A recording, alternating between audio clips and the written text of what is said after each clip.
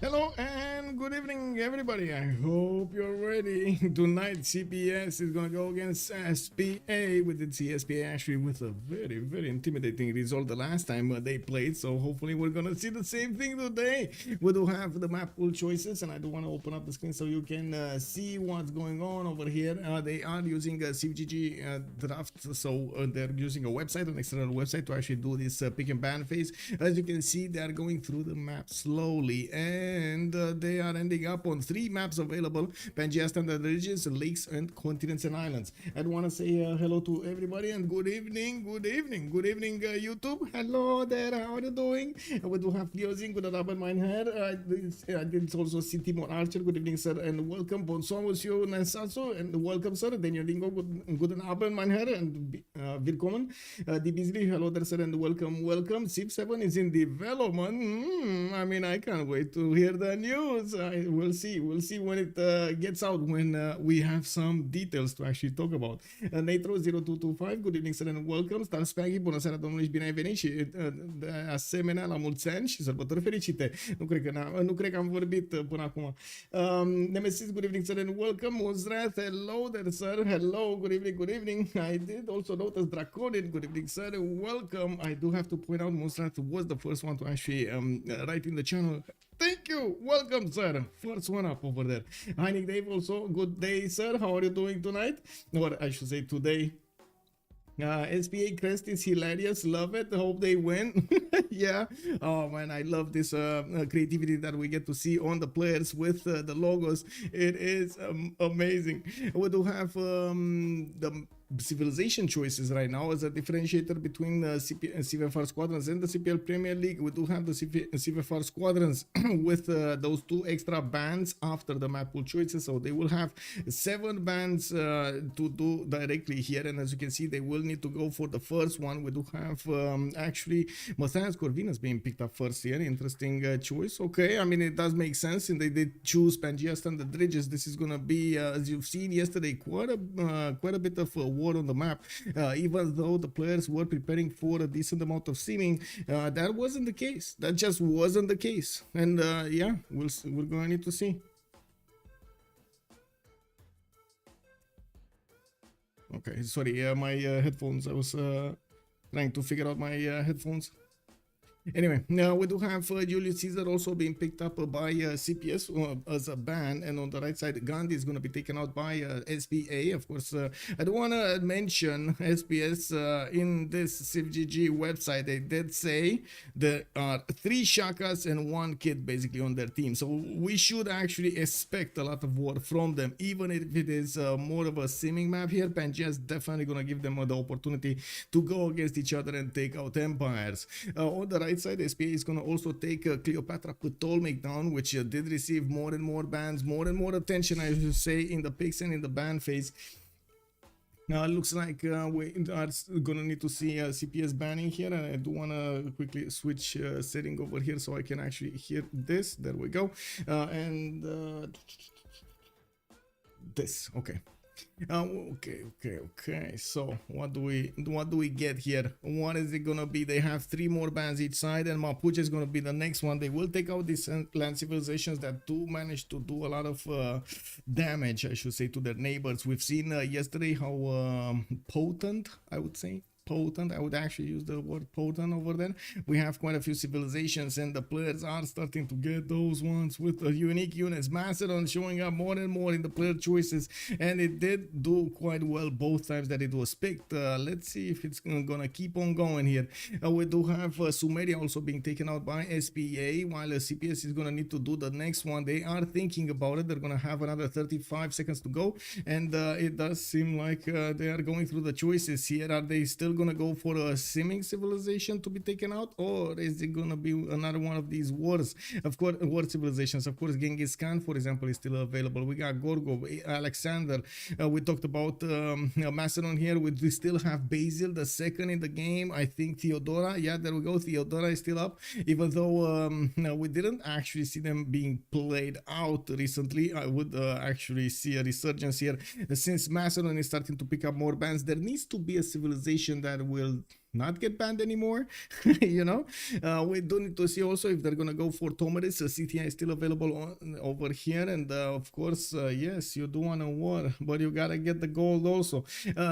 Big improvement, I should say, or a big change. I'm not sure if it's an improvement yet or not, but the players are definitely liking it, and we do see a lot more variety when it comes to the dedications of their first and second golden ages. We do have them with another option, Exodus of the new Exodus of the Evangelist, which I assume it's going to be called Drums of War by the vote that was going on in BBG. We do have them getting quite a bit of gold, less maintenance for those units, culture from those encampments and so on, quite a bit, quite a few extras there on that dedication, and a lot of the times these war civilizations will pick that up, spamming out those encampments, getting those generals and going against their opponents. Sumeria, yes, total unimodular. Hello there, sir, and welcome. Why Sumeria? Why Sumeria? I mean, it's Sumeria did receive quite a few bonuses when it comes to its simming abilities, and it does have a very mean Temenanki. We do have it actually potent in the game. Yeah, I don't know what I have with this war today, but it looks like today it's gonna be the potent day. It is what it is. We do have also Byzantium, Theodora being taken out by CPS. It looks like they're not gonna take a chance over there that Theodora is gonna be picked in the game, and still they left open quite a few war civs for the first pick phase. This is gonna be the last ban here, and then we're gonna have 4 picks being chosen by each side. The first one's up, it should be CPS, followed up by SPA with another 2 choices, and then bam, CPS getting the last 4th one. We also still have, of course, Colombia over here, which is a much later timing. It looks like Rome is not going to be allowed to play. Nader, Shah, Persia are all very, very good choices. We haven't seen in quite some time Poundmaker, and I'm not really trusting right now Montezuma's ability to actually stay alive in the games, especially with so many other civilizations benefiting from quite a few bonuses. I don't know, it seems like Montezuma here might actually drop over a cliff when it comes to the preferences of the players. Of course, late game Montezuma, it's still unmatched. I gotta say, those plus 12 jet bombers, they're gonna be very hard to counter whatever you do, unless they actually take a quick pick at the anti-air gun works, which I think that's a bit too complicated. I'm not gonna lie, that seems like it's a bit too complicated code-wise. Otherwise, I'm pretty sure somebody would have touched those numbers before. McMahon, good evening, sir, and welcome. Scotland is open. Yes, Scotland is still open, and CPS is gonna pick it. They're gonna actually get the civilization that has been first banned for quite some time now. Actually, I think in the last week we did see Scotland here picking up a ban, not being allowed to play. We're gonna need to see if Scotland here is as powerful as advertised. Now, I'm pretty sure they will take it for those quite a bit of amenities and extra bonuses from their happy and ecstatic citizens. And yeah, I mean, you know, on a war map, Scotland might not be the best pick. We'll see, we'll see. Interesting choice, by the way. They did ban Gandhi on the right side, and I was thinking to myself, well, what would be, you know, a nation that would definitely eat your amenities away if you were it? Well, that's kind of Gandhi, right? And it got banned by their opponents, and then Scotland was allowed to be picked. Oh my god, I think that was a bit of a problem there, and it looks like SPA is actually going to give Montezuma another chance. We do have Egyptian Cleopatra also being picked up from them for that gold generation, and we do need to see if Montezuma this time today is actually gonna get something. And I gotta ask, where's Shaka? Where big Shaka? Where Nader Shah? Where Persia? You know, like, where are those civilizations? Teddy Roosevelt, the Rough Rider also. We haven't seen him in quite some time. And, well, I guess we're going to need to see in the second wave. They still have 4 bans to go, 2 on each team, and then they're going to need to pick up another 4 civilizations. I do notice CPS is taking quite a bit of time to select what they do want in the game here. Why Montezuma? Yeah.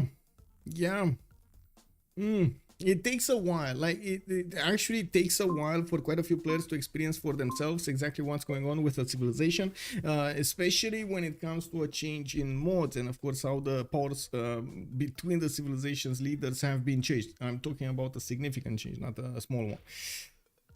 It has lost every game since new BBG. Yeah, I don't know if we actually seen Montezuma. Well, out of the 2 games that we've seen him, I guess he did lose 1.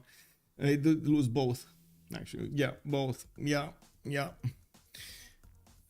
Hello there, Urek. Good evening, sir, and welcome. And that reminds me, actually, if you're coming up from YouTube, don't forget to click that like button and subscribe to the channel. Not to mention, if you want to leave a comment down below, it would be greatly appreciated. I did want to start off putting some comments over there in the comment section with a question.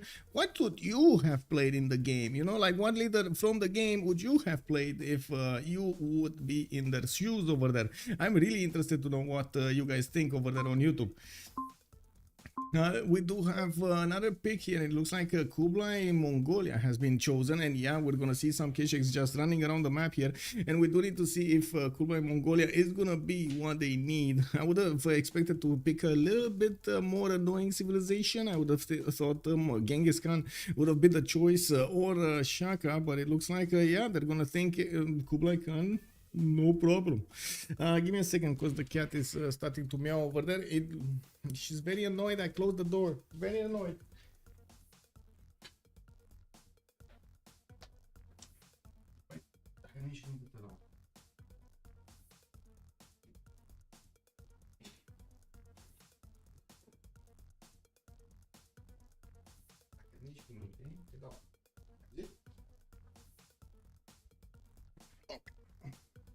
Yep, coming back. I'm sorry about that. Cat needs what the cat needs.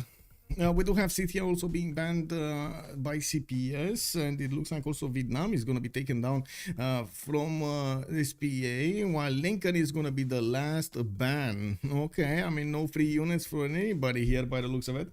Catherine Backlin is dead from the competitive scene. That's also a pretty good mention over here. We haven't seen her in quite some time. Also, the players did prefer something like a Cyrus or Nader Shah to actually pick up that slot over there. It was banned yesterday, yes, and to be honest, I still believe in Catherine de Medici's power spike, not to mention those Guard Imperials. Hello, get tail out of camera. Hello, I see you have a big tail. Athena, come on. Wow, she's getting big. She's getting quite big. You are very big, you know that? Yes, very big. She knows. Yeah, anyway, let's see the last bans here. It's gonna be CPS that will need to have a choice in the next 9 seconds, and they are thinking quite hard about this. Let's see what are they gonna do. Genghis Khan, yeah, makes sense. Genghis Khan definitely makes sense here. That also means they left off the Persias. They left open also something like a Khmer over here. We've seen it being preferred yesterday, and there we have it. I mean, it's a French scene without Catherine de Medici, the Black Queen. Yeah, not gonna happen. It looks like they're actually gonna pick it, and we do have SPA here going for that civilization leader. Let's see if he's gonna get those intel points on his opponents and manage to smash them down with the Guard Imperials. Rambling Man, good evening, sir. And the big one, yeah, the big destroyer. Yeah, I gotta say I'm very thankful that she did get out of that problem that she had at the beginning, and now it does seem like she's much more energetic.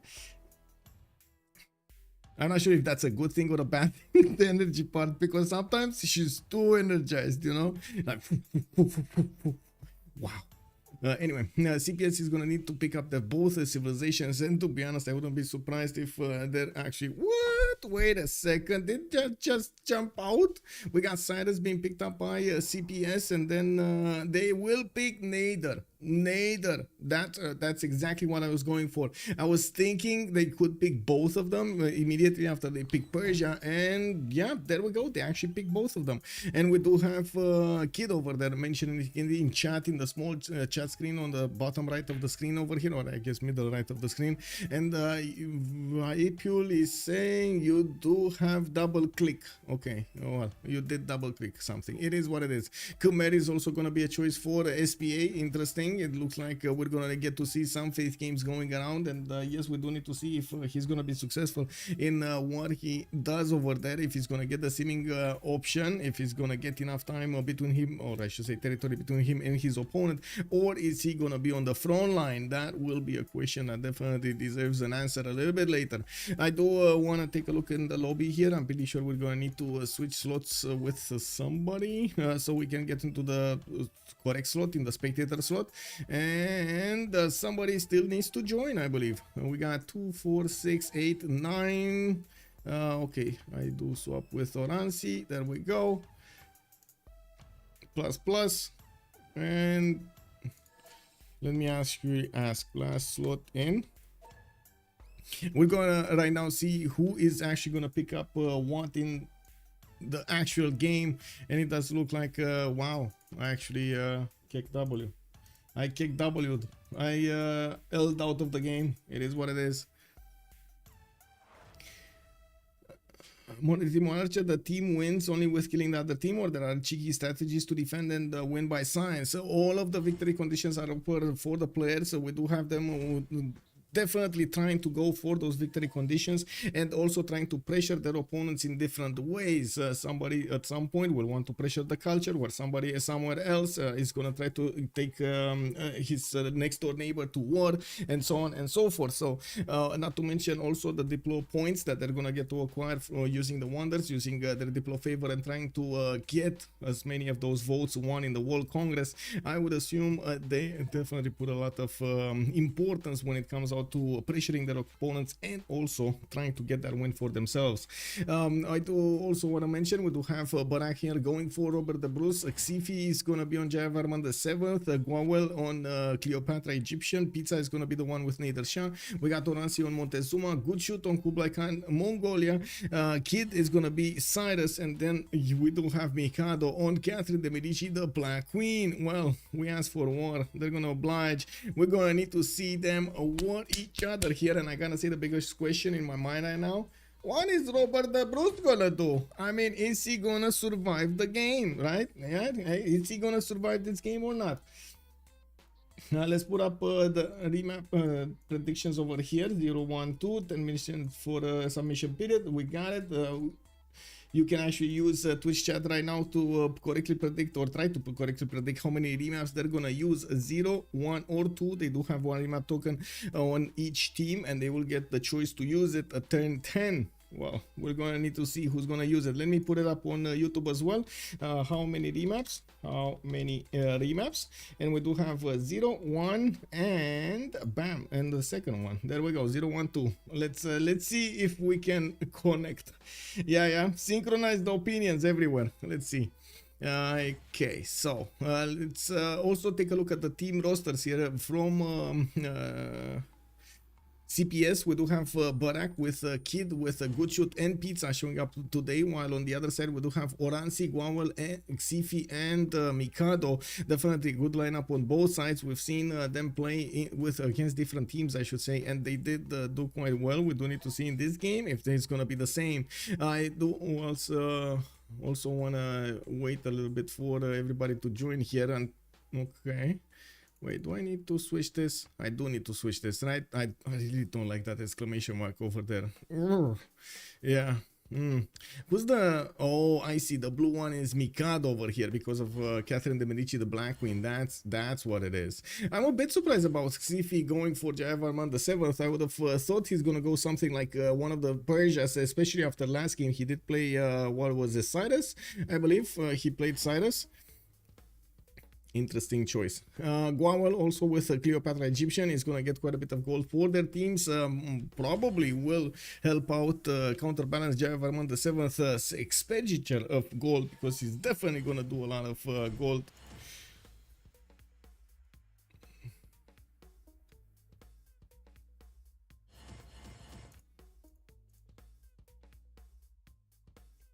One remap believer, time to fix lunch. Yeah. Oh, bon appetit. Cat makes the stream more entertaining. Yeah, but sometimes she drops stuff. For example, like these things over there, like these in-ear headphones, they have some form of, like, I don't know, silicone or something over here, so you can actually be comfortable when you keep them in. My God, man. She actually took one of these out and started playing with it all over the room over here. Good thing I had some spares. So when I did get them in the case, there were some spares over there, so I can actually plug them back in my ear. And well, now I know I need to actually protect them a little bit more. Fabius also, good evening, sir. Religion is kind of impossible, or am I mistaken? Just like Muzrat is saying, in the 2v2 setup, not really impossible, but in the 4v4 setup, it's very, I wouldn't say impossible. It's very unlikely. I wouldn't say impossible. It's quite hard to convert all of your opponents. That is something that we haven't seen in a very long time. I think we did have somebody in a FFA. Well, I guess we did have them do it multiple times in an FFA, but one of the big ones was, if I'm not mistaken, in one of the hidden cups. Wasn't the Historia at some point able to win religious and at the same time win Diplo or something, and Diplo just came first, something like that, if I remember correctly? But that was like 8 months ago, 10 months ago. A lot of things have changed. Yeah. Usually whenever your player, or I should say a team, will see that opponents are going to go for a religion, they will try to counterbalance that.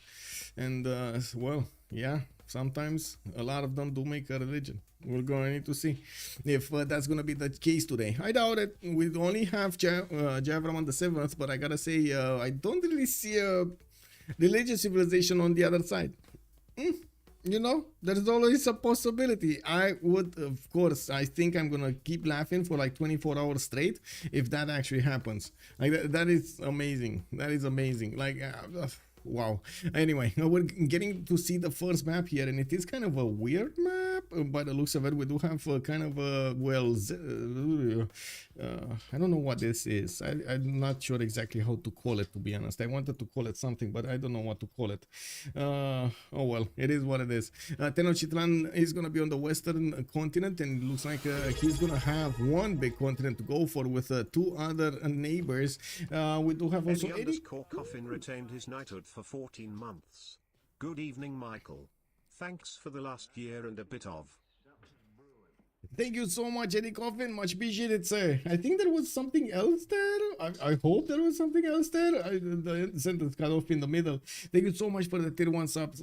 Much appreciated. Also, Yuri goes, good evening, sir, and welcome. Here we go again. Yes, we go. Tenochtitlan is going to get a few stone tiles to use at the beginning. I'm not sure if there are enough of them to actually warrant something like stone circles. I do see 1, 2, 3, 4, 5, and a 6, including these gypsum tiles that you do get to improve them with Cory. So nothing more in the southwest, while he is gonna have Persia to the east side. That is gonna be an opponent, and as you can see, Oranssi is probably gonna be left over here hanging on the western peninsula.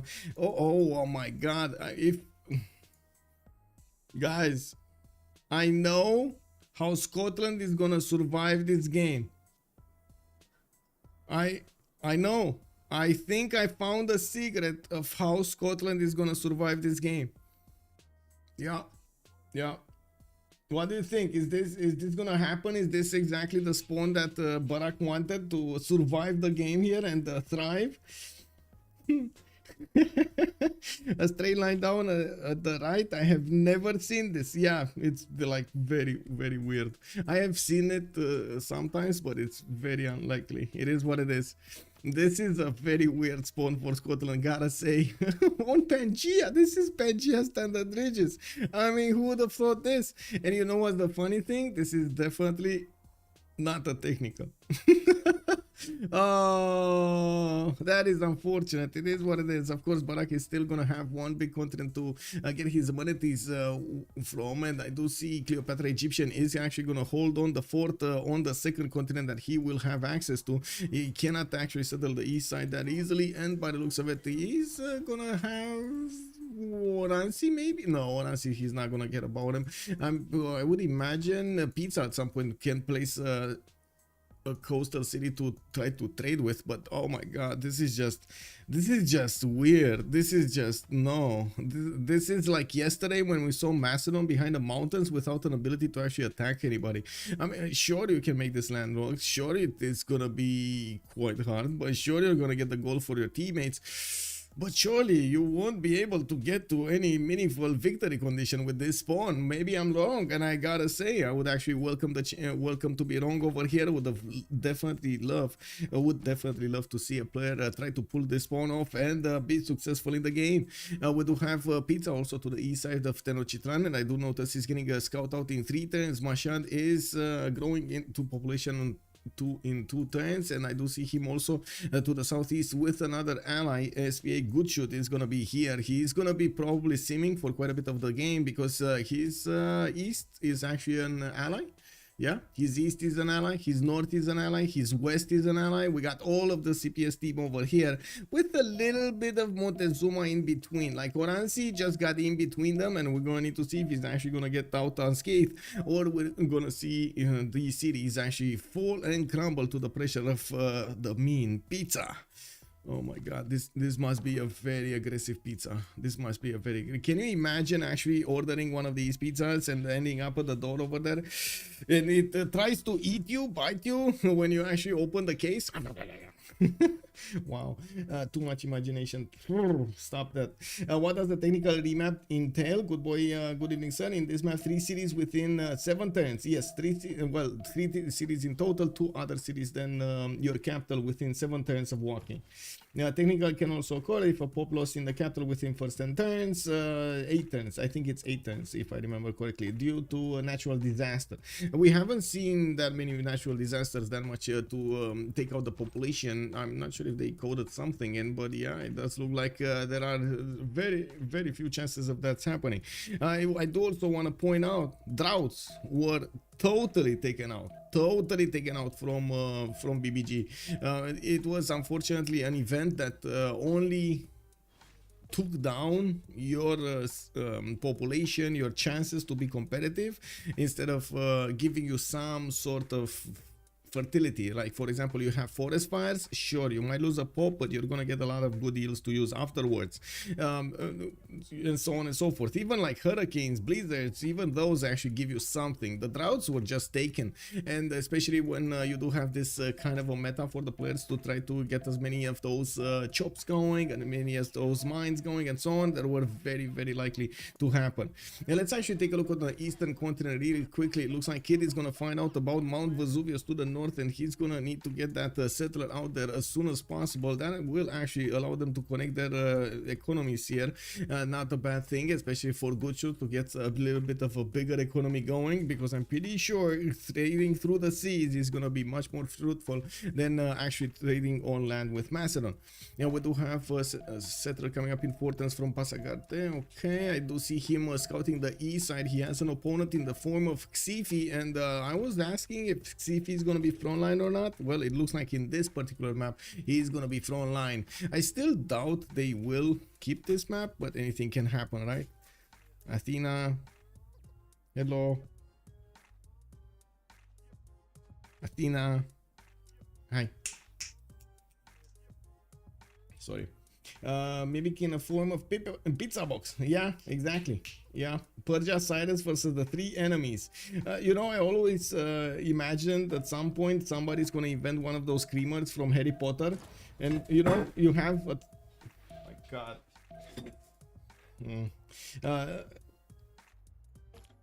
I'm pretty sure there will be a lot of people that would actually send those screamers. Wouldn't you send a screamer to some, you know, somebody that is like getting you out of your mind, you know?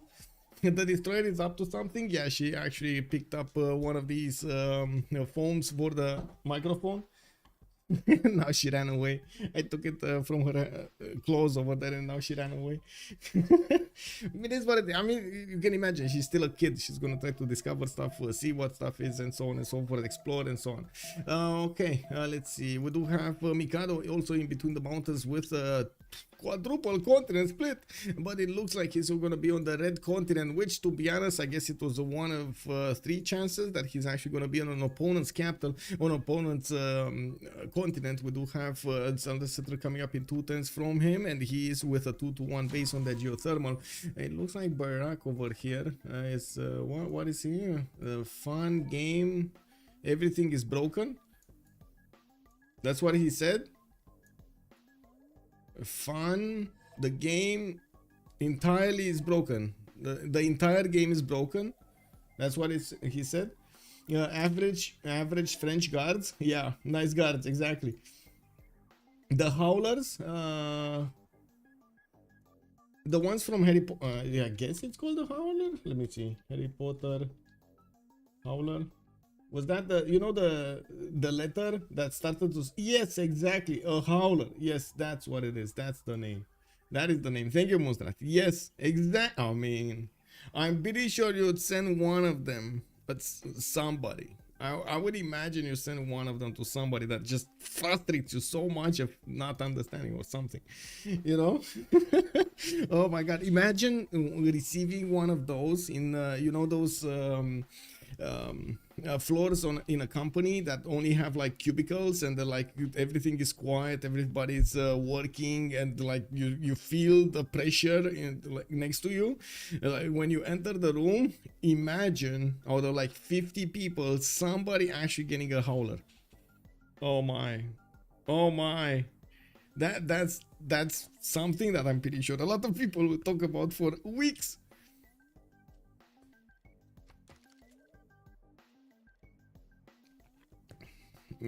Problem co is in computer or what? Yeah, exactly. Yeah, I'm sure. I'm sure you would. Oh my. I guess in the digital version, instead of actually magically enchanting some letter somewhere, you just get one of those like little box things, like little stereo things, and you put a button, play me, and that's it. You know, the button cannot be unpressed. Once you press play, it is what it is. You're on your own. You know. Yeah. I mean, don't get me wrong. I want to receive one of those. I don't do well when people are screaming next to me anyway, so that's just gonna be whoa. Yeah. Koi is usually connection. Oh, explique. Bonsoir monsieur. Bienvenue. Merci beaucoup. Thank you. Okay, so Baraka is rejoining. It looks like he did have a problem with a connection. Maybe it was kind of laggy. They were talking about the 2-second lag or something. It is what it is. Or I should say maybe 2 seconds just to figure out what's going on, maybe. Anyway, our hopeful dreams. That also gives us the opportunity to talk a little bit about Rakedet here. Gnwawel is going to get a flood already in the city of Rakedet, and he just pumped out his settler. He does have the option to settle in quite a few places. Southwest, east are pretty good settles, not bad. He's gonna have the floodplains. He's probably gonna want to settle next to or on the floodplains as quickly as possible. And we do need to see if he's gonna choose the southeast, or is he gonna go for the chops over here to the northeast or northwest. He has some pigs to benefit from. The truffles are gonna give him quite a bit of gold. Chelsea_C93 has joined the round table. Chelsea, thank you so much for the follow and welcome, sir.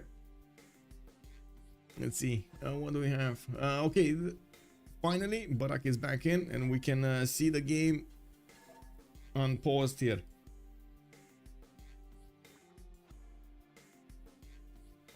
The flood did nothing. Yeah, it did nothing. Oh, and nothing was the flood. Is this this is a sugar tile. He settled on a sugar tile. He has a 4-1 base. That's a lot of food. He can afford to work these 1-3 tiles and grow quite quickly. And we do need to see how fast is he gonna get his tempo going. With the city of Paris to the west side of him, he's gonna be safe to sim. And of course, he does have also Khmer to the southwest. And I guess it begs the question: are they gonna throw Oranssi under the bus, or are they gonna throw Sterling under the bus? What do you think is gonna happen here?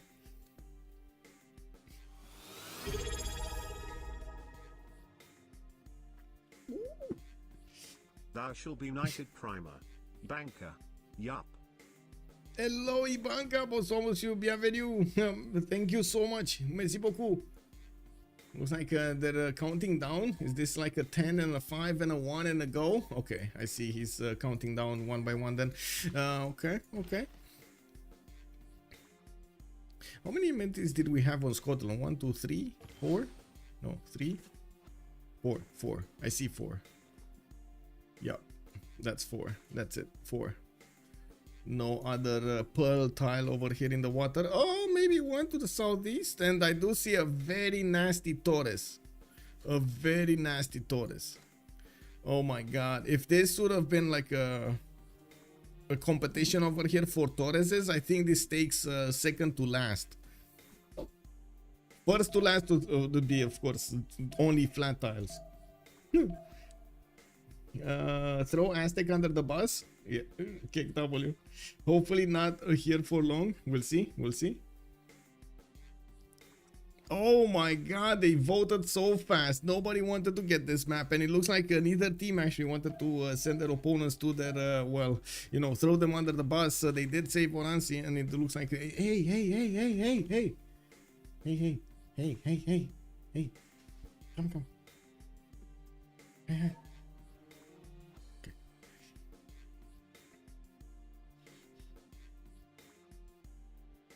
Okay, so we're gonna have a new map in just a few seconds over here, and I do need to pay attention to what's going on there, because oh my god, the destroyer is up to something.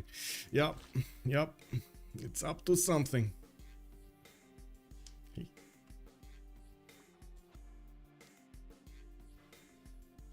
Yeah, you know what? I have a few minutes. Let me actually a few seconds, please.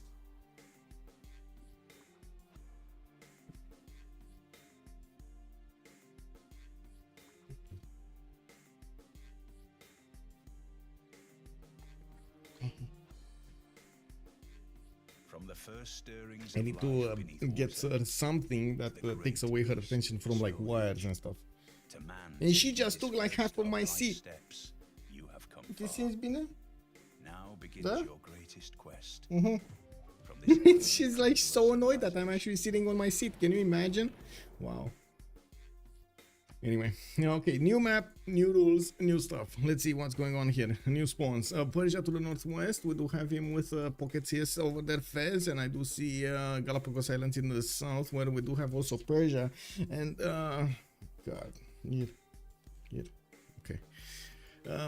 We do have pizza also to the south. Persia is gonna get a decent amount of fresh water, and he's also gonna be next to Mongolia. Mongolia is his ally, so they're just gonna trade with each other here. We won't see an aggressive pizza. This is gonna be a very calm pizza. This is basically like a margherita, not a pepperoni, you know. It is what it is, not a spicy one. Let's see what GoodShoot is gonna do here, because it looks like he will have Montezuma to the northeast, and they will need to fight each other, but it's quite a bit of territory between them, while he does have also Yerevan in the middle.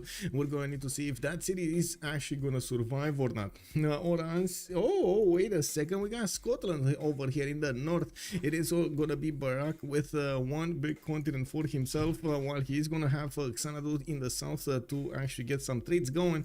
Maybe they're going to use some mountain tunnels to increase their gold per turn. He does have Persia to the west side, which is another one of his allies, and as you can see, all the left is CP. Wait, is CPS on a tiny part of the map? They're not even on 25% of this landmass. Is this what I'm seeing? Like, what? Like, it's very tiny on the west side over there. Do you see this? This is unbelievable. Actually, look at this. They have this. That's it. They have this. There's no more land over here on the west side. This is like, okay, even the map goes around, but it looks like, well, it stopped here. The land stopped here. It is what it is. Thou shall be knighted primer.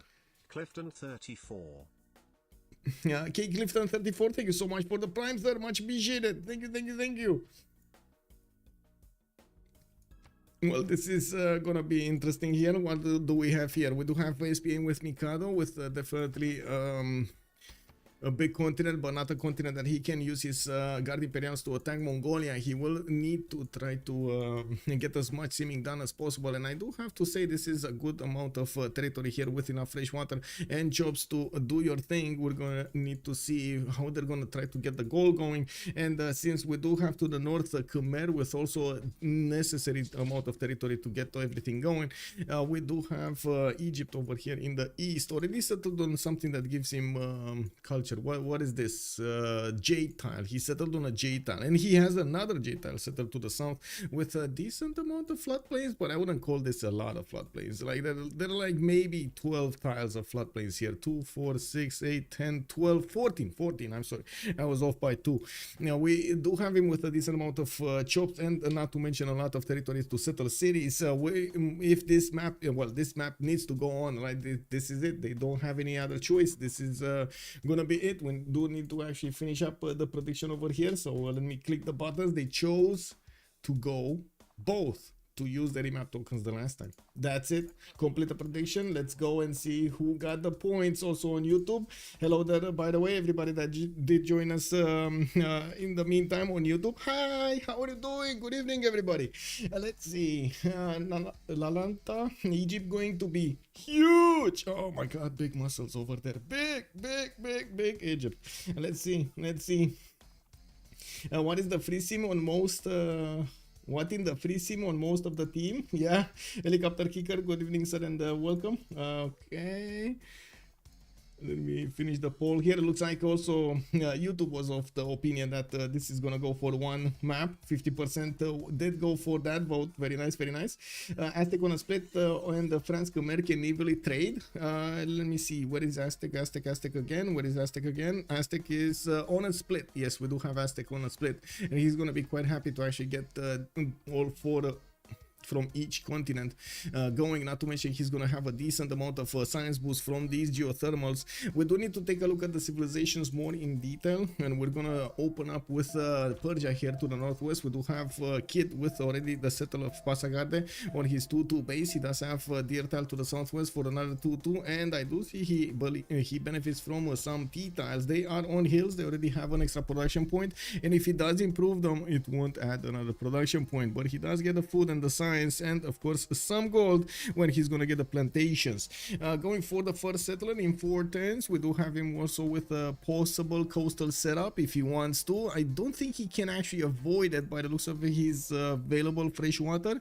He cannot avoid the coast. He needs to settle coast, and of course he can use his capital also to put out harbors if he wants to. There's gonna be a lot of competition in the great merchants, not so much in the great animals to actually pick them up. Of course there are significantly less trade routes in the animals than we do have on the merchant screen, and we do need to see if he's actually going to go for those or not. Yes, we do have him also with 2 types of strategics here, the horse tile in the 2nd ring, and he does have an iron tile in the 3rd ring to the north.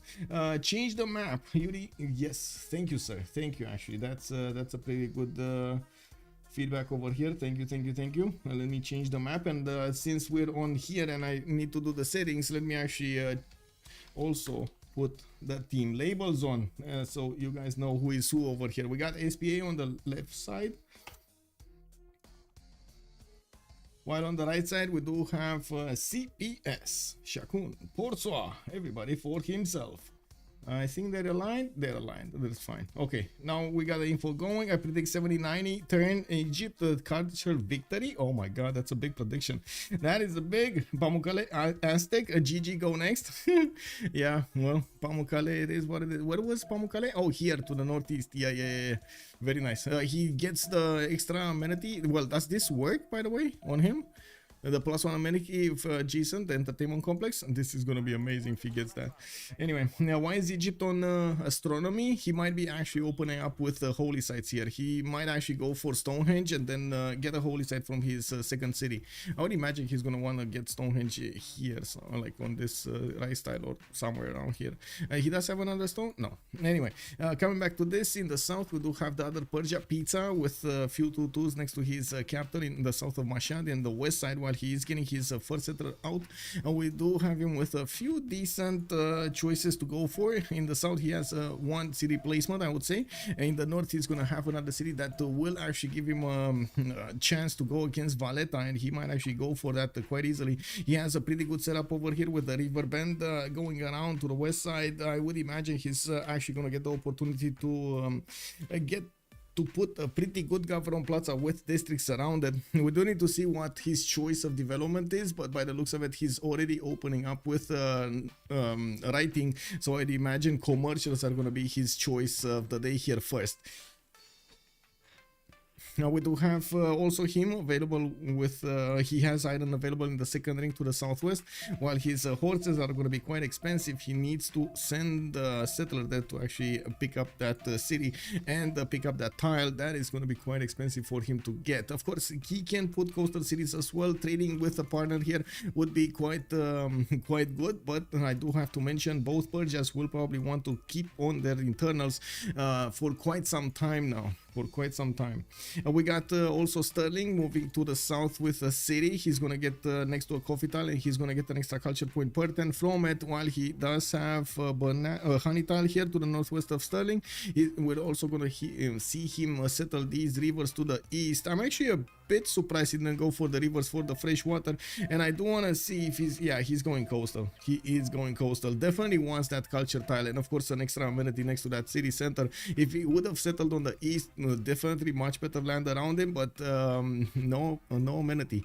This one would have had 2 amenities, and a pretty good one to improve here. The salt mine would have been quite easy. You just get mining and put, and kapoof, you get plantations, you know.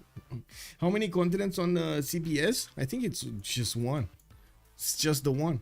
That's it. Just the one continent. That's it. This is CPS. It's their own continent, by the way. Nobody else is on their continent. Like you see Aztec, he's on the edge, but he's on the red continent. Yeah, nobody else in the game is on their continent. It looks like Valletta is going to be taken out. Mongolia's warrior, we got Persia's warrior, we got both Persia's warriors getting there. Hey, Athena.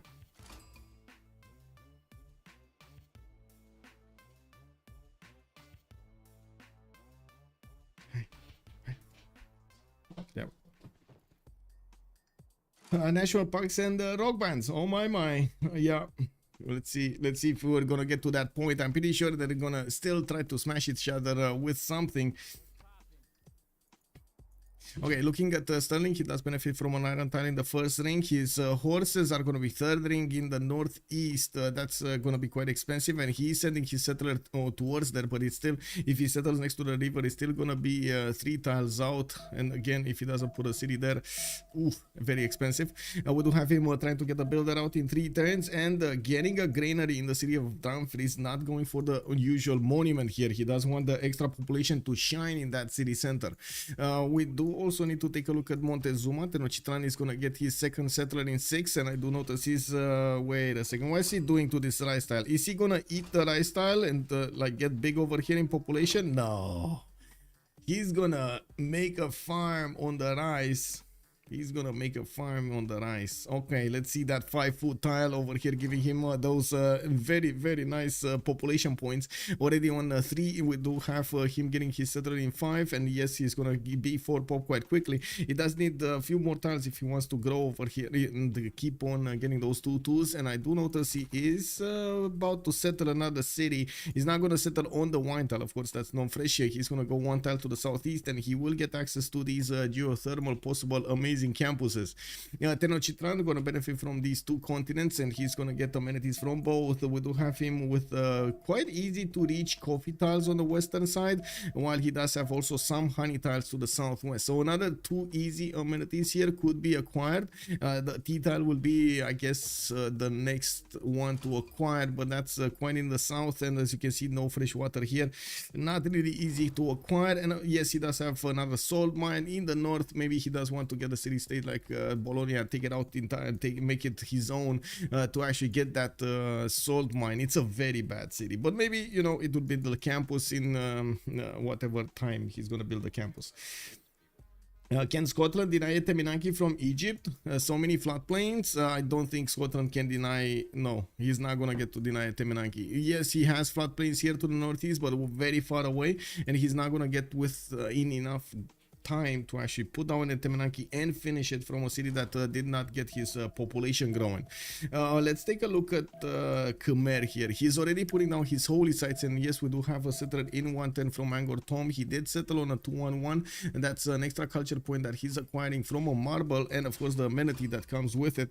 Now we do have him needing to choose his location here. Where is he gonna go? Direct east, southeast, northeast? Where is he gonna go? Or southwest over here? I would imagine imagine this would be a much later city because of the lack of 2-2s. We do have him with the 2 holy sites. Lingapura did get settled on a 3-1-1. That's a wine tile. That's pretty good. He's gonna get that the second amenity going. That's very nice. And I do notice they are kind of looking very angrily at Cahokia, but Cahokia senses the angriness in France, in Khmer, in Aztec, and putting up defenses. These warriors are going to try to keep Cahokia alive from the intruders. Well, Oranssi is going to get his Eagle Warrior to flex his muscles against Cahokia's warriors, and we do need to see if the concentrated power of the 3 nations of the East are going to take out the city center. Hunde Priester predictions are difficult, especially when they concern the future. Yeah, with not enough data. I think that's a mention that you would need over there with not enough data. Give me a second. Let me see what's going on over here. We do have anonymous gift. Oh my god. Boreal, Yurigo, Zaraigo, Kenzilol, and the Menja getting new subs. Thank you so much, Anonymous. Much appreciated, sir. Kudos. Thank you. We got Cahokia being put on the siege immediately, and you do see that Khmer did manage to take out a builder here. What happened to those warriors? There was a warrior here. I'm pretty sure he didn't die. Oh my god. Did Cahokia move out the warrior? Can somebody turn back time? Did Cahokia? Oh my god. Making builders for Aztec. Yeah, he's just making builders for Aztec. That is so true. Well, we're going to need to see if that warrior inside will deter these very angry looking units from taking it down. Oh, it looks like Cahokia strikes back. And the scout. Wait. Hey. No too late. Hi. God.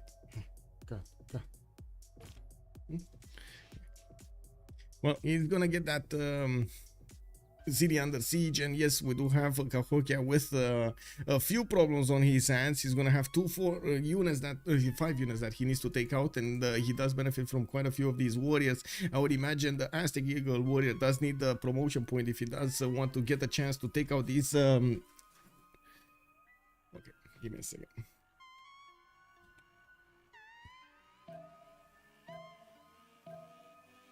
Okay, there we go. Flashbacks from angry Auckland. Exactly. Flashbacks from angry Auckland. Well, Lingapura and Angkor Thom are gonna get to benefit from a decent amount of stone tiles. Actually, this is a pickle. What is he gonna get? Stone circles, or is he gonna get that river goddess for the 1 amenity and the 1 extra adjacent that you get now? It did get nerfed, so I don't know if it's worth it anymore, especially in the face of like 1, 2, 3, 4, 5, 6, 7, 8, 9, 10, 11 more production points, and of course faith points alongside those.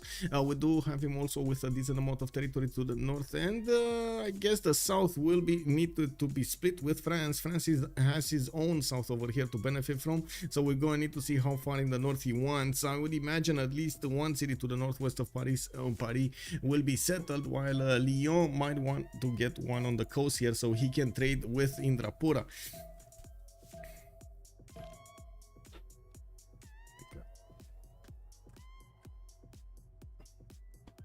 We do have also Moksha establishing in the city of Angkor Thom in 2 turns, and by looks of it, the city of Cahokia is taking a few more hits. That Eagle Warrior did manage to get the food from Cahokia's mounts and replenish its health to full.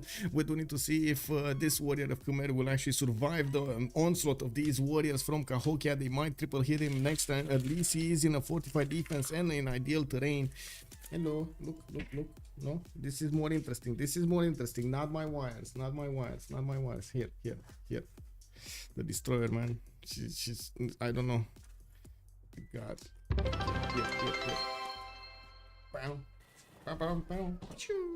There we go. Hey, Heine Dave, thank you so much for the 100 biddies. Much appreciated, sir. Also for King Knight, good evening, sir. Good morning. And Jen, I hope we will see a nice fighting game. Yes, well, it seems like we're gonna have quite a bit of simming to talk about because, yeah, Pangea standard bridges. Cheers to 100. Woohoo! Yep. Thank you so much for the biddies. We got the Cahokia slowly taken down, and it looks like, yes, that Khmerian warrior did survive here. He doesn't have enough promotion points to get out, or experience points to actually get out, but I do see this Eagle warrior is going to get a +1 promotion, and that allows him to get these, hits on Cahokia and also get these warriors. Looks like finally Oranssi is going to get to settle Pamukkale, while I do see Scotland starting to scout out Atsaka Podzalco. Ooh, this is bad. The rice style actually got fried. It is what it is. It is what it is. The city of Paris is gonna get another city center to the west side, and I do notice he did already settle Lyon. He did buy out a 3-ring tile, the deer tile, which is gonna be a +4. Well, would have been a +4 campus. We do have the +4 campus here in the city of Lyon as well, and you do see he did put one from Paris, which is gonna be a +2 this time. I do notice he's getting the monuments to get the extra culture going from the beginning of the game, and he will have a bit of a problem settling another city here in the southwest because of the fresh water and how these rivers look like. We do need to see him settle another one here, probably on the rice tile, and maybe take Preslav away from its original owners. He did also pick up a pantheon, God of Open Sky, which is going to give him 1 culture point from each of these improved pastures. He has a few of them, but I wouldn't say there are a lot of them. Like 1, 2, 3, 4, 5. Okay, in the south he has quite a few of them, but yeah, 5, 6, maybe 7 points over here. Okay, we'll see if that makes the difference. It's still 7 points for 12 points of faith at the beginning. Might as well, you know. I'm pretty sure the return on investment is quite high. We do have also to take a look at his strategics. I do see the city of Paris did put down his campus on the horse tile, so he's gonna start acquiring that resource immediately, as he knows it when he's gonna know about it. We do have also Mikado benefiting from an iron tile, 2 iron tiles, one to the west of Paris and one that is going to be right next to that settler. I do notice they are actually, look at that, they're escorting their settlers. They are actually escorting the settlers. This is beautiful, I gotta say, beautiful. Amazing. Let's see Aztec here. Ooh, that, I don't know, that Eagle Warrior looks like he's on his last breath over here. I don't know if he's gonna survive another wave of attacks. Did he attack into Cahokia and lost most of his health here, or what happened? Looks like also this warrior of France doesn't have enough health to keep on going. Hey, hey, hey. Stai tu cu minte? Lingapura did finish his holy sites, and now he's getting his shrines. We need to keep on moving forward. And see Raketet getting his God of War and Plunder. Didn't actually snatch Lady of the Reeds and Marshes, even though he did have an interesting array of floodplain tiles. It looks like he did choose to go for something else. We will probably see him compete a lot better when it comes to the merchant screen, and I'm pretty sure he's not going to start building encampments anytime soon. We got Stonehenge finishing up in the city of Raketet in 3 turns, and yes, I do see the city of Sheret did get a holy site. When he's going to activate that religion, he's going to get the religion in both cities and will be able to spread naturally to the other cities. Cahokia holding on. Cahokia is holding on. He's holding on, man, to dear life over here. Unbelievable. One warrior with so many other warriors around are taking out all of the units of his opponents. Unbelievable. Look at that. Another one died. Did it just die? I think it died, right? It just died. Wow. It just died in... Oh, is he gonna take it? Oh my god. Cahokia, what did you do? Last hit. I'm gonna actually, you know what, I'm gonna clip this. I'm gonna clip this because this is awesome. Can you imagine the sacrifices that were done to take Cahokia? And Mozdana, thank you so much for the 100 biddies. Much appreciated, sir. Wait, did it just die? I think it died, right? Wait a second. Okay, where's the... Okay, there's the scout and there's the attack. There's so many other... Okay, I'll clip this. I'm gonna clip... Okay, give me a second. Just takes a second, guys. Okay, there we go. Got it. How should I call this? Blood. The city that demanded blood.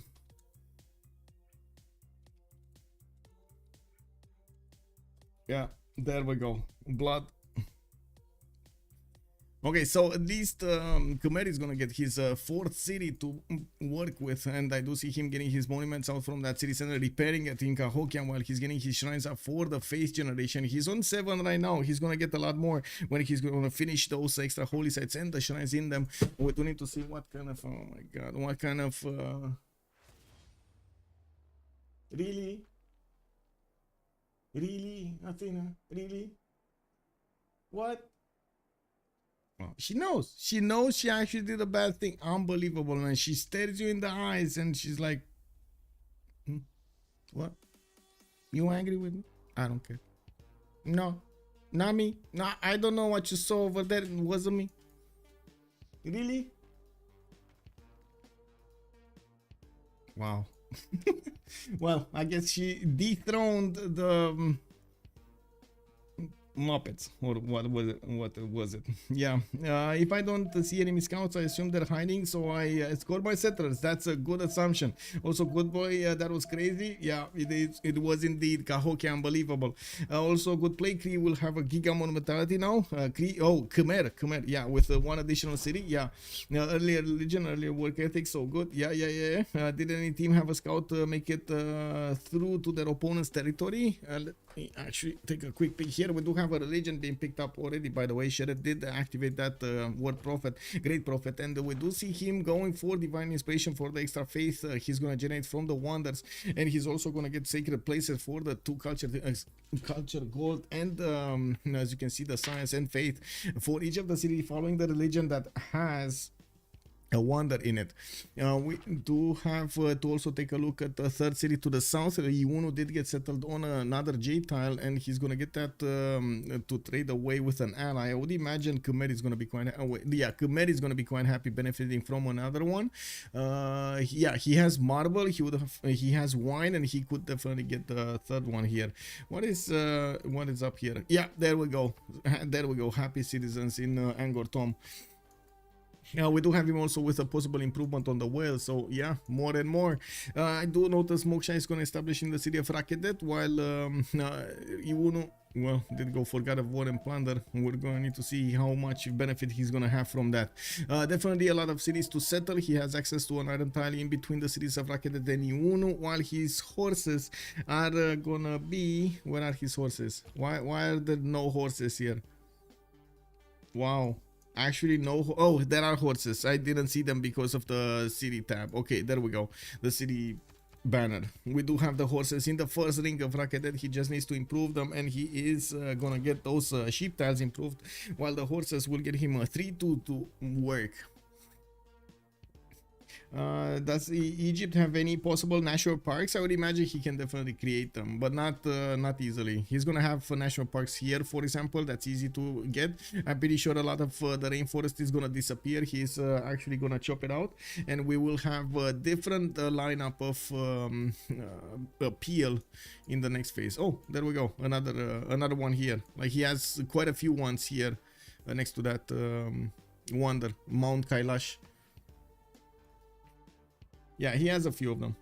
What's your cat's name? Awful22, good evening, sir. It's Athena. It's Athena. Yeah, that's Athena. She's still learning, I gotta say. You know, she's still a baby, so it's gonna take quite a bit of time to get these nasty things, you know, the bad things out of her. She's gonna need to do quite a bit of experimenting around and so on. It is what it is. Trying as much as possible to teach her to play with actual toys and not stuff around the house. It is what it is.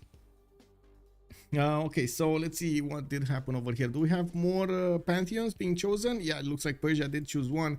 We got religious settlements being picked up here by Nader Shah, and he is gonna get his extra cities going quite quickly. We do need to see also Magnus establishing the capital city. The fact is, he did get an extra city to work with. Vasleta was being taken over with the units, with the help of the units of his allies. Now he did put down his commercials, and he's gonna get 4 of those quite quickly. While he already finished 3 of them, he has Tushpa to finish the 4th one. We will see him also using a lot of internal trade routes to get him the food and the benefits. Thou shall be knighted primer, Kemban. C-Boy 237, hello there, sir, and welcome. Much appreciated. Thank you so much for the prime. Thank you. And he builds holy sites to buy rock bands. I think he actually builds right now holy sites to go a little bit more flexible in the I would say in the expansion phase that he's gonna have in the first and the second era with a much stronger monumentality. And oh my god, I have hairs all over my face right now, and my face is very. It is what it is. They're ticklish. It's ticklish. Oh my god. Ooh, Scotland actually going for Temple of Artemis. Edinburgh already got hit by a volcano. Looks like Montezuma being there is definitely triggering something in that volcano. Tingling sensation. We got Governor Moshe already established in Stirling, and he did get Divine Spark as a pantheon. He has a forest fire raging to the west side of Stirling. And wait, is that safe? A forest fire raging on a uranium tile? Guys, is that safe? I don't know if that's safe. That sounds dangerous, man. Well, we do have him needing those extra amenities that he's gonna get from Temple of Artemis, and I'm pretty sure he's gonna be happy with the extra 2-3 that he's gonna get here. Not bad in the capital city. And we do also need to see these campuses. This is gonna be a +2. We do have a +3 right now with a +4 soon, and it can turn into a +5. And this +4 also next to Dumfries, he does need to finish the Government Plaza to give those extra adjacency points to the campuses. Now we do also notice already Mongolia is sending a trader to Scotland, creating a pathway towards the north, while he's gonna get a few gold points out of it. City Patron Goddess has been chosen by Mongolia. He's already setting up his commercials here, and I do see him settling Yosemite to the south on the city of Ulaanbaatar. He's gonna get the extra science points and the extra gold points. We do have him with some Persian warriors also trying to fend off the Eagle warriors of Aztec, and it looks like Oranssi with the Eagle warrior is finding it not that easy to smash that scout out. Look at that 1-3 tile that he's standing on. At least he's creeping closer to the cities of Mongolia, and he is gonna try to get the vision over them. We do see another settler moving from Ulaanbaatar to get the other tiles of Yosemite in the southeastern coast. He will probably not be contested here, I would say, in the inner ocean to the south. We got a Government Plaza in Tenochtitlan, initiation rights as a pantheon. Looks like we do have Oranssi going for a war path here. Atsakapotzalco is getting a +5 campus to work in. He does have another +3 over here next to the mountains on that explosive volcano. We do have also a builder coming up from Atsakapotzalco to improve the tiles around him. He settled on Pamukkale to the north, where he's gonna get another very powerful campus, a +4. He's getting the fresh water from Pamukkale, and has the option to improve the amber and the wine tile right there in the city. That's a pretty good city. Hey, where is your ball? Unde este mingea ta? Unde este mingea? Hey, unde este mingea ta? Unde sunt jucăriile tale? Hello? Like totally ignoring me. Your cell phone does the same thing. Well, fairly self until processed. Yeah, the uranium is underground. Well, we don't know, man, how deep that fire goes. But yeah, I guess it's safer. Well, they always say that, but then the people get kind of surprised. It is what it is. Well, I don't know about that other one, or the correlation between them, but I guess it is what it is. There should be some official studies that we can read out. Jucăriile sunt sub mobilă. Exact. Salutări. Bună seara, domnule. Bună seara. Yes, definitely. They're always under. It is what it is. Edinburgh here, Divine Spark, gonna get those extra settlers going. Of course, quick expansion phases. I do see Barak is managing to keep away that Aztec scout from stepping on his Temple of Artemis. He's quite proud of his Temple of Artemis, doesn't want to slow it down for anything. Zranka did settle on the eastern coast, so he can couple his economy with Scotland as well as the southern economies. And it looks like Pizza is also gonna oblige here with a city to the west of Hangmatana. Persia is gonna get Galapagos Island. Ooh, with a pretty good whale tile. I think this is the best Galapagos I have ever seen. Not gonna lie, I think this is the best Galapagos that I've ever seen. This is an actual usable tile, and this is an actual usable tile, and this is an actual usable tile. 3 tiles on Galapagos to actually make use of the extra science. This is gonna be big. We got Montezuma here with 20 science and 15 culture. He definitely needs his 4th and 5th settlers as soon as possible, while he is getting a lot of these builders to improve his territory. We do have him with Moksha established, no internal settlers from him, and he did not choose to start off with encampments. We do need to see if he's gonna go for a unit here that can war for him. Horseback riding coming up in 2 turns there, or he just finished it. While his opponents are not that close by, he can definitely make a run at Scotland and try to show him what the horses are all about. Now we got also level 2 Mongolian scout getting in between the borders here, while the God of Open Sky is starting to shine here in France's territory, getting those extra culture points for him. We do have the Mongolian scout with the Alpine and the Ranger promotion. He can move 3 tiles, whatever happens here, unless he is actually going to get zone of control or something. So I would imagine in the next 2 turns he's actually going to pillage that +3 campus here in the city of Bordeaux, giving himself some free science points from his opponent's cities. We got an audience chamber being chosen by Mikado. He's gonna try to go tall and get some extra amenities alongside those points. We got the Governor of Magnus established in the capital for the internal trade routes, and Lyon is gonna get the benefits of Moksha. Now we do have another religion here from Khmer. Work ethic and lay ministry has been chosen with river goddess as a pantheon.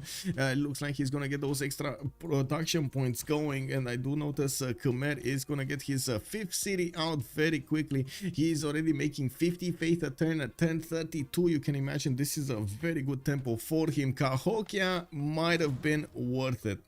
Cahokia might have been worth it. Hello there, Macallion. Good evening, sir, and welcome. Give me a second to see how YouTube is doing. YouTube, how are you? How are you? Hello, hello. Hunde Priester, also good evening, sir. They always say that, but then the people. Oh, I did read that. Can ban. Fairly safe until process. Good evening, sir. Did I say that? I don't know if I said that, but anyway, it is what it is. Just trying to catch up with chat. Woo! Machiavelli, welcome, sir. How have you been? I bet my money on Chacun Pour Soi, but there's no prediction running. Let's see. Let's fix that. Let's fix that. Start prediction. Who will win this game? On one side, we got SPA. On the other side, Chacun Pour Soi, CPS, and we do have them. Oh, going for this East versus West thing, I gotta say right now, SPA does look like it's ahead with a amount of territory they benefit from. Let's see if CPS is gonna make the most out of their territory and be able to withstand the attacks of powerful Montezuma with 2 continents. We also need to take a look at their city-states that they can benefit from, and then catch up with their golden age options. Nalanda, Bologna, Anshan, and Fez will be providing the science bonuses, while we do have Mogadishu and Hunza able for the trades. It does seem like Antananarivo with Kumasi will be providing the culture, and yes, we do have 1 remaining city-state with religious bonuses, Yerevan. Military bonuses on Preslav. Doesn't seem like it's going to be that favored, though. We do have a war declaration being sent, and I would imagine this is because of this. Mongolian scout is just sitting over there making a camp on the French campus. Oh, he's gonna feast on some scientist over there. It is what it is. GoodShoot, be careful, sir. They are feisty. We got more builders coming around from the cities of Mikado, and I do notice he did go for a Pembrasian voice with 19 science and 18 culture. He does have commercials from Lyon and Moksha going inside of that city center in 2 turns. We do have him with the 4th and 5th settlers out towards the south. Looks like 1 is going to go coastal, 1 is going to go inland on the rice tile. Now, Oranssi to the north of him is preparing for all-out war, getting warlords thrown in 2 turns from his Gavaron Plaza, not building his 4th and 5th settler, and going for encampments. We do have him the first and the only one actually going for encampments in the game now. We do need to see if he's gonna manage to make it out. Pembrasian voice this time, not that 4th one, not Exodus on Oranssi's side. Now, Gnwawel, 12 science with 28 culture. He does have a monumentality golden age on Egypt, which he's benefiting from 17 faith at 10. I gotta say, this is not a lot of faith. He did get God of War and Plunder as a pantheon, and he started chopping out his settlers settlers. We do see him also going for Ancestral Hall, and whenever he's gonna put down a city after Ancestral Hall is gonna finish, he's gonna get an extra builder from that city center. This is gonna be quite big for his expansion capabilities and how fast those cities are actually gonna be worth something. It takes quite a bit of time for a city to grow to its population level that it actually helps your empire quite a bit more. Of course, easier to build monuments, easier to build the campuses, easier to build everything. We do have also to take a look at Xiffy here with already that amazing faith per turn, 56 faith per turn on 4 cities. He did manage to get 2 wonders here, Hanging Gardens and Oracle, and man, we were just here. When did he get the wonders? We were just here. 57 production, 56 faith turn, 62 food. He has a lot of these resources, and I do see Xiffy expanding quite quickly here with another 3 settlers. He's gonna be on 7 cities so fast. Another wonder coming up from Indarpura. He really wants to get the advantages from the culture generated, and I do see him right now with only 18 science. We're going to need to see him catch up in that aspect of the game also. Now we do have him right now on 14 gold a turn. He's not actually in the minus that much, and I do see him benefiting from a lot of plantations here that are giving him a decent amount of gold. The cocoa tiles, for example, and these citrus tiles, definitely good for his economy.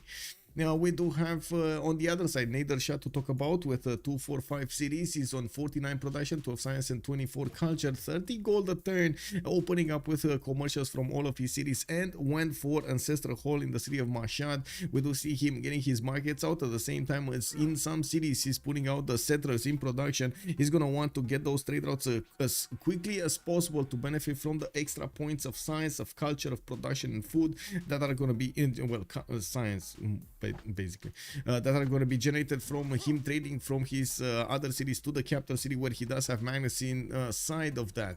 He still has quite a few cities to settle on the western coast, and I do see the east as well. I don't know exactly. Oh, there we go. The coloring of the tiles was weird. Now we do need to see what his next choice of a district will be. By the looks of it, in Tushpa in Varata, he did go for campuses. I would imagine in the capital he's gonna go for an industrial or a theater square here to try to balance out that culture with the science. GoodShoot, 21 science and 27 culture on Kublai Khan, Mongolia. This is gonna be frontline Mongolia with a 5th city getting out quite quickly. A 6th one is getting ready in the city of Xanadu, while he's getting Moksha to work on 1 city. Governor Pingala is deployed in Ulaanbaatar. Kokye Kota surprisingly actually did go for the non-freshwater settle right next to the city of the wonder of Yosemite, benefiting from interesting tiles to work, a 2-3-1-1, while he's gonna get a 3-1-2-2 and another horse tile to the south. I would imagine he's gonna want to get something done on that Yosemite tile to improve it, and we do need to see if he's gonna get one of these cities that do benefit from unique improvements. Maybe some no, not this. No, wait, is there any city state left that actually has Nalanda maybe for the Mahavihara? Not sure if that's gonna be that good. And yeah, there's no, that's it, that's the one, that's the one and only. Wow, that seems like a little bit underwhelming. It is what it is.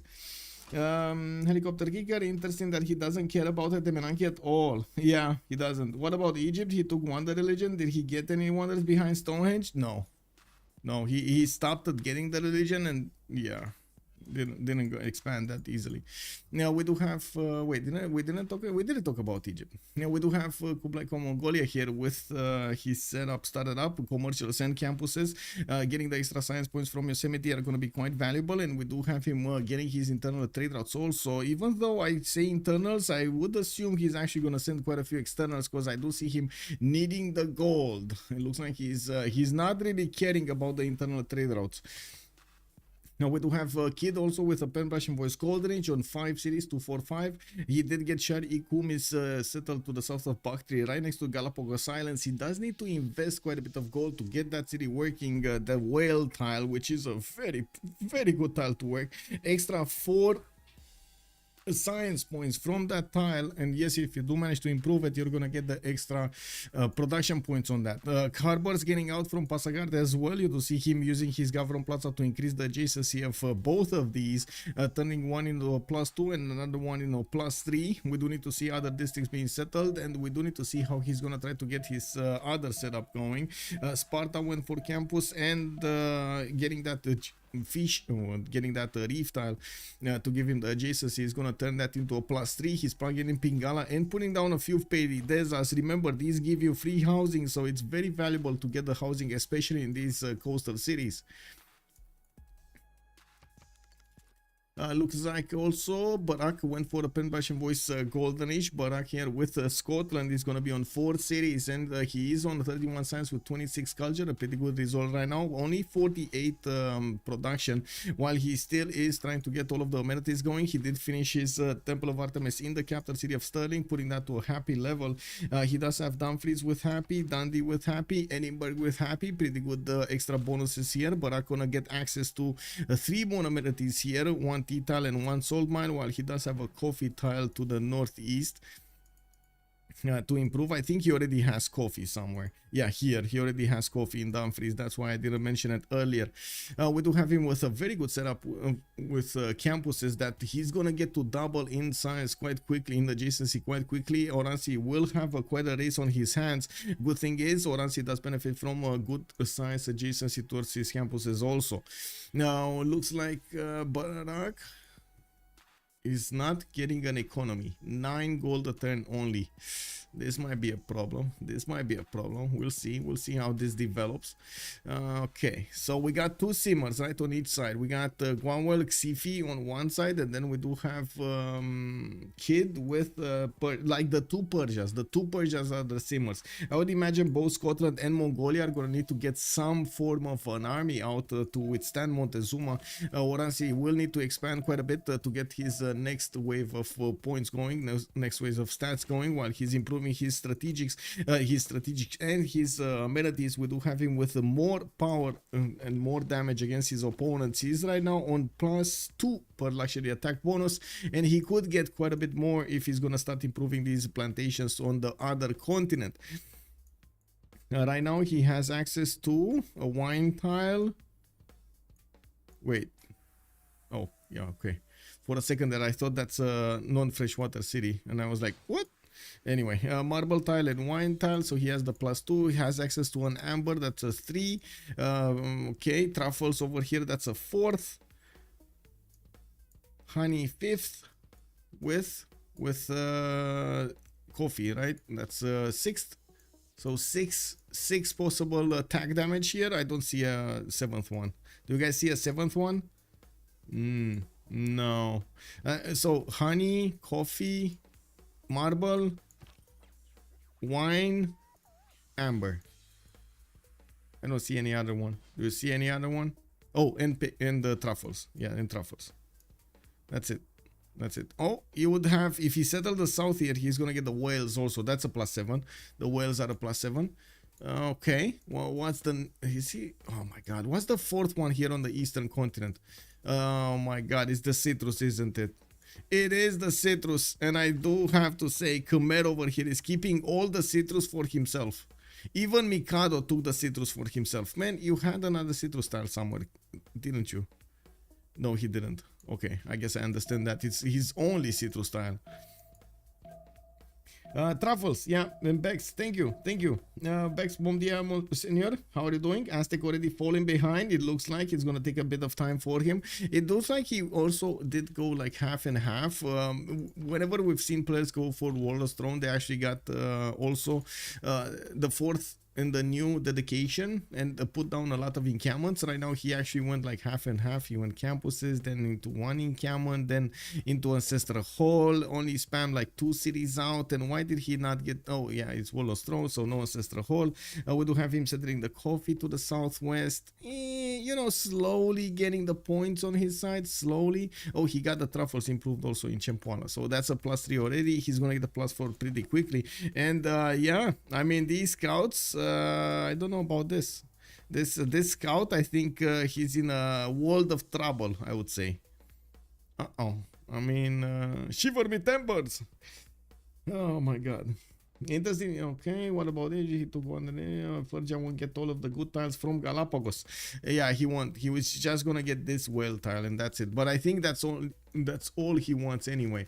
I do see Oranssi did get double his campuses, and he's on 43 science and 29 culture. Definitely keeping up. A little bit more production is needed. While we do have 5 cities already from Scotland. He only has 4, so it's he's gonna balance out that production difference. Xiffy might be unstoppable here. We have him on 22 science and 43 culture. 77 faith attempt is gonna allow him to keep on expanding, keep on improving his territory chop, and get all of the benefits from those tiles. We do have him expanding with Pingala in the city of Lingapura, while Angkor Thom is going to get a theater square in 3 turns. We do have him a holy sites in Kongpong Vai and another theater square here in Indrapura. Only a +2 though, it's on the floodplains, it is what it is. Next to that wonder. So many wonders being built here from Khmer. It looks like he is the one getting the extra faith points, not Egypt. Wow. Egypt only benefits from that one wonder. Very interesting here. It looks like Gnwawel's tempo is very slow, to be honest. Very slow.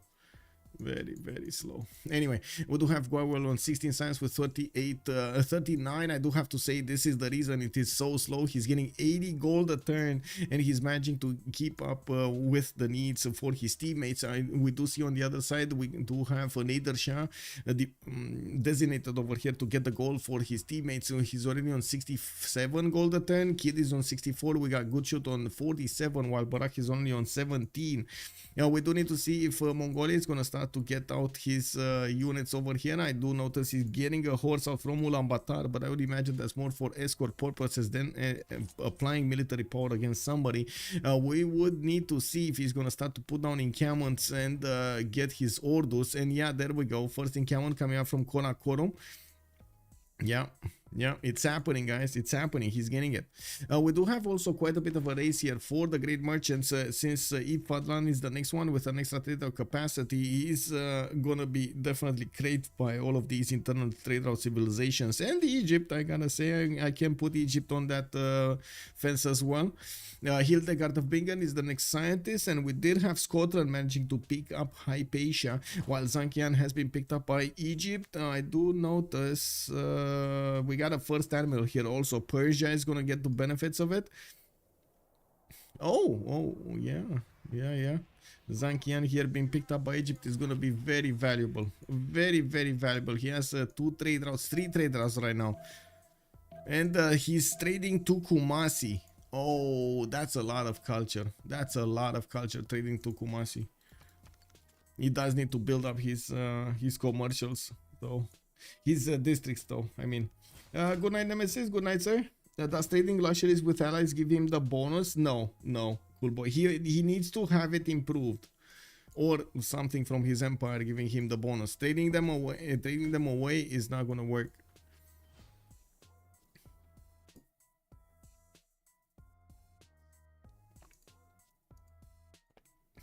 Oh, I need to share this, by the way, on Discord somewhere. On my Discord, the link to the clip. The link to the clip. There we go.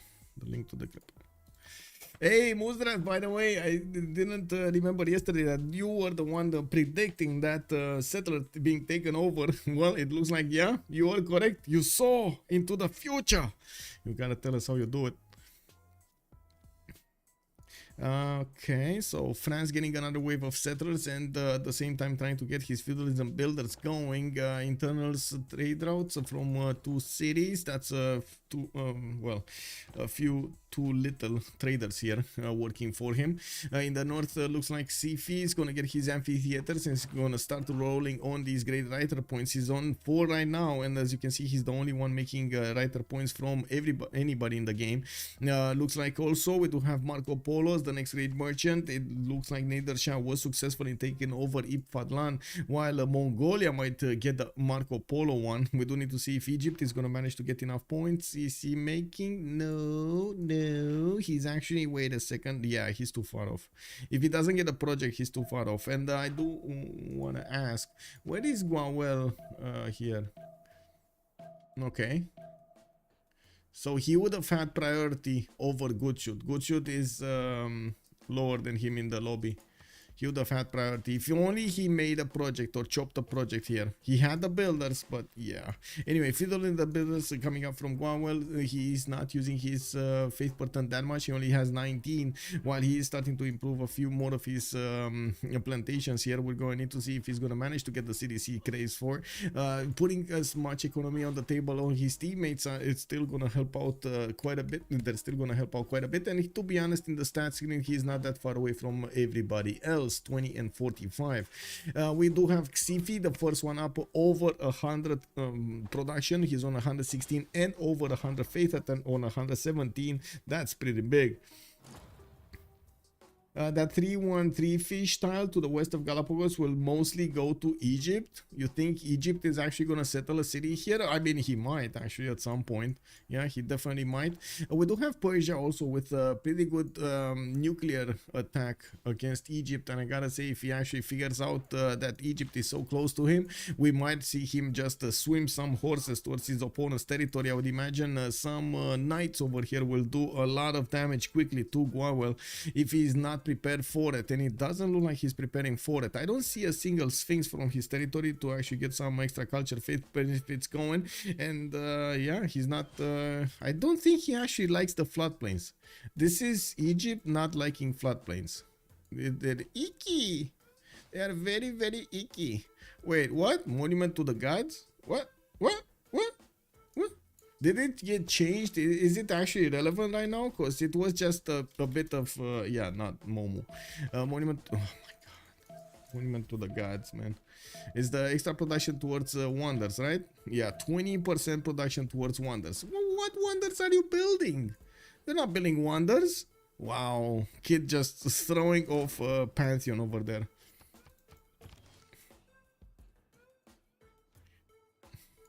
And wait, it wasn't he? No. Yeah, wasn't he with some stone tiles here? Okay, he just sees chops in front of his face. I can understand that. It's fine. Oh. Oranssi getting another builder from a scout of his opponent, and it looks like he's trying to figure out if he can take another one from attacking Yerevan. He does have plus 5 luxury attack bonus already, and he still needs to upgrade something. Oh yeah, this one, the whale tile. He needs the whale tile. He needs also the honey tile to the south of Xochicalco to get an extra point, while I'm pretty sure he's gonna need to get a few more cities out. Only on 5, soon on 6. He's definitely gonna need a 7th one to the west. And his next door opponent, Scotland, is on right now 34 science and 36 culture. I do see Oranssi is way ahead in the science screen. I'm a bit surprised Barak did not put on his double card for the campuses. Let me actually take a look. What is he using? Self-dorm, urban planning. He wants the extra production, while he could have benefited quite a bit from the... Oh, he doesn't have the card. That's why he doesn't have the card. What's he taking? Mathematics and going for recorded history. Okay, finally he's gonna get the card next turn. Okay, turn 43 here. Things are still not that heated. We do have decent peace going around. Everybody's busy seeming and getting those science and culture points on their side. We do have them also acquiring more and more production, and I gotta say, it does seem like Xiffy here is still unstoppable in the game. Nobody's even coming close to his tempo, while he's not getting that much science. I'm pretty sure that's just a matter of time with high pop cities and availability to just spam out campuses everywhere. He just wants to keep on the tempo going. 3 turning commercial from the city of Lingapura, while Angkor Thom is gonna get some projects here. Theater Square festivals. He wants all of the writers if he can have them. 1, 2, 3. He built 3 theater squares. Is this gonna be him trying to go for theater squares here in Cahokia? Is this gonna be him trying to go for a culture victory as quickly as possible to buy out those rock bands and send them to somebody? Okay, while Montezuma is just gonna prepare for all-out war against his next-door neighbor. Scotland and Mongolia need to get in there somehow in the borders of Aztec, and I'm pretty sure we're gonna see armies as soon as Mongolia is gonna show his card here. Still one single encampment. Oh, there we go. A second encampment being put down. Unbelievable. How How is this happening? Can you imagine? I just say, you know, just a single one is gonna be there, and then poof, on the second one is just as the second I say that is there, is being placed down. Unbelievable. You'd say it is because I am not a patient man. Yeah. Okay. I mean, you might not be wrong, to be honest. I don't always benefit from a lot of patience. I do try my best, but some things are just tickling me inside in the wrong way. It is what it is. To be honest, divine inspiration belief religions should get an option for taking more wonders. Interesting. Is Mongolia on the French continent? No. Mongolia is not on the French continent. I always find an excuse to attack Khmer in my single player games because of their arrogance, which involves sending an army of missionaries and denouncing me for building wonders. The nerve. The nerve. Monstrat, I don't know how you take it, man. Yeah, I wouldn't take it in your place, man. You gotta put Khmer back in his place. He needs to know. Maybe Blackwing can at least help Aztec so Xiffy can try a culture victory. Yeah, I would imagine so. I would imagine we will see Mikado here needing not only to give some resources to his allies, but also get some armies out. But I do think they're gonna pump as much as possible into Oranssi, as much gold, as much resources he needs over here, so he can get the biggest army out and attack his opponents. However, SPA needs to contest the coast, otherwise they die on nukes. Yes, that is also a pretty weird reason over here. Oh wow, I actually had the kick. Lol. I slept last night. I totally forgot to close YouTube on my phone, and I still had that notification on. I was checking to turn it off, turn the volume off, and I still had the notification from yesterday. Unbelievable, man. It is what it is. Wait, can Scotland join his teammates on that big ocean? Scotland join his teammates? Yeah, he can join his teammates. Everybody can actually join the fun over here on the west side. Except Mongolia. Mongolia is the odd one out. It is what it is. But he's fine. He's gonna have his own pleasure hunting over here against his opponents, against Aztec, +5 Aztec. That is gonna be a bit nasty. It is what it is. You gotta do in the games what you need to do. But they relegated Egypt to gold generation. Yeah. I think Khmer is actually a bit better when it comes to the culture here. He's gonna be incredibly strong.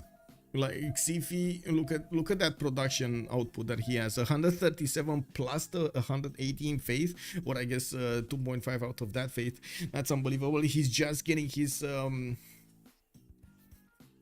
prasads going, his unique temples, and he's gonna get a lot more faith from those. Of course, some production also coming out from those. He just jumped to 143. You do see the missionaries are coming out of his cities. He can try to get to finish his beliefs over here with other pretty good bonuses. We do need to see what he's gonna go for. He is gonna start expanding his religion into his ally cities, and we might actually see him convert the city of Lyon next. Oh wait a second, it is converted. He needs to convert another one to convert everything else, doesn't he? Yeah. Okay, Bordeaux, it's 2 points. The city of Calais is probably gonna convert in 1 or 2 turns. We got Rennes over here also quite quickly to convert, and Avignon is also gonna be there. He did finish also the pyramids in the south in the city of Avignon, which is gonna give him quite a few good bonuses. 1 extra builder charge and a free builder when you do finish that wonder. That's a level 2 scout. That is a level 2 scout. Interesting. We got a Temenank in the city of Sheret, and I do see Aketatan is gonna get the market out in 5 turns. Rakedet Moksha. Okay. Let's see, commercial is in Thebes. Consulate in 1. More markets out, more gold from Gnwawel. He's gonna settle this western coast, and they're gonna get the triple trade setup over here between them. The cities of Calais, Indrapura, and the upcoming city of Egypt are gonna be very good trading ports. We do have Khmer also getting more holy sites in his newly built cities, getting the industrial zone in Lingapura, which is already a 25 production city. Is gonna increase that, but to be honest, not that much. Where is it? Oh, there we go. He's getting the setup here. He just needs the aqueducts in between them, so he can get the maximum amount of production. This is only a +1. This is only a +1, and of course he's gonna get the he's gonna start acquiring the engineer points, which are gonna be quite valuable. Persia did go full into admirals, and we do have him with another admiral acquired the next turn. We do also see the countdown until the next era. 5 more turns are going to be needed for the players to get their era score in check, so they can acquire the next golden age options. Grandmaster Chapel in 5 turns appearing here in Angkor Thom. That city definitely needs a lot more improvements of mines and everything else. We do have him with aqueducts being placed down to the western cities, and I do see Angkor Thom has a few problems increasing its population. I would imagine he definitely needs to do something about this. Okay, they have okay. I don't know what is being discussed about SPA. I don't know either, to be honest. But I do have to say, I definitely think just like for King Knight, they definitely need to contest the seas here. If nobody's gonna go for the seas, this is gonna be a problem. We do have England that might actually pick up that banner, but he chose to go for commercial, so he doesn't have access to harbors. This might be a ninja caravel play, even though without harbors, the Persian admirals are gonna give a big advantage here to Kid. Industrial zone setup being established here in the city of Sparta. That's a +3, and I do notice Pasagard there at the moment will require more population to actually put his one down. He did get the campus here. I do see the Government Plaza harbor, and we do see him starting to chop quite a few tiles. Is that gonna be the industrial zone, or is that gonna be something else? He can aqueduct that easily, so I would imagine he would want to put it there.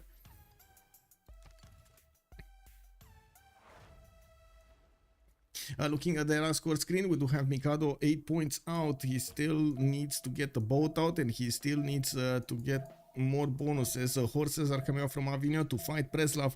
Looks like, oh my god, Preslav is actually going on the invasion. We do have Avignon getting attacked by 4 warriors here. Now we got Oranssi also going for a Dark Age, 47-51, while Gnwawel is going to be 54-57. He just needs 3 more points, and he's going to get it. He did manage to expand quite a bit to 4, 6, 8 cities right now for Gnwawel, and getting another wave of feudalism builders to improve all of his territory. We do see him finishing up his markets for new trade routes, while he did manage to jump up over 100 gold per ton. He is basically the gold generator of his team. 112 production with 93 food also.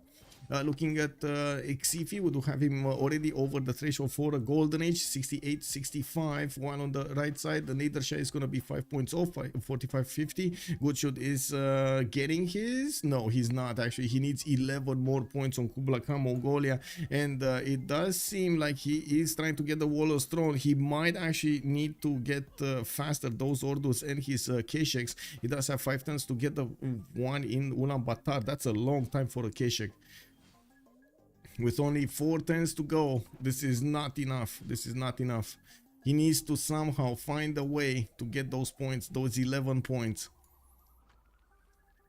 And he can't really build the same cities, right? He has 1, 2, 3 encampments being placed. Okay, definitely is recognizing that he needs to go against Oranssi at some point in the game. Okay, let's see. Kid 48-52. He needs 2 more points. Okay, and the industrial zone did get set up over there. It's just a +2 right now, and he's gonna get an aqueduct for a +5. He's gonna improve the iron also. Very nice. That's actually gonna add another point here because he's gonna get the extra mine. We got Barak also over the necessary threshold. While he did get some horses to the east, he's actually attacking Bologna from the northern side. He's putting it under siege right now and gonna go for the next wave of attacks soon.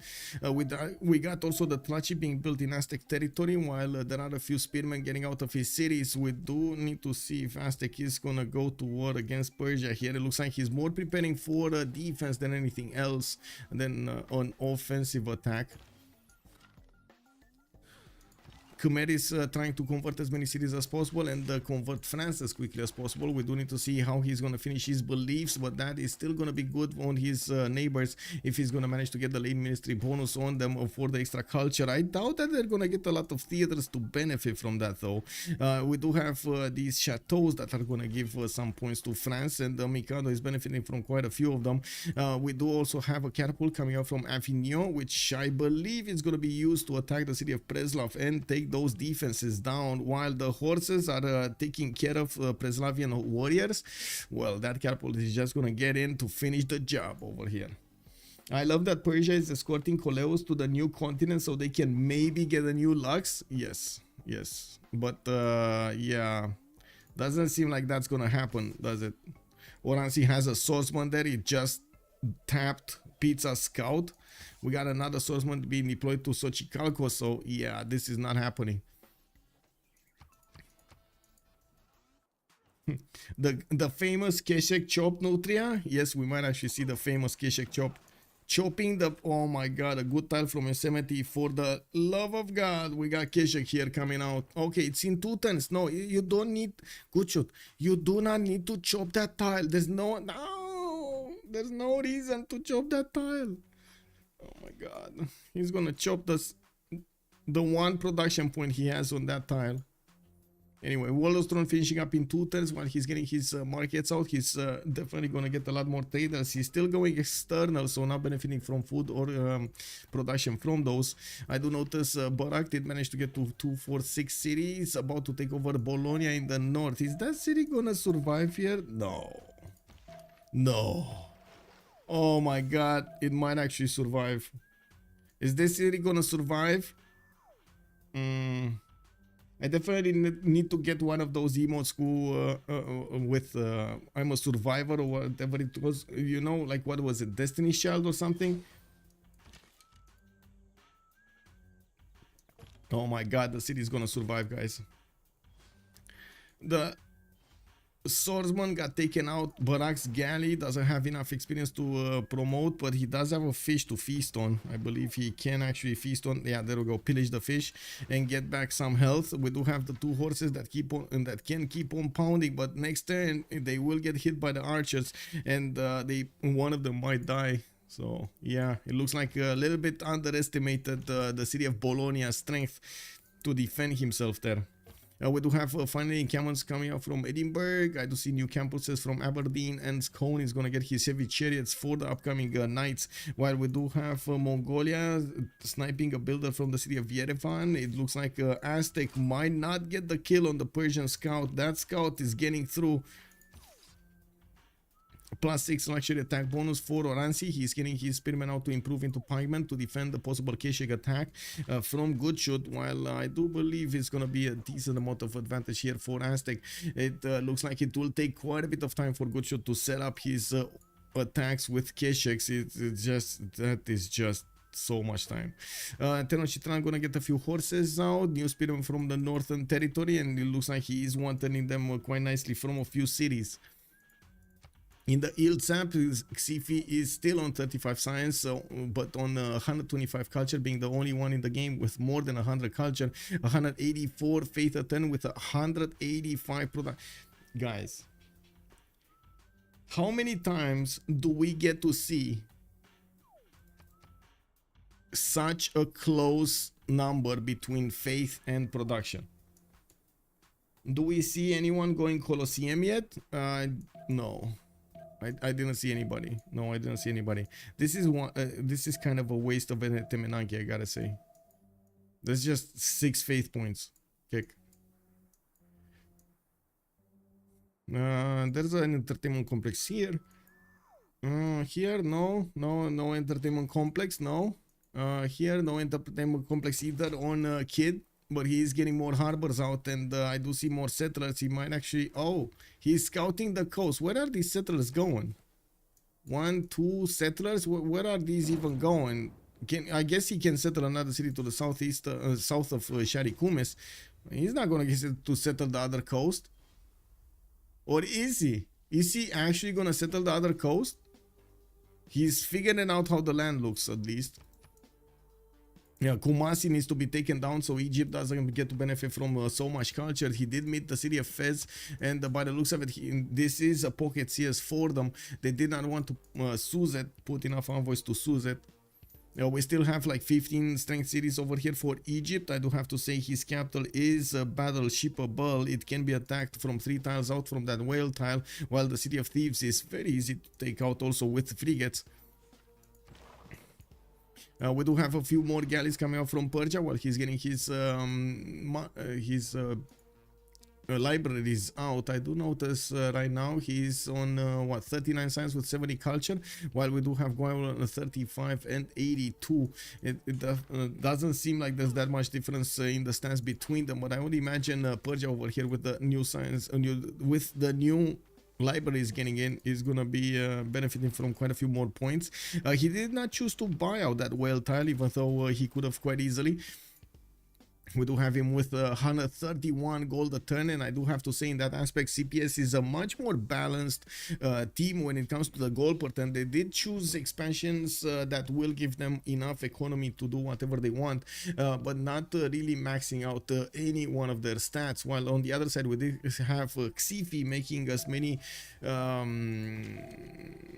as many of these culture points as possible, and at the same time getting quite a few of them with sacrifices. Now that he did manage to get over 200 production, we do have on the other side only Nader Shah coming close with 164. But what am I saying? He's not close. He's 50 below.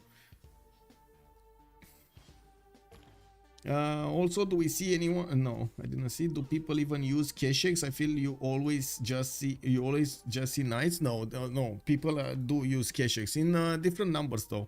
It's been a while since we've seen like a total invasion with Keshex, but we have seen them.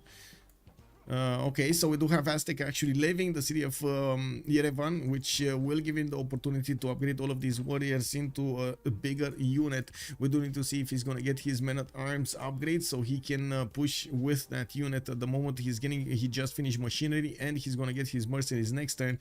He doesn't have the upgrade button or the swordsman to men-at-arms, but I would imagine with his science he shouldn't be that far away. It also looks like Oranssi will require a bit of gold from his allies, while he is well, kind of baiting Mongolia into attacking his warriors. I would say, man, don't waste them. It is what it is, but don't waste them. First Keshek is out. Let's take a look here. Who did manage to get the golden? All of them across the board got a golden age. One more turn until the World Congress. We have 50 seconds to go. A general on Aztec, no general yet on Mongolia, and by the looks of it he's gonna take intelligence agency in his government plaza, while Aztec did choose to go for his own intelligence agency. He just didn't finish it yet.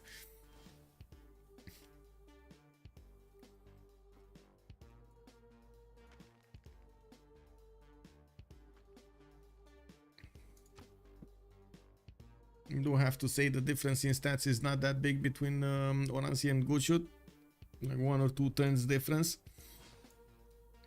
We do need to see a much better economy here, because if Gnwawel is taken out by Persia, the game is over. The economy of SPA is gonna crumble. That's all it takes. Take out Cleopatra. Okay, so we're gonna have a pause for 2 minutes, and we will see the World Congress. After the World Congress, we're gonna talk about what is going on there. Oof. Okay, let's see. I go minus gold. Record.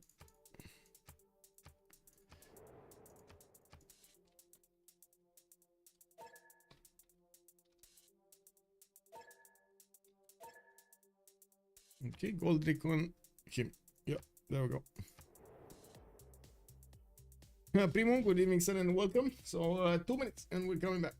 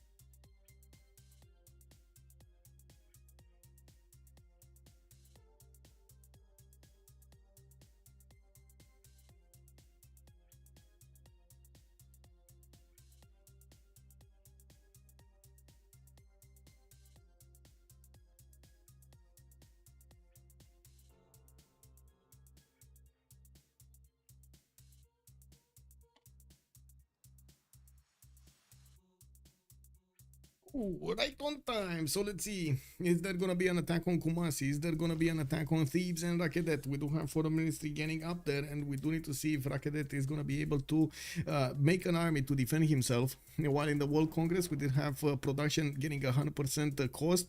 Looks like anti-Cavs lose 5 combat strength. The Keshiks are gonna be a bit easier to go through, or I should say the anti-caps are going to be a bit easier to go through. Cyrus 2 diplo points, so it looks like they are focusing on Cyrus over here to get the diplo. Interesting. Well, he's going to need to get a religion here for his Mahabodhi temple, and he's going to need to get a lot of culture to discover his Statue of Liberty, that civil engineering. University is coming out from his cities, while Kid is going in the tech side for Will, getting his mercenaries next turn and sending these settlers in the water. Wait, is he actually, where is he sending these settlers? Is he actually going to settle to the south or not? Because Persia is sending a settler here, so I'm very confused about this. Is he going to just settle in the face of Egypt here, not going to care about him? He did see the coast. He did. Oh my. He's just going to settle the city, isn't he? He's going to settle right here on the ship. Doesn't he have minus royalty there? Yeah, he does. Well, it's minus 20 for us. I don't know for him how much it is. Anyway, it is what it is. Let me put back my screens here so I can see everything that's going on in chat. Wave, hello, hello, YouTube, how are you guys doing? I guess CBS should have it in the bank. Kumasi and Egypt dies to frigates and battleships because SPA do not contest the coast. And yes, we've actually talked quite a bit of time, quite a few times about the importance of contesting the coast in some way, form or another. And well, it's been a while since we've seen the coast being so important on the Pangea map. I gotta say that. It's been a very long time since we've seen it being necessary here. This time around, Persia has ideal situation to actually disrupt the Egyptian territory, and Egypt is the only one on his opponents that is making a decent amount of gold. We start to see Mikado catching back up with the gold pattern on 70, and he's getting a few more commercials, but still not relevant enough to get those boats out on the east. He could actually apply a lot of military power against his opponents, and well, in the meantime, we do see him playing a bit with Preslav here. Preslav is getting hit by the catapults and losing the war strength every turn, while yes, he's shooting the horses of his opponent here. Ibn Khaldun gonna be the next scientist, and I'm pretty sure Scotland is gonna be very happy picking that one up. We do have him right now with 13 great scientist points at 10, while Persia is on 3.4, Mongolia on 2, Persia, the other Persia on 6, and the Montezuma on 6. We do not have him making projects though. Wow. 3 turns for foreign ministry. We do have harbors coming out of his cities and a diplo quarter finally in Scone, while we do have lighthouses getting built for the extra trade routes. Aztec is going to use his levied units to try to scout a little bit, not actually pressure his opponents, while he's definitely gonna need his stronger units here, pocket shots. Well, we'll see. He's getting military engineering for discovering Nader, and we do still not see what is it, what's that called, military something military tactics here for the pikemen and the men at arms.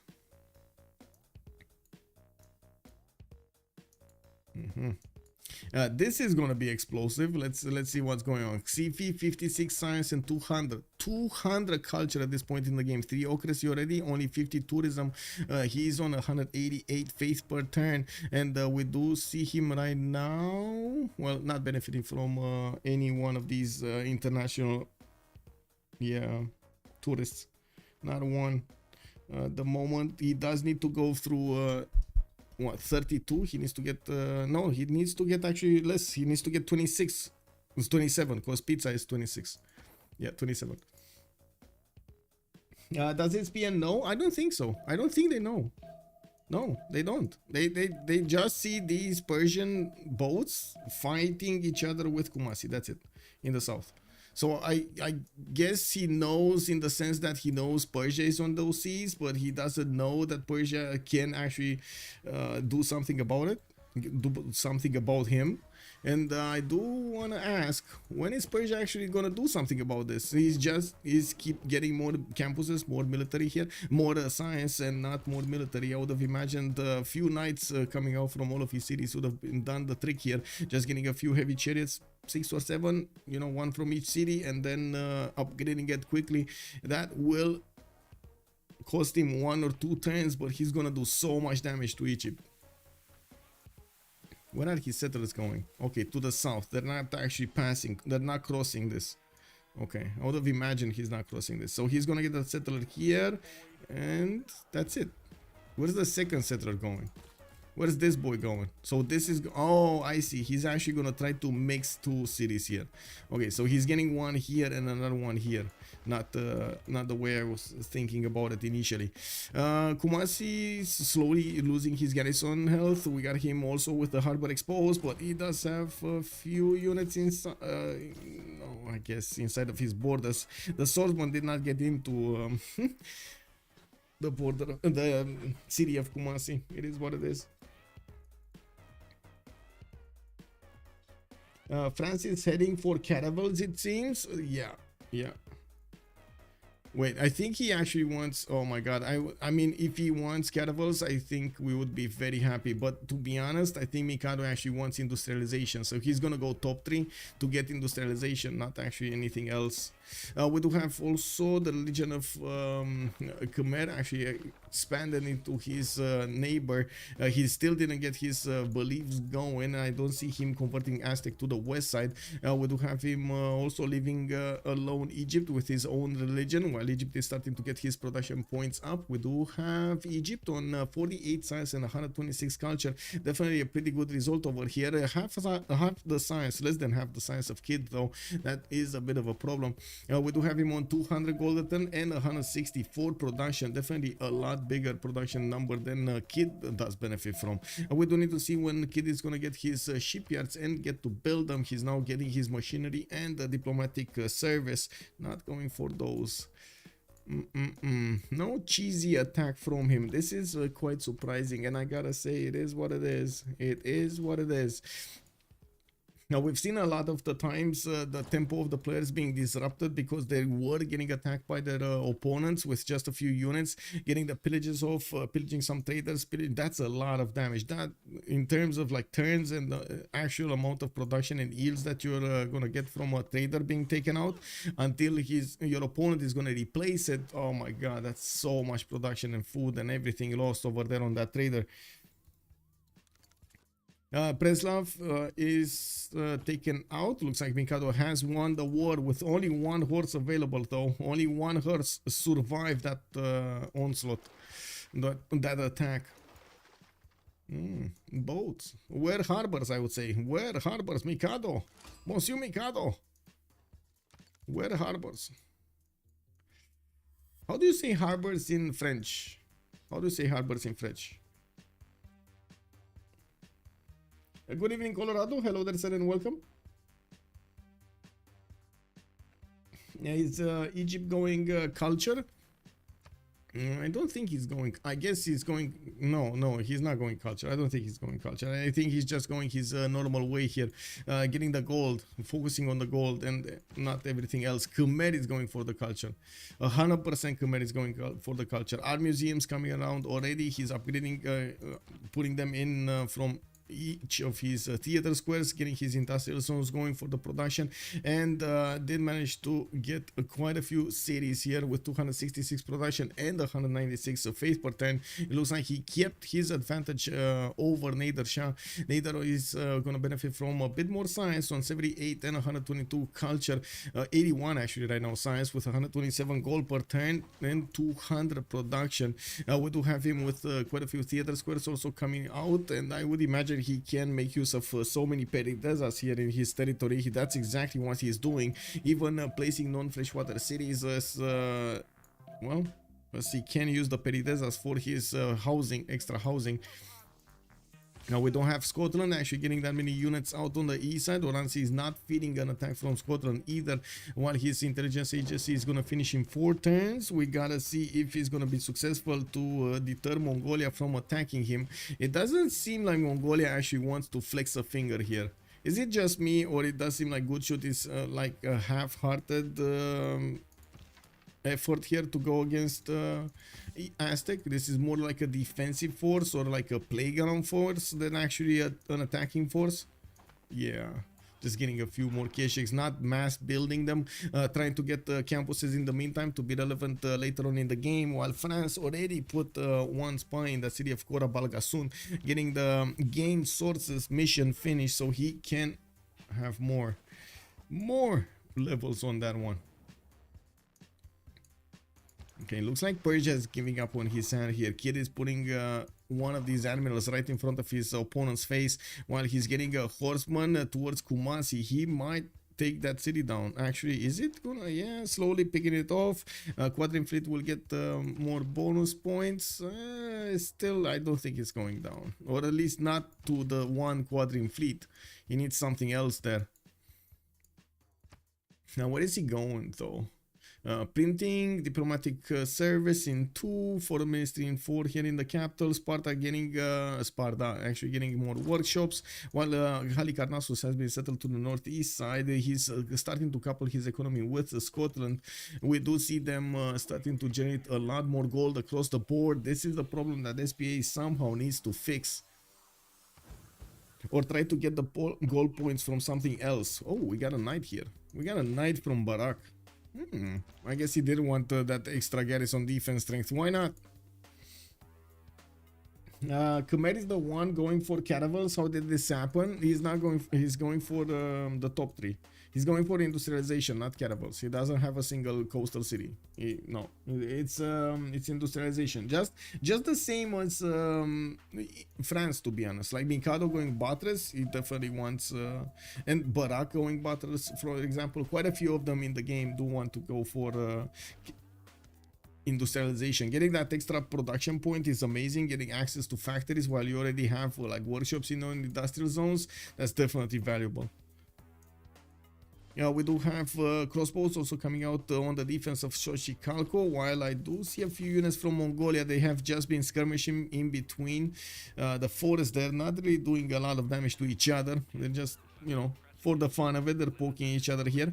We got some more caches getting out. Orders also getting into the encampments of Mongolia. We do have him still needing to place a few more encampments if he wants to keep spamming these units. He only has 4 right now. 4 encampments. Okay. What happened in the city-state screen? So Nalanda, Pizza, 23. Okay, Anshan is being kept by GoodShoot, and Fez still a pocket CS. Oh, wait a second. Wait a second. We do have Nalanda and Anshan being kept by the same team. They are being kept by CPS. Interesting. In their little own corner, they're actually getting so much science because of this. Interesting. Well, no surprise, they do have a lot more science than SPA does benefit from right now. We do have him also needing to fix the culture, and it looks like Pizza here is going to be the designated culture defender with quite a few theater squares coming out of his cities. He's going to need to start making the projects because Khmer is way ahead of him, 16 grade writer points a turn. Ibn Khaldun still hasn't been picked up. We do have Scotland, the first one up and the favorite to get it. Industrial zone logistics coming out from Dundee to fight for Imhotep here. Now, while Khmer is making 11 great engineer points a turn, you can imagine he might get the option to just straight up buy it with faith. He's on 200 faith a turn and 281 in the bank. Might be just enough to buy those last remaining points for Ibn Khaldun.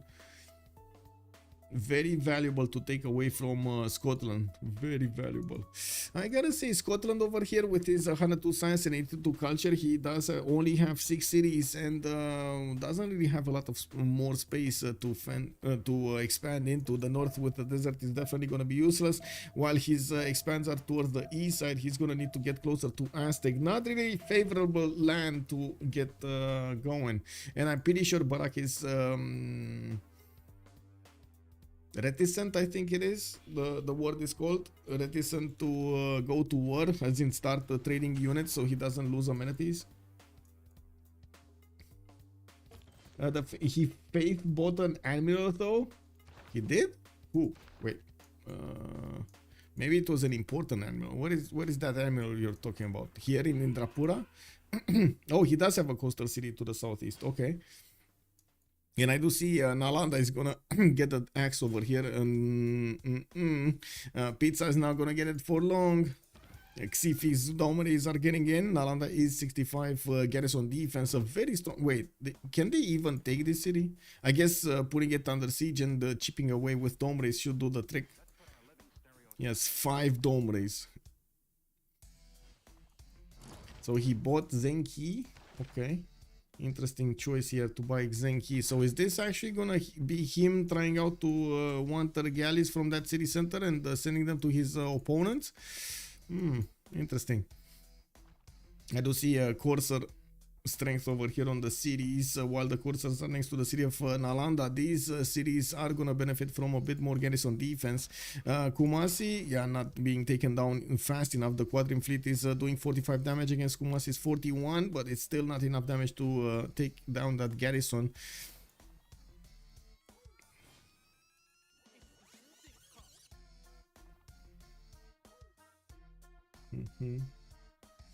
Mongolia half simming, half warring, not very effective if you ask me. Yeah, I'm a bit surprised about this. Thunderius also, but you can't pronounce the T. I cannot. Wait, what? Oh, Harbor is port. Oh, really, Primun? Thank you so much, by the way, from letting me know. So, port, I mean, in Romanian, for example, we call it the same. It's port. It's just like that, port. But, yeah. So what do you mean I cannot pronounce the T? What? Really? You cannot pronounce the T on por? So what is por? That's another word in Romanian. Por means, you know those little breathing holes that you have on your skin? That's what it means, por. I don't know how you call it in English. How do you call that in English? Let me see. Translate .google.com. From Romanian to English. Give me a second. Romanian to English. Por. Oh, a por. Yeah, you got an extra E. A por. Okay. Yeah, ports. There we go. Makes sense. Yeah, we have the same word, I guess. One extra E on your side. It is what it is. Okay, Isidore of Miletus has been taken by Scotland. He's also benefited from Imhotep, and it looks like he's gonna try to build the Forbidden City in the city of Dundee. We do have him about to benefit from an extra wildcard policy slot to use. It looks like Mongolia is also chipping away at Yerevan. Of course, that has been giving quite a few bonuses to his neighbor here, Khmer, to his opponent, Khmer. While we don't really have an attacking force from Aztec, he does have a few horses that could turn quite quickly into coursers and try to smash through the defenses of his opponent. We do have him upgrading right now, and he does have a chance to go against Korabalgasun. They do know, with the spy of Mikado, that city center does not benefit from that much defense. They are deployed to Yerevan. Right, only 2 coursers? Okay, well, I guess it is what it is. The gold. I do notice also Pizza has been trying to keep up with Jayavarman the 7th production. He is struggling though. He does have the same amount of food with 267 of these points of production versus Xiffy's 321. Now we do have him with about the same science, but definitely a lot less culture. We do need to see if he's going to manage to catch up, and yes, he will. With so many amphitheaters coming around, he's going to get the chance of acquiring some of these writers, which will quickly increase his culture per turn. Ibn Khaldun is about to be taken by Scotland with 24 great scientist points a turn without making a project. You can imagine he will be the favorite. Finally, we got some galleys coming along from the cities of Persia after he did manage to finish his universities. He is choosing to build a fleet here, and we do need to see if kids using his 156 science a turn in a free inquiry golden age, benefiting from quite a bit of tempo to get to that top 3 quickly. Now we do have him with the ability to go against the commercial area of his opponents with a very good advantage. His opponents, for example, France, does not benefit from harbors, so he's not gonna get the opportunity to get an admiral. While we do have an admiral on Khmer, he's gonna find it very, very hard to actually pump out boats in a good amount of time from Indrapura. He's only gonna get one galley a turn here, or maybe two galleys of turn if he starts buying them out. Nalanda, I do see him getting taken slowly out, while the Domrays are taking damage. I do see Nalanda is gonna get the walls. Domrays are quite effective against walls, so I wouldn't stress myself that much. Whoa, Mikado gonna discover cartography. Oh, that's I think a bit of a mistake. I mean, I'm pretty sure he's not gonna have enough production to pump out galleys, caravels from the cities Calais, Lyon, and Rennes in a good amount of time, so he can fend off an attack. Preslav just got taken over, is still recovering, and yeah, you do see him happily working on a commercial in the meantime. We do need to see how aggressive Persia will be with his fleet, and I gotta say I'm still very, very, very sad we don't actually have him punching through with Kesheks, or with coursers, with knights over here against Egypt. Can you imagine? Like, oh my god, this would have been so awesome to see him disembark right next to Rakedet, smash through these cities, and not allow Gnwawel to get the goal for his teammates. Well, I guess they do not know exactly who is making the goal for them, but yeah, it is what it is. Okay, spy coming up from Capozzalco. Oranssi definitely needs a few more cities. I'm a bit surprised he didn't get the cities in the southern coast so he can trade with Mikado. Mikado building, wait, a navy on the west? Why? Mikado building a navy on the west, like 3 of these galleys. Why is he not building it here? Okay, now he has 1, 2, 3, 4, 5, 6 galleys that can turn into, of course, 6 caravels. Let's see what Persia is gonna do here. We got him getting his galleys. 1, 2, 3, just 3 right now, 4 right now. Not that big on him either. And I do see Kumasi is throwing him a curveball. That city is gonna build the ancient walls next turn, and yes, even if he does get a bit of gold from that iron tile pillage, he's still not gonna get the city. He needs stronger units. He's probably gonna need frigates here to take down Kumasi. That's also going to be a lot of value for him. Cleopatra is getting so much culture from that city-state. Xiffy also on 265 culture. He did jump up a little bit in his tourism per turn. He's on 99. It was around 40 or 45 for the last time we checked. So yeah, he's starting to acquire quite a bit of these tourists. He's on 3 out of 38 to get the win, and this is just going to increase. We're going to need to see him do a few more projects, get a musician here in the capital city, and try to get more slots from somewhere. Something, of course, Padana would have been amazing. He can only place it here though. I guess not that great placement for it. I have a wonderful electronic invention I want you to see. He's teaching Buttress. Oh, he's taking Buttress. Okay, so he doesn't have caravels yet. Yeah, he must have forgotten. He must have gotten Leif Erikson. Wait, who? What? Who got Leif Erikson? Let me see who got Leif. Ranjan Tracola is the next one. Himerios got taken. Leif Erikson. There we go. +1 sight on naval. Yeah. Who got Ibn Khaldun? Did anybody get it?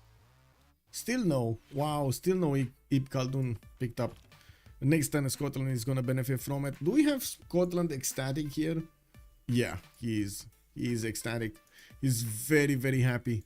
We do have Barak on 145 science and 105 culture. He's next to Oranssi is 99 and 78, while we do have Barak in a pen brush and voice golden age. He's gonna retain most of his science in the next era, which is coming in 10 turns here. He's also gonna get Alhambra in the city of Edinburgh, while wasn't there an ally of his trying to get Forbidden City? Wasn't... No. Wait a second, was it? It was somebody that bought a lot of industrial, like, what do you call them? Man, am I just... Forbidden City, come on, where Forbidden City?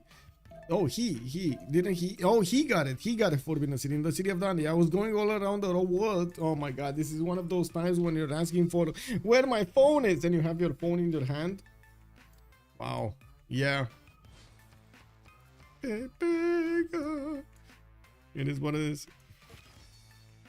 Frankie Four Fingers, good evening, sir, and welcome. Scotland was getting forbidden. Yeah, he did get it. He did also get the mausoleum at Halicarnassus in Aberdeen, and I do see him getting a few more spies and the Kilva Kisivani from the city of Stirling.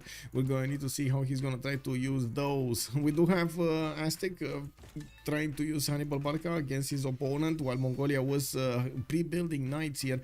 We do have a few heavy chariots appearing in the borders of Korabal soon, while I do notice the Mongolian Kesheks are getting the promotions up. This is going to be a bit more dangerous.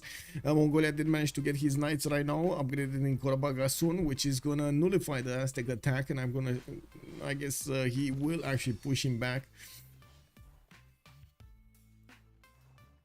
Cartography in 2 turns from Nader. Kid is castles. He's delaying getting his own cartography and building boats in the meantime. Let's see how many he's gonna get, because he has quite a few cities on the western coast that could apply power, and the east is connected to the west quite easily through the northern tile. So another 1, 2, 3, 4. Yeah, there we go. There we go. This is how you do it. The massive spamming of galleys against your opponent. Yeah. Everywhere, man. Get those galleys out.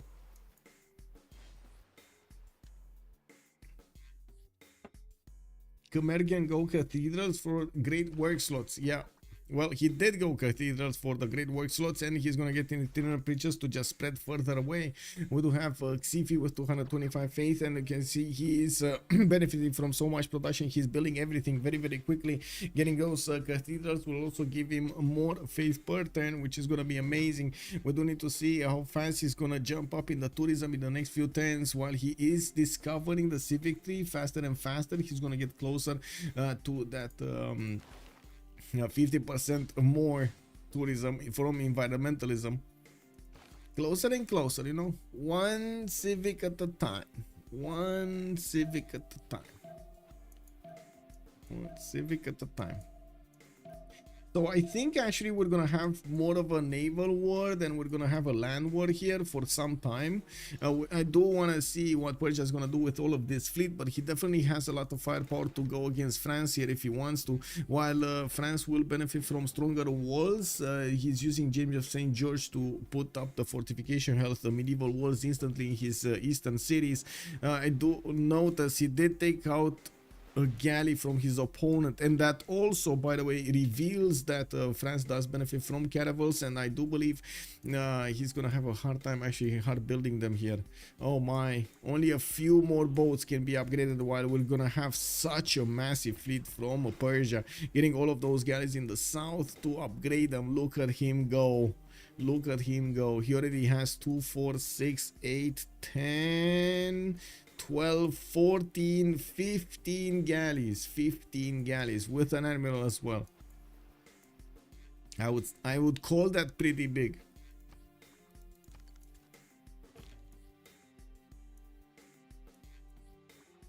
Okay, a few more corsairs are joining the fight, but still not enough of them to push through Mongolian defenses. The Kesheks are pushing into Yerevan, and it looks like that city will crumble under the weight here. We do have the Mongolian knights with enough damage to take it out quite quickly, while yes, we do have Burika appearing here for Mongolia as a great general. We do need to see if Aztec is going to want to get new units out. He might actually be poked over here by Scotland with the 2 knights trying to see if he can get in.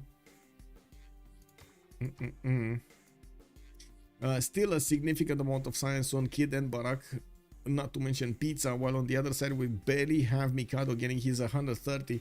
Of course, some of them are in a free inquiry golden age, some of them are in a Penbrush and Voice golden age. Who's gonna get Newton though? Who got Newton actually? Not who's gonna get. Oh, wait, it didn't get picked up yet? What? Okay, I guess it is what it is. It's Galileo Galilei. It's so rarely you do see Khaldun split up with Newton, I gotta say.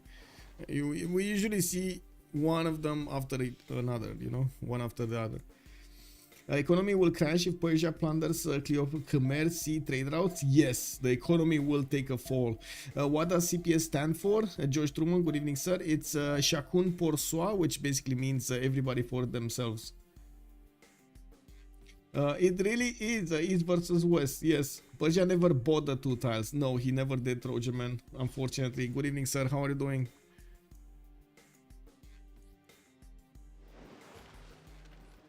Okay, we got Taj Mahal being building Gnwawel city while he's getting a few more libraries for the science. Well, he's not seeing what's happening next door to him. He doesn't have a scout on that coast, but Kumasi at least got the walls up, and that will force Kid to deploy a bigger navy to actually take on that city.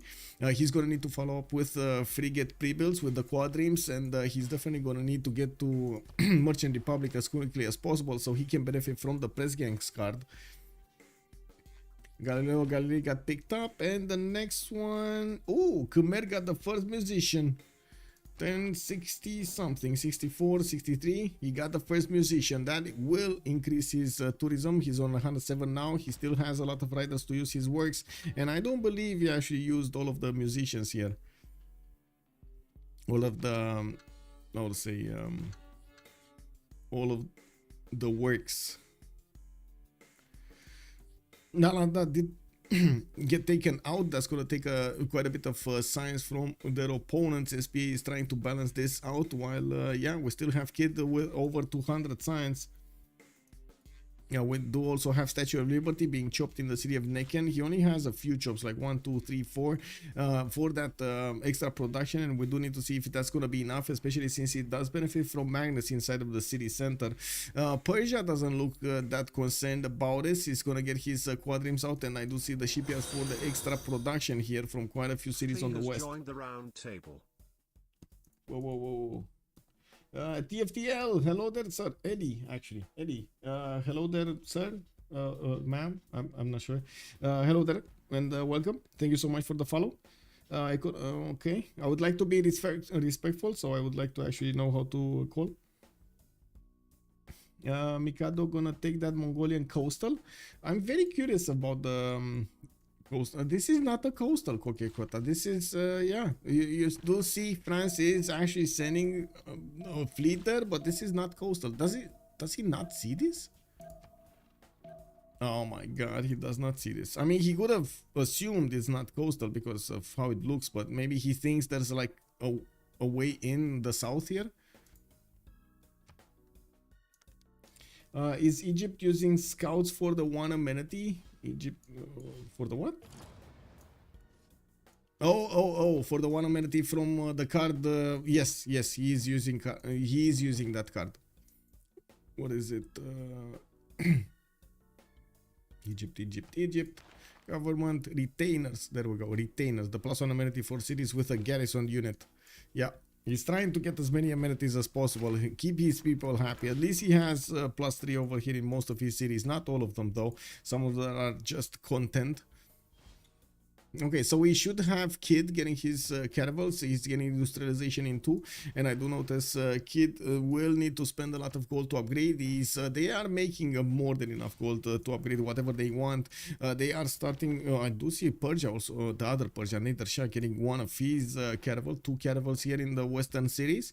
That's that will add a few more boats. They don't need to give the gold here, and Kid is benefiting from 2,000 gold. He's gonna upgrade whatever he wants, as big of a navy as he wants, and he's gonna go against the French cities Calais, Lyon, Rennes, Preslav are all in danger. We do have also Necken and Indrapura, with the majority of the economy of SPA concentrated in just a few tiles. Oh, I gotta say, this is very dangerous. Nobody's building boats here. Nobody's building boats. Do they not see this? They do see this. Mikado has something there. Wow. It's unbelievable that the Hatians from this actually survived, by the way.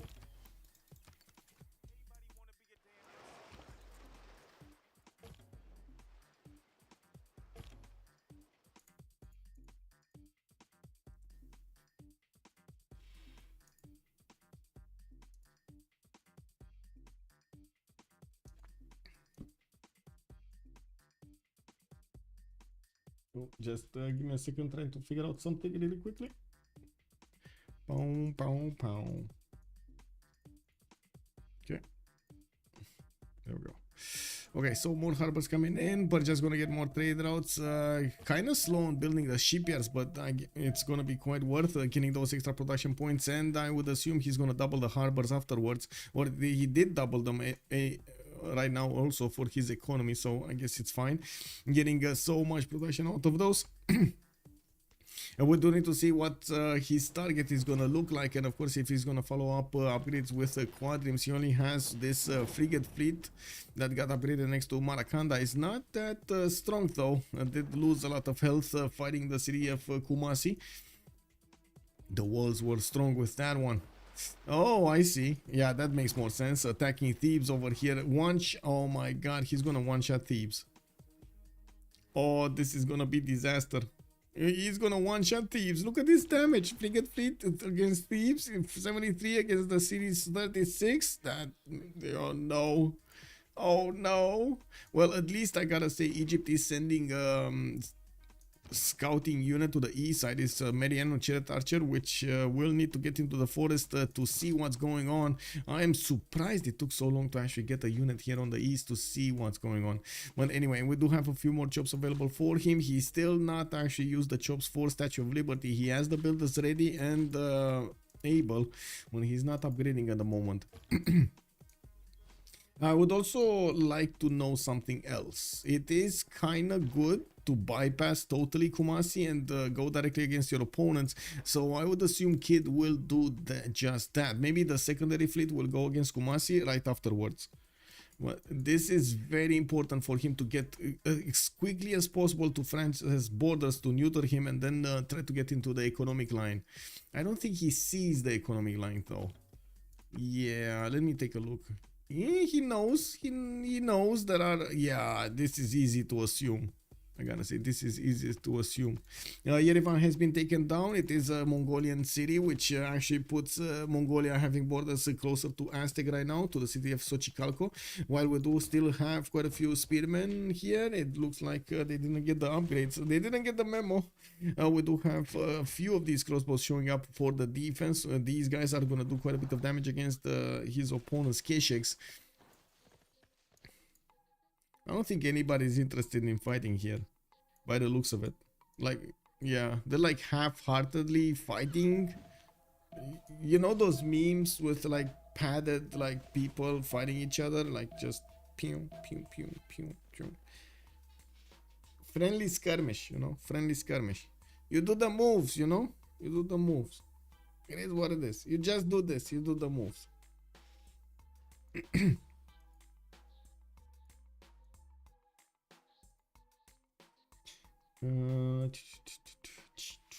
Let's see here. I do have to say this Egyptian levy might actually give him the vision, right? Let's see. Does he? No. Oh my god, it's right on the spot over here. Oh, it is what it is. Okay, that... I guess that knight is dead. And Persia just revealed a few of his bows, but not all of them.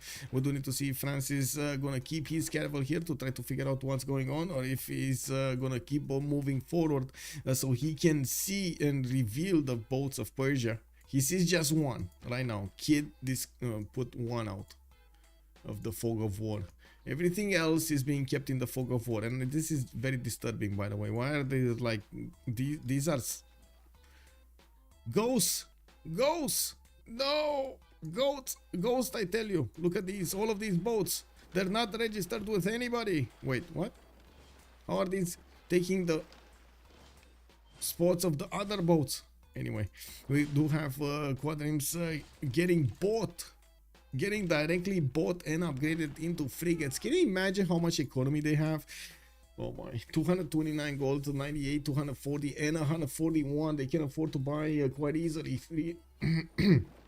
yeah, at least 2 Quadrims turn and upgrade them. We do have also Pizza with 329 production, still keeping up with Xiffy's 407, or at least, well, about there.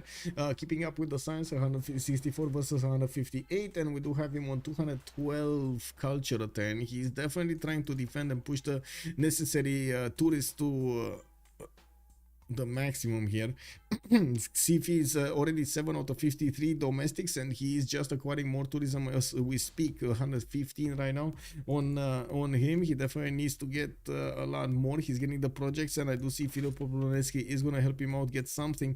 Mahabodhi temple did get finished in Hariharala, and probably that's how he finished his religion.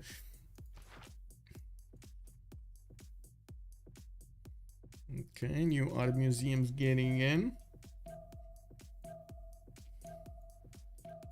Okay, let's see the boats here. Caravel 68 against 63.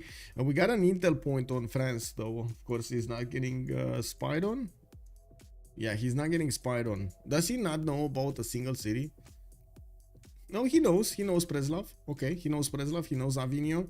He can send a spy. It's just a matter of getting the spy, I would assume. Oh, is this the turn? It's happening? Oh, it got spotted out. The scout of Egypt did spot this out. Is this too late though? The walls are going up in 2 turns. Oh my. That city seems to be going down next turn. If the scout doesn't move there, he needs to shift enter on that tile to block the immortal from taking the city. Oh, kick. This is a fast city takeover. I do see the frigates of Persia also starting to get into the main seas. They're still gonna bypass Kumasi here and try to go for the meat of the empire of their opponents for the economy. This is so juicy. Oh, did I just say 7 turns a caravel? Oh my god, that is bad. They are at Marie Celeste. Yes, he can see military strength, so he knows. Yeah. Trojan man happily calling out the GG. By the way, can you imagine the destroyer is actually taking a sleep right now? She's taking a nap. Athena is very calm. Yeah. Op success, guys. Op success. W. Yep. Yep. Yep. Ashwin, good evening, sir. Wait a second. CPS 1? Is this what's happening? Because of all of this move, the strategy they pulled off was the winning move? Let's see. Was Xiffy is definitely going to want to keep on trying out. He's going to go one against the wall to try to get this victory. We do have him getting the Theater Square festivals, getting the factories in his cities after he did finish taking over Nalanda. We do see those cores, those comrades, domrays turn into cores. He's getting more science from his newly built campuses with the libraries and universities, while he is not really caring about the coast anymore. We do need to see if his opponents are gonna try to stop him. The economy will crash indeed if this will be taken down. They can end Indrapura. The pathways here of the trade routes are going through these cities, and that's a Governor Reina in Indrapura giving him quite a few points. Remember, Governor Reina does have the ability to give you gold for the international trade routes that do pass through that city, and you do see the +4 gold per turn. This is very, very valuable when you do have a lot of trade routes going through that one city. Okay, did we have the caravels turning back over here, turning tail and going towards Preslav and Ren? They're gonna he's gonna try to wait a second. Is he buying out quadrims? Okay, he is buying out quadrims. But sir, you might not have the gold. Uh-oh. I mean, they do have some gold. They don't have a lot of gold, but they have some gold. Mobilization also coming up from Xiffy. I would assume, by the way, he should definitely get the dome rays next to Indrapura, and these will be strong enough to keep on shooting down Persian units if they get too close, until we're gonna see these units much stronger. But anyway, the dome rays cannot stop the pillaging here. You know what can stop the pillages there? Reform the coinage. Can you imagine if he doesn't get there until the next era, and we got Gnwawel here and Khmer both in a golden age, and they both big reform the coinage? You get in there, you see all of those like 20 traders, and you can't touch them. with that army not being spotted yet, and they not have a huge navy, I don't see them coming back. And France 7 turns caravels. That's really rough. That is really rough. That is really rough. And he's not even building them from all cities. He's just like half building them. I guess he doesn't really see the amount of military that kid has. But come on, man, he has 1400 military versus 500.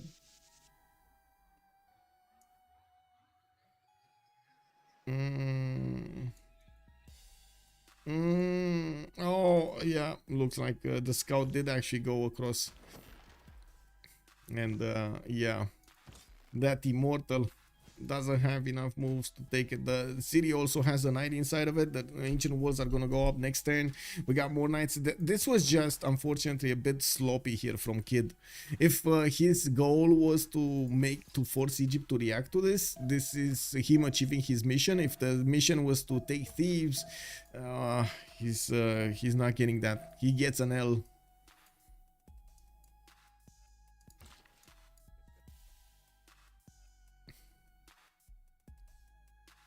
It's almost like that Adam paying attention to military strength. Yeah, exactly. It's almost like that.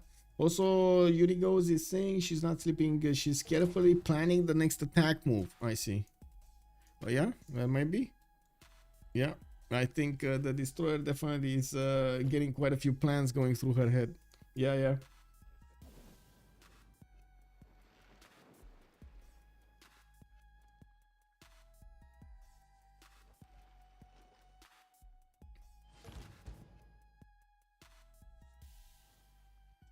Ooh. Oh my god. Well, that's a pickle. Yeah, why did SPA not build more boats? That's a very good question. We don't know. Egypt sees now. Well, too late. He doesn't see it anymore. It's out. It's gone. We do have Egyptian scouts trying to get in here. And yes, I did actually get some coffee too on me. It is what it is.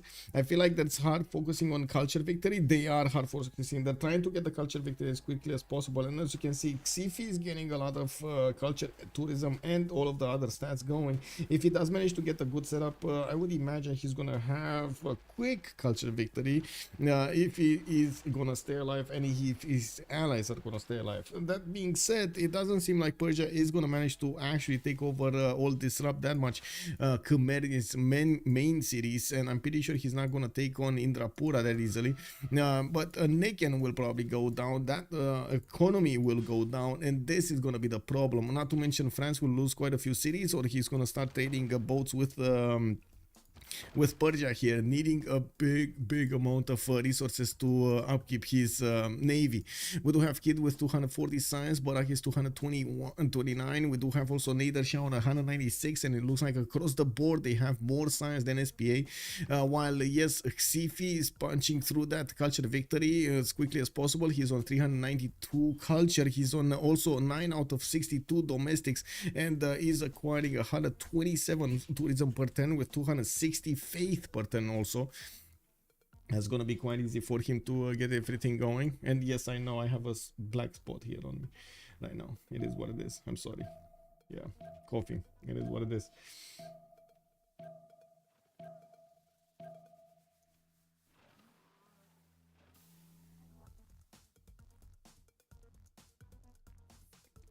Such a big navy. I gotta say, such a big navy. Like in the time all of these boats went through, France barely got halfway through a caravel. Training halfway a caravel. Wow. Well, at least we do have more spies coming up from the city of Paris, and now he's gonna find out the truth, how many boats are coming up from Persia. He's gonna make a line of defense next to Preslav with even a catapult in the water. Well, sir, that catapult doesn't actually work in the water. Now, you do see Persia trying to stop him from getting out of there. He's gonna try to encircle him as quickly as possible and smash through these boats as quickly as he can. He just took down the catapult first, and bringing on the new boats here from the backside is gonna keep Mikado in place here. We do have a lot of squadrons that will give Mikado the opportunity to upgrade them into frigates, while I do notice Mikado is one turn from banking. He does have the upgrade button. It's just a matter of getting enough nitre and gold on his empire and upgrading it.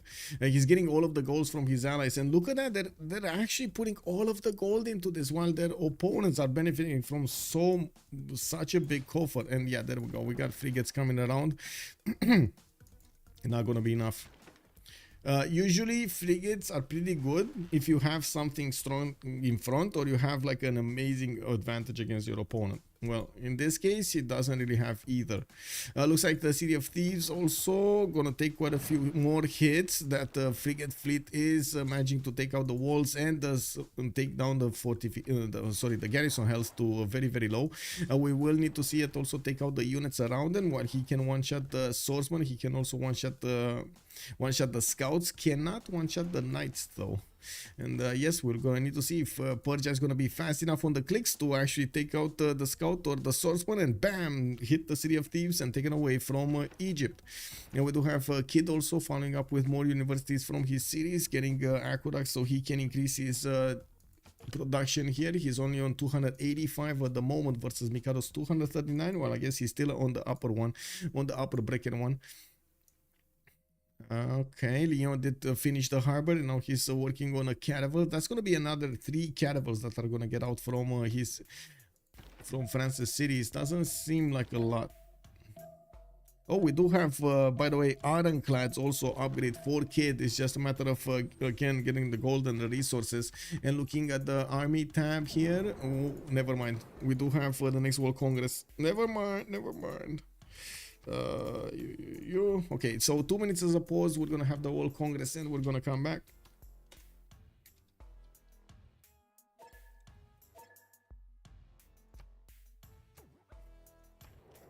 Bit of it.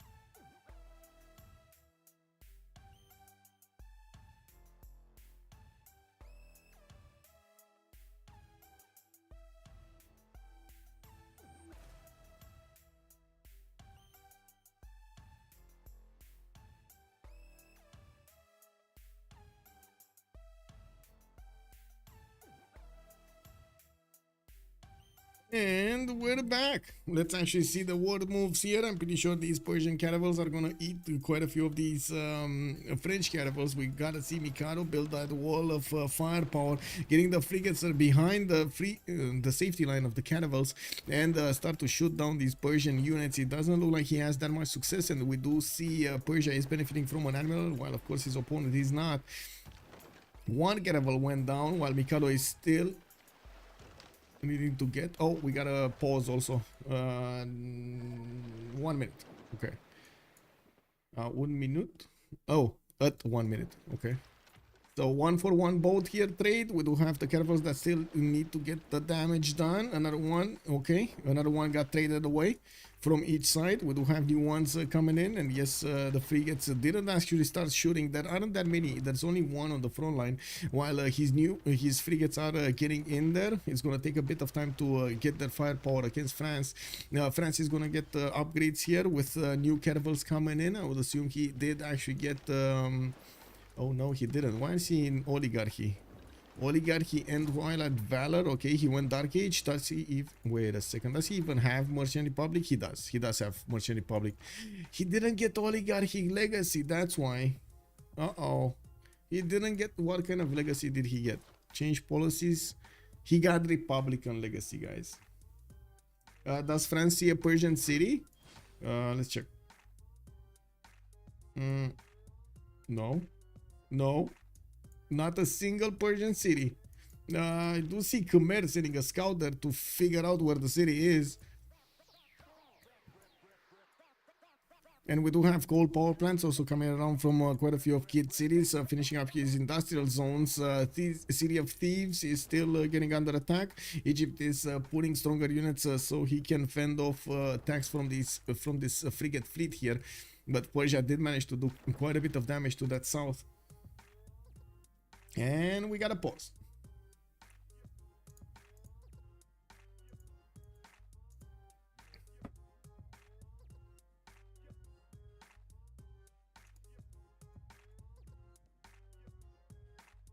What, oh, yeah. There we go. No, GoodShoot forgot. No problem. He said, sorry, I forgot. Let's see what's going on here. A bigger military with bombards coming out from Mongolia to go against Aztec. And I guess this is a good moment for a Q&A. Ask me something. That scout is in a race against time versus the Persian caravel. Yeah, he is. Actually, I'm curious if this caravel... Oh, kid didn't see it? Uh-oh. He did see it. He did see it. I would imagine he's going to want to take this down. Does he have enough moves? He's 1 turn off. He's 1 turn off. If Xiffy shift enters, it's going to definitely get the vision of the cities of Persia. And there's nothing the caravel can do unless he tries to first move this scout. That's it. Only first moving the scout will solve this.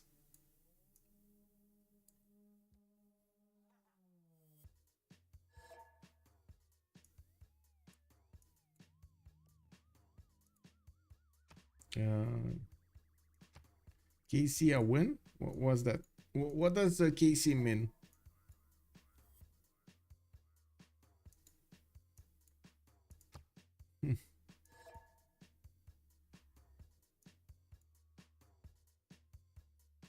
Ooh, that's a fast shipyard in Indrapura. He already had the full industrial zone here.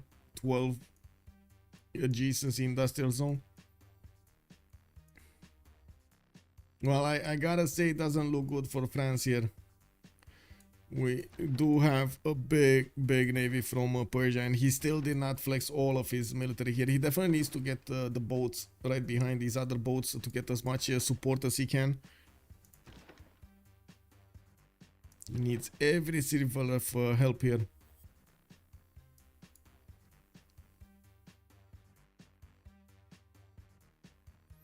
Okay, I didn't actually take a look at what kind of golden ages they have. Dark Age on Catherine, Dark Age on Montezuma, SPA. Oh, Reform the Coinage on Cleopatra. There we go. That nullifies them actually getting the traders. Xiffy is also in a Reform the Coinage. Wow. KC Carmine Corp. I don't know. Or is there a team called KC? There is a team called KC in... or it used to be, I'm not sure if it's a team anymore, in CPL, not in CivFR though, or at least I don't know about one.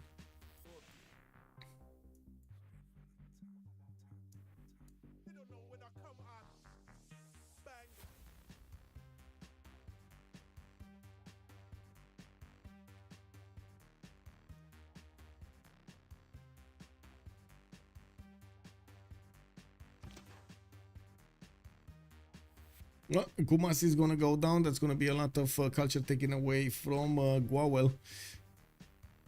Well, is it though? He's not trading to that city anymore. Does he have only like 1 or 2 traders? I only see 1 going to the south. Most of every other trader has been sent on the water towards Khmer here on the west. Oh, Kansas City. Yeah, that could work. He easily has something. Yeah. They're talking about Ruibi. Maybe.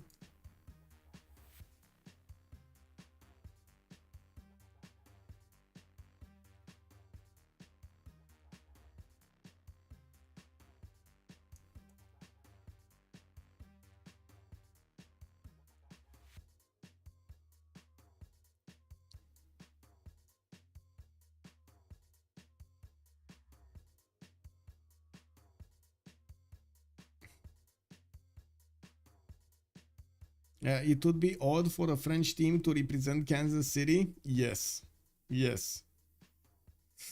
Egypt isn't sending any traders to Kumasi, isn't? Okay, so this one, it's Indrapura, Swene to Indrapura. Okay, I see. Wait, how is this one going to the east when it's going Swene to Indrapura? What? It's going here. Why is it going around? Oh my god, it already built a trade route here, so it's going on the road. That's why it's going here. Oh, but he did have this route. It's weird. Anyway, this trader pathway is so weird. But yeah, you're right. That is correct. Yep. I do see also the first iron class coming around. I would imagine Kumas is going to be the first one targeted. That's still going to be a decent amount of culture taken away if Khmer has quite a bit. Let's see. Khmer has 3. Okay. And Antananarivo, Khmer. Does he have Khmer? Barak, Gnwawel. Okay. And Xiffy has 3. Okay. Well, doesn't really help. They're fighting for it. Any moves here? Any last moves? Yeah, Kid is getting those caravels in the north. He wants to help out against those northern units. We do have 3 more frigates upgraded here, and I do see another caravel that's going to join the fight. It does seem like also the Persian caravels are kind of squishy here. They don't have the extra +5, and oh my god, somebody just forgot to actually fix their cars or something, because on the road there was something like, oh my god, what is that, man? Wow. Okay, looks like another trade, a caravel for a caravel, and another caravel has been taken down by the frigates. The French the French frigates did manage to also get the zone of control next to Persia's caravels. Those are going to be kept out of the loop here for the fight. Another caravel has been taken down, while a Persian unit might actually get to survive here. We do need to see, yeah, there we go. It looks like a few more hits are being done than France can handle. New caravels. Yep. New caravels. Where are the 2 new frigates? There we go. 2 new frigates coming in. Not that many strong units in front of these frigates. Well, the second the caravels die, these frigates are going to be next, and they're going to drop like flies.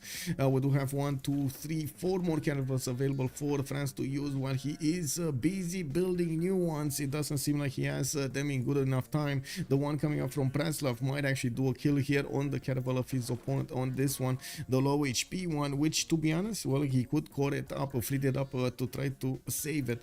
We do need to see also Persia get into the fight here with his 2 caravels that are going to be the heroic saviors of this battle here.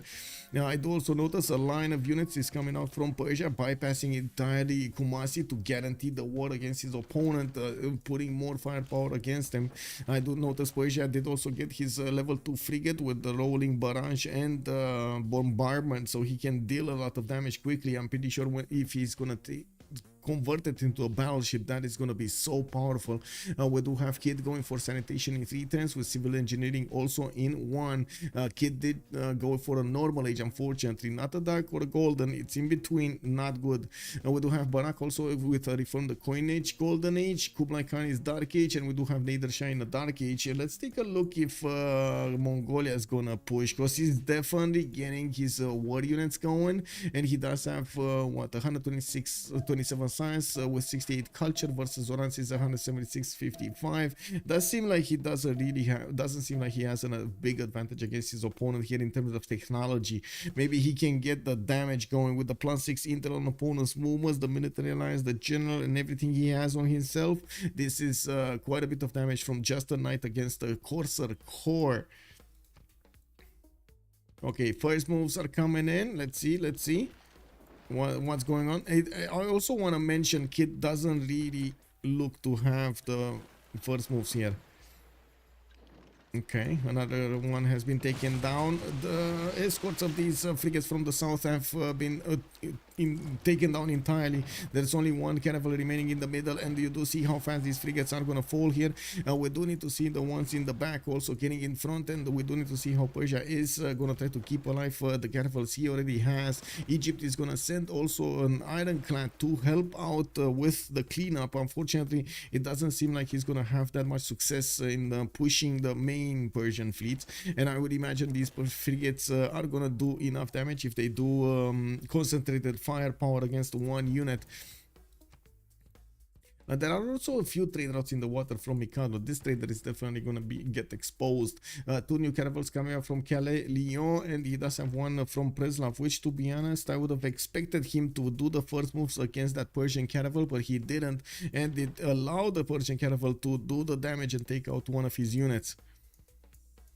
Yeah, we do also need to see the capabilities of Kid to replenish this fleet. He's trying to put some, there we go, some privateers in the bill queues, finishing up his coal power plants for the extra production. While he's on 300 production right now, he's fighting Mikado, which is 238, and half of that is on the coast, or less than half of that actually.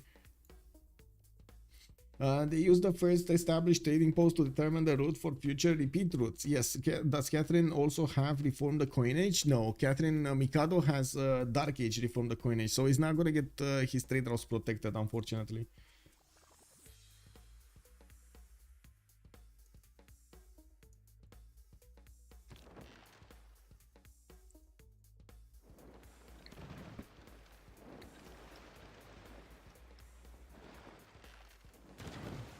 Okay, we got France being hit, and as you can see with the last moves, a lot of boats have fallen. We do need to see again France trying to clump up his units and go for another wave of attacks and withstand the attacks of his opponent, while Kid has acquired. Ow, ow, ow, ow. Hey, God, man, she just put her nails in my feet. What is this? Oh, Ironclad comes in, wipes off a unit of Persia. That also gives away the Gnwawel has an Ironclad here. We do need to see if the frigates of Persia are gonna handle it. Wait, these frigates did not shoot. Oh my.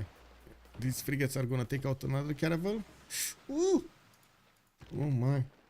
Yeah, new moves coming in, and it looks like Kid lost the initiative here, unfortunately.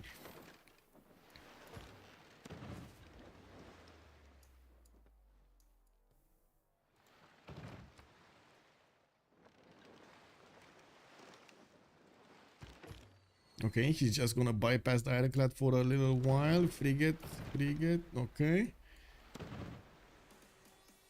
Where are the new boats? Two turns out from actually being useful here.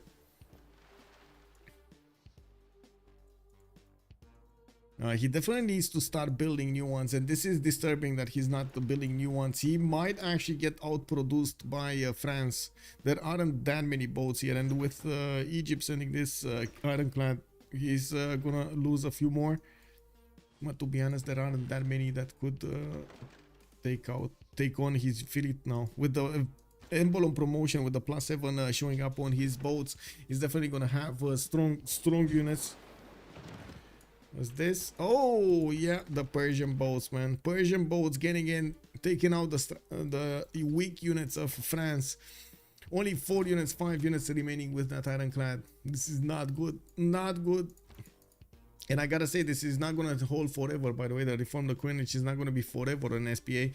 They're at some point gonna lose that. And we do have 100 47 tourism on Jayavarman the 7th, while in the culture screen he only has 10 out of 75 domestics. That's not enough. He's getting his Oxford University in Lingapura, and I do know he's building more cathedrals in his cities. He's also having the benefit of so much production here, 622 production, while we do have Nader, Shah on 474, Barak is 496, and on his own team Xiffy only has Gnwawel, which is on 410, Mikado 241, while Oranssi is on 148. GoodShoot does have more production right now than Oranssi, and we do need to see if Barak is gonna want to get some tanks against his opponent here. He's definitely getting I would say his coal power plants, and he also trying to get those for the university, while he has the bigger stick in the science. We do not have him with a big military. Nor do I think he has that big of an interest to make a military. Okay, France trying to do more damage against the frigates. So that ironclad expanded his war move, and unfortunately that also is not going to allow it to upgrade. So now it is easy pickings for the Persian Navy. Yeah, there we go. He's just going to take it out. That was the crown jewel of the Egyptian fleet, that one ironclad they had. Now it's no more. No more ironclad. A pillage on the trader, 200 gold, easy peasy. It's not like SPA has a lot of gold per turn, but oh no, I'm wrong. Actually, look at Gnwawel go, 500 gold per turn, 193 science. Now, unfortunately, he wasn't disturbed at all, and this because he wasn't disturbed, you can see he was allowed to get the gold for his teammates. We do have Persia with an ability to keep on attacking Egypt's city of thieves, but it doesn't look like he has that big of a military or a navy next to that city center to be able to make a line, make a pathway for those units to take over the city. Now we do have new privateers getting in, which are gonna help deal more damage, and yeah, that might be the, how to say, the thing that breaks the camel back.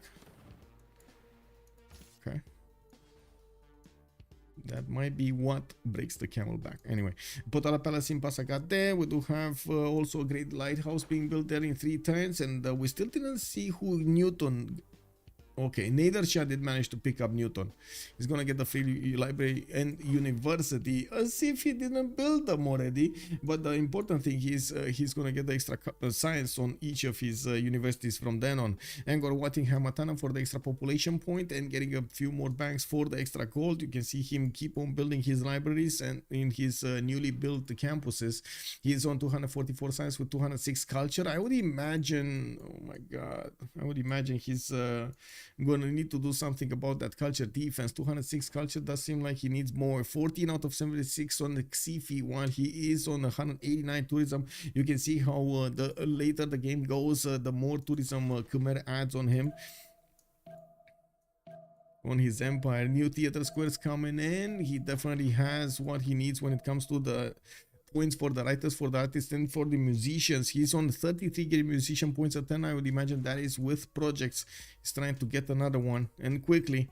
He knows he's on the clock here. He cannot survive, or his allies cannot survive for long. Whoa. Ironclads coming in from France.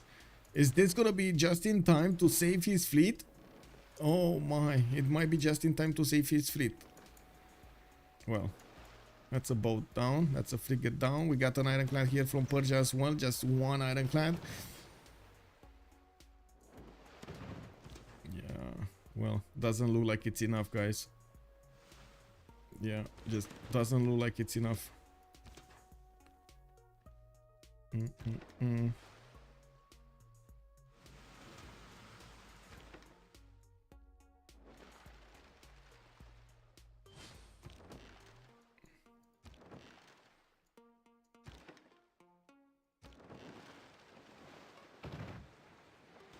No! Wow! It died. But another one of these ironclads died. I guess it is what it is. France is finding it hard to actually rebuild these ironclads, but there are fewer and fewer Persian units, and it does look like the trickle of resupply has finished. We don't have any more any more boats on the way. We do need to see if there will be more built in his cities, and of course we have been watching this for quite a few moments here. He did deploy a few privateers to attack the city of thieves, and yes, we do see the privateers next to those knights. They will get discovered. We do need to see next turn if Kid can actually get them out of harm's way and push back the knights, take them down, so he can actually make a way for the musketmen to get in and take over the cities, the city of thieves. Yeah, third privateer, actually 3 privateers here. Potala Palace 5 turns. I do see new privateers getting built. Wait a second, if he was somebody else was building Potala Palace also. Who was he building? Okay, we got aerodrome here from Angkor Thom. Didn't we see somebody else build Potala or try to build Potala? Not here. Oh, here, I think here, right? No, Scotland. He's getting Rule Valley. He's getting a statue of Zeus, so it's not here. Interesting. Imagine if you would have had Potala also alongside the Forbidden City and his Alhambra. That would have been awesome. 3 extra cards to use in whatever empire you want. That is just awesome. I also want to point out the Nader Shah will have the uranium needed for those nukes if he wants to. I'm also certain his allies are going to get the benefits of that uranium at the same time. Okay, let's see here. This is very important what's happening here.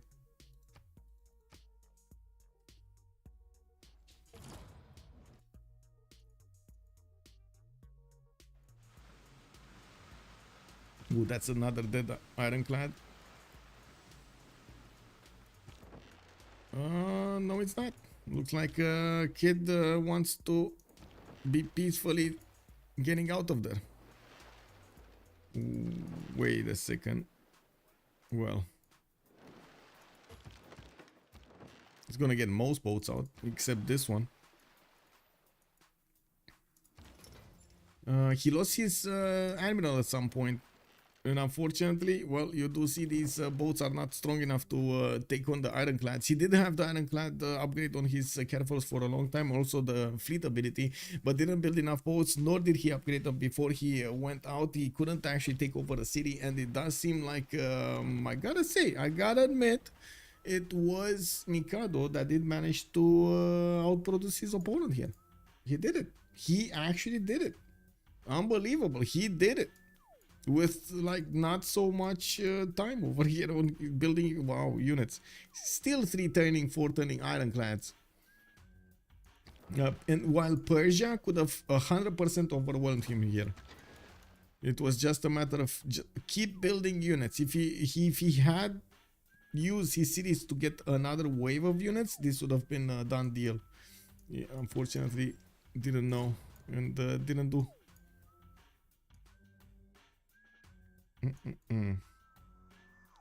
Okay, we've got that entertainment complex Avignon. Oh, finally Colosseum in the city of Paris. Somebody's going for Colosseum. Very nice. It's usually France that gives up. Should have kept on producing units. Missed opportunity. Yes, exactly. Also, Draconian was pointing out about the admiral sent back. Yep. That was a big mistake over there. We do have Mongolia just keeping an eye out, a garrison against a possible attack from Aztec, while Aztec did discover his cuirassiers. We do have Aztec on +6 luxury attack bonus. Okay, so is this... Oh, this is happening. We do have GoodShoot actually wanting to push Aztec. Interesting. Well, let's see how this develops. Mongolia, where is he on ballistics? Mongolia is 2 turns away ballistics. Okay, and he's getting his armories out. He's getting a bit more economy with the markets and finishing up military academies in most cities. I would imagine tanks will be his preferred choice. Okay, so this caravel is going to be taken down. France is going to get some more upgraded ironclads, which is a big boo-boo. Persia over here is going to need to regroup next to his territory and get another wave of units going, which is going to, well, significantly slow him down for the next era. He doesn't have anything better to do, I guess. Okay, City of Thieves is going to be taken. Finally, kid manages to take out the Egyptian city.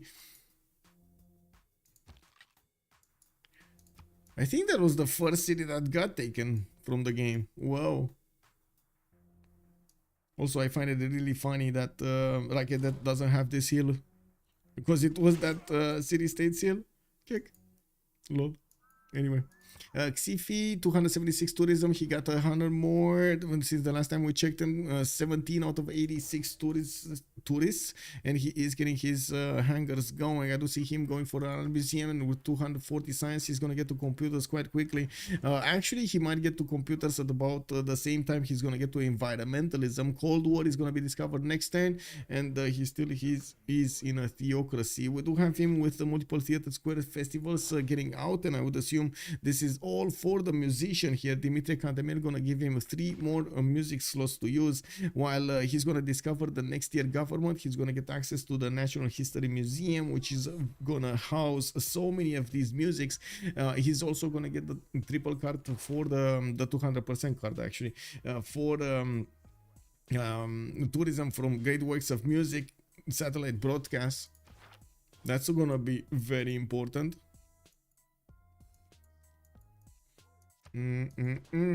So we'll see. What are the chances of him actually getting a culture victory before he's gonna get nuked? I would say they're actually quite big. We do need to get Nader Shah here to get some pre-builds going for his nuclear submarines, because they will rely on him to disturb his opponent's peacefulness. We do have Pizza here, Nader Shah with 211 science, 220 culture, 313 gold return, and 528 production. In the tech side, he's on replaceable parts and mobilization. So I guess he's going labs. Okay. It is what it is. He's going chemistry. He wants replaceable parts and he wants chemistry. Well, it is what it is. He's gonna get that research labs. He's gonna get those or I hope he's gonna get them as quickly as possible. Fortens Chicanitza in the city of Swanet. All of that rainforest has been already chopped, so he only has a few tiles that are gonna get the extra production points and the extra culture points. It is what it is. Rule Valley also getting produced in Racket Dead. Probably not gonna happen. Didn't we have Rule Valley in Scotland? Yeah, it returns its cone. Okay, Incammon is still alive. GoodShoot actually retreated his units after he dealt a bit of damage. He saw the cuirassiers and backed off. He will need to upgrade his own cuirassiers here, and he does have the upgrade button. It's just a matter of time until he gets it and cores those units up. Can he get a level 2 spy against his opponent? He has 2 level 2 spies against 2 opponents, against Khmer and Aztec. Okay, so that's probably the reason he has a +6.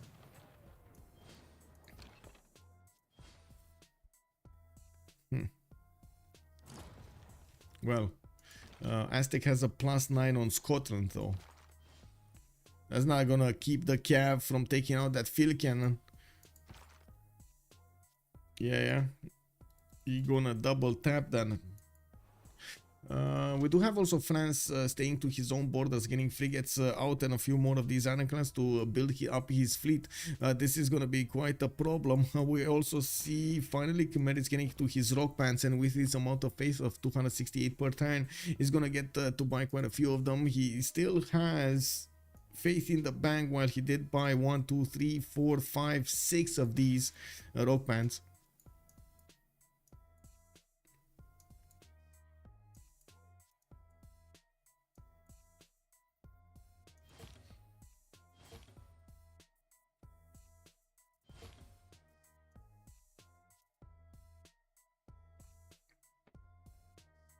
Wait, did I what is this? Oh, I did share it. I was wondering if I shared the clip from earlier. It was still up here as a window. I took care of it. Khmer going to get so many rock bands? Yeah, he will.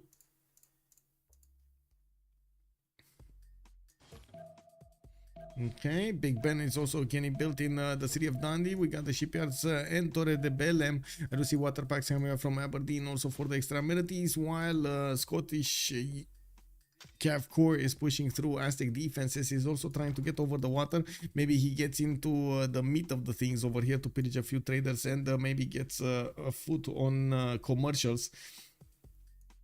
We do need to see how fast Persia can actually rebuild his fleet. While he did manage to get a lot of industrial zones in his cities, Potala Palace in 2 turns. Oh, this is where Potala Palace was getting built, in Pasakarde, in 2 turns.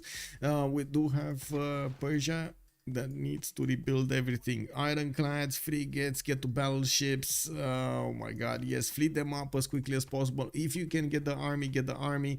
I do see, well, I guess get the armada, not the army. I do see Kid is benefiting from not that much culture on 111 culture a turn. That's not gonna be that fast to get mobilization. We're gonna need to see France just go crazy with units. He keeps on building. He keeps on building. And this is definitely what needed to happen on Persia also. He needed to keep on building. And we do have Mikado on 180 science, 145 culture. He does have 265 production, while he is putting quite a bit of that production on the coast here, from Calais, from Lyon, from Rennes, and from Preslav, to try to fend off attackers and protect their trade routes, and at the same time the rock bands that are passing through this territory. Khmer is definitely a prime target for their opponents, which at the moment is being defended by Aztec and France from the south. We do have Mongolian cuirassiers and cuirassier scores getting out. Unfortunately, they cannot push through the units, or maybe they can with the field cannons, with the level 2 field cannons. Let's see how fast these guys will be. We got military academies also coming around from most of the encampments of Mongolia to get him the oil per 10 he's going to need for the tanks.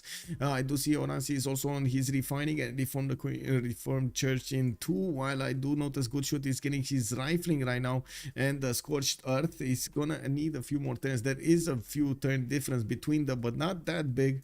Mikado gonna get his ballistics, while Nader Shah discovering chemistry here. Barak is also going for chemistry on his side. There's definitely a lot of science potential here. Now we got Xiffy on electricity in 2 turns, while he is gonna be 1 technology away from discovering computers here. You do see he's gonna get the 50% more tourism across the empire, 281 tourism at the moment. Democracy also showing up here next turn, gonna give him access to an extra to a better government, the democracy, and at the same time allow him to get a National History Museum, which is the most important part at the moment, getting the most musics in his empire and using those cards to get the 200%. Broadcast centers also coming around from multiple cities, so he can get the culture and have more slots for musics, while I'm pretty sure he's gonna need a lot more projects to actually discover the new ones. The next musician is 535 points, is extremely expensive, and he's only making 10 a turn without the projects. It looks like also John Spilsbury, the merchant that gives you the toys, is going to be next, and Egypt is in a prime position to take it. We're going to need to see if he's going to manage to take it successfully, or it is going to be one of the Naders here, or one of the Shah, one of the Persians that will make the projects. Theater Square Festival project, that's not a good project. Okay. Anyway, Persia's frigates are coming back south. We do have privateers that can turn into submarines, and the Potala Palace is going to finish next turn in the city of Pasakarde. Where was it being built? So what was the other empire building it? Not here, not here, not here. Was it here? No. Was it here? No. Was it here? Oh no, this was Chichen Itza. Oh yeah, there we go. Potala Palace in Sheridan 8. That's not gonna happen. That's not gonna happen. 10 more turns until the next World Congress session, and we do need to see if they're gonna manage to get enough era score to get more Diplo points. We do have Xiffy, 24 out of 91. Already the computer is starting to sense a bit of danger here. Victory says in 22 turns, while of course this is pre-computers and pre-environmentalism. He is getting the rock bands to start playing in his opponent's territory, in his allies' territory. The Silver Club with the Pop Star is going to get more gold from the tourism generated. We got the Alien Carrots, another Pop Star, more gold for him while he's getting to recruit new rock bands. We're going to need to see what kind of wonders he's going to start playing in. And one of the reasons that Gnwawel is getting so many wonders is because of this. But I gotta say, he did not get them earlier. And it was a bit. Oh, wait a second. We got the rock bands here in the south as well. We got 4 more here. the Hot Card, the Menacing Kale, a rock band that must not be named, and the Random Civilization. Okay, yeah, the Random Civ.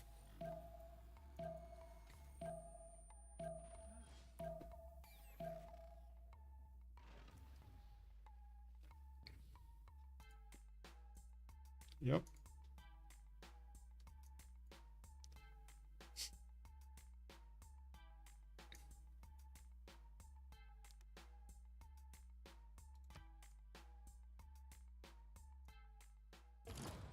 Well, this is gonna be quite a bit of tourism, quite fast. 25 out of 92. What is that? What is that? What is that? Xiffy switched to democracy. He just got 1,000 tourism from the city of Paris. That's like 3 of his turns, man. He's on 300 tourism before computers and environmentalism. And yes, these rock bands are gonna start adding more of those points as quickly as they can actually get those concerts going. Now we do have a few of them going towards the main cities of Egypt, and we do see them preparing to get into the slots of their respective bonuses. Well, I guess the pop stars are not gonna care that much. Now we do have a full-on attack from Mongolia against Aztec, and slowly going through the Aztecian defenses. It looks like Oranssi 3 turns out from steel, while he is going to lose his encampment. We do have the Mongolian units with a decent amount of damage, even against the pike shots, core pike shots of Aztec. I'm certain these field cannons are going to be the ones used to slow down these units and take as much health away from them as possible, while the follow-up attacks from the cuirassier corps are going to smash them down to the ground. I don't see Aztec with a lot of production though. This is a major problem. Aztec, where is he? Where is he? He's on 159 production, while GoodShoot is 318. Basically double the amount of production. Wow. Okay. Well, this is a major problem. This is a major problem. There's not a single industrial zone from Aztec, unfortunately. And not that many encampments either, like what, 3 out of his 6 cities? Okay, we got a Scottish caravel being kept there at bay. Looks like also we got research labs showing up here for Barak. He's getting them quite fast from his cities. Okay, Kumasi has been taken down and finally raised to the ground. That's going to be a decent amount of culture taken away from SPA. We do need to see if they're going to care that much, to be honest, because they're not really defending. And Xiffy is getting to wherever he wanted anyway. Conservation next turn, he's going to get environmentalism in no time. Not to mention, what was the last one here? What was the one with space race, right? He needs space race for the satellite broadcast. Yeah, there we go.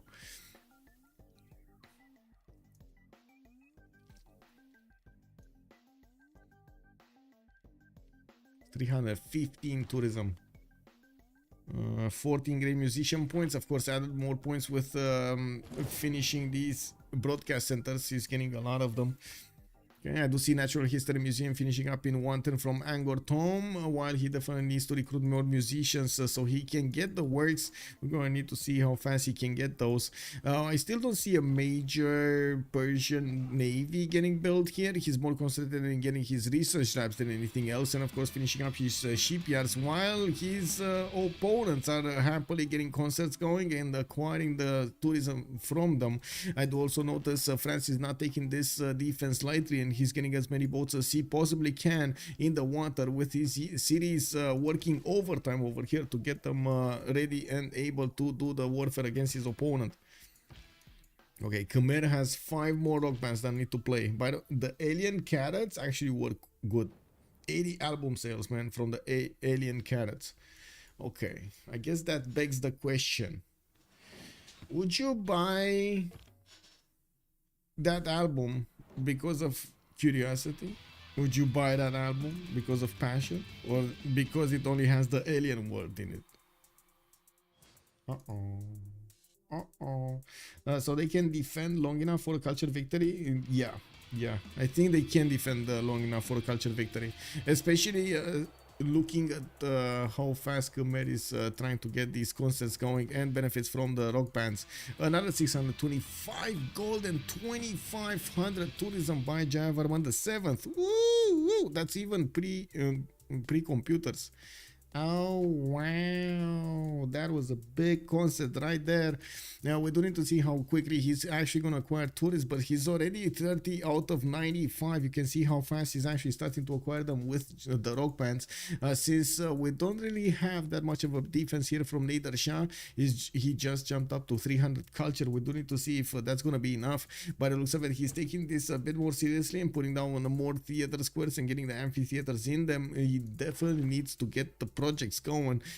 He's getting a few of them though. He's getting a few of them. Theater Square Festival project, Theater Square Festival project, Theater Square Festival project. Yeah, he knows he needs to get it. And we do have a Bolshoi Theater in Susa, and I can imagine if Khmer does manage to get around 1500 to 2000 tourism and adds more tourism from the rock bands, he should be able to punch through any defense.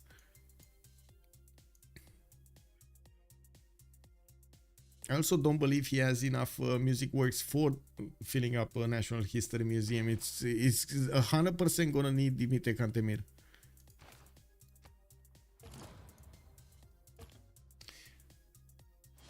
I mean, look at this. We had earlier, what was it? Who was it? Ave Machiavelli was saying that that's it, CPS won. And look at this, SPA is bringing this back, right? Mikado pulling off an amazing defense. We didn't have Persia following up his attack with new boats, and unfortunately that just gives Khmer over here a way for the victory. Can Khmer do any national parks? Yes, yes. Look, this one, yeah, this.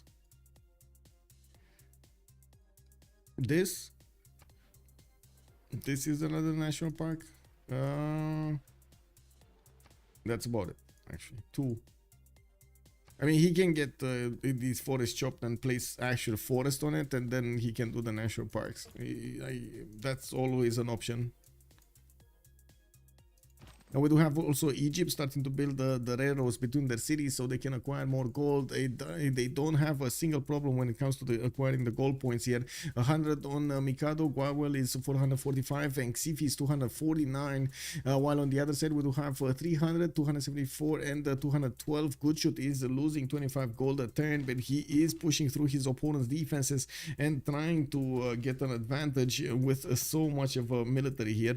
Now we do see Mongolia also 3 turns away from steel. Unfortunately, it will take quite a bit of time for him to benefit from tanks, while Oranssi is going to get his steel next turn. That will probably nullify the attack against the city center, but not against the units. The units will still be in danger. Okay, let's see the rock band. We got a level 2 rock band already, by the way. The hot card. What is it? What is this? Space rock and music festival. Okay. Get the space rock going. We got the space rock on. 3,000 more tourism. Oh my. Well, this is a problem. Xiffy over here also jumped up to 543 tourism per turn while he's getting castles and rapid deployment. He did discover computers. He did finish also his National History Museum and resumed getting his Theater Square festivals after he did finish his broadcast centers everywhere. I would imagine oh my god, did he manage to take that, or did his opponent? Yeah, he did get Dimitri Cantemir and Jane Austen. And Rembrandt van Rijn. I don't know how to pronounce R-J-I-N. Rijn. I don't want to be disrespectful. I honestly don't know how to pronounce it. No. Is it Rin? You just don't pronounce the J? I think it's Rin, right? Anyway, I should have called it Hot Wheels. Yeah, Hot Wheels. Oh man. Well, there was a game back before, but what was it, Micro Machines or something, that you got to play like with like little tiny machines? Oh my god, it was so fun. And where is Carmageddon? Why is the Carmageddon not the thing anymore? Where did that game go? Does anybody remember Carmageddon? Oh my god, how many of you actually spent hours in that game, days in that game, just smashing cars?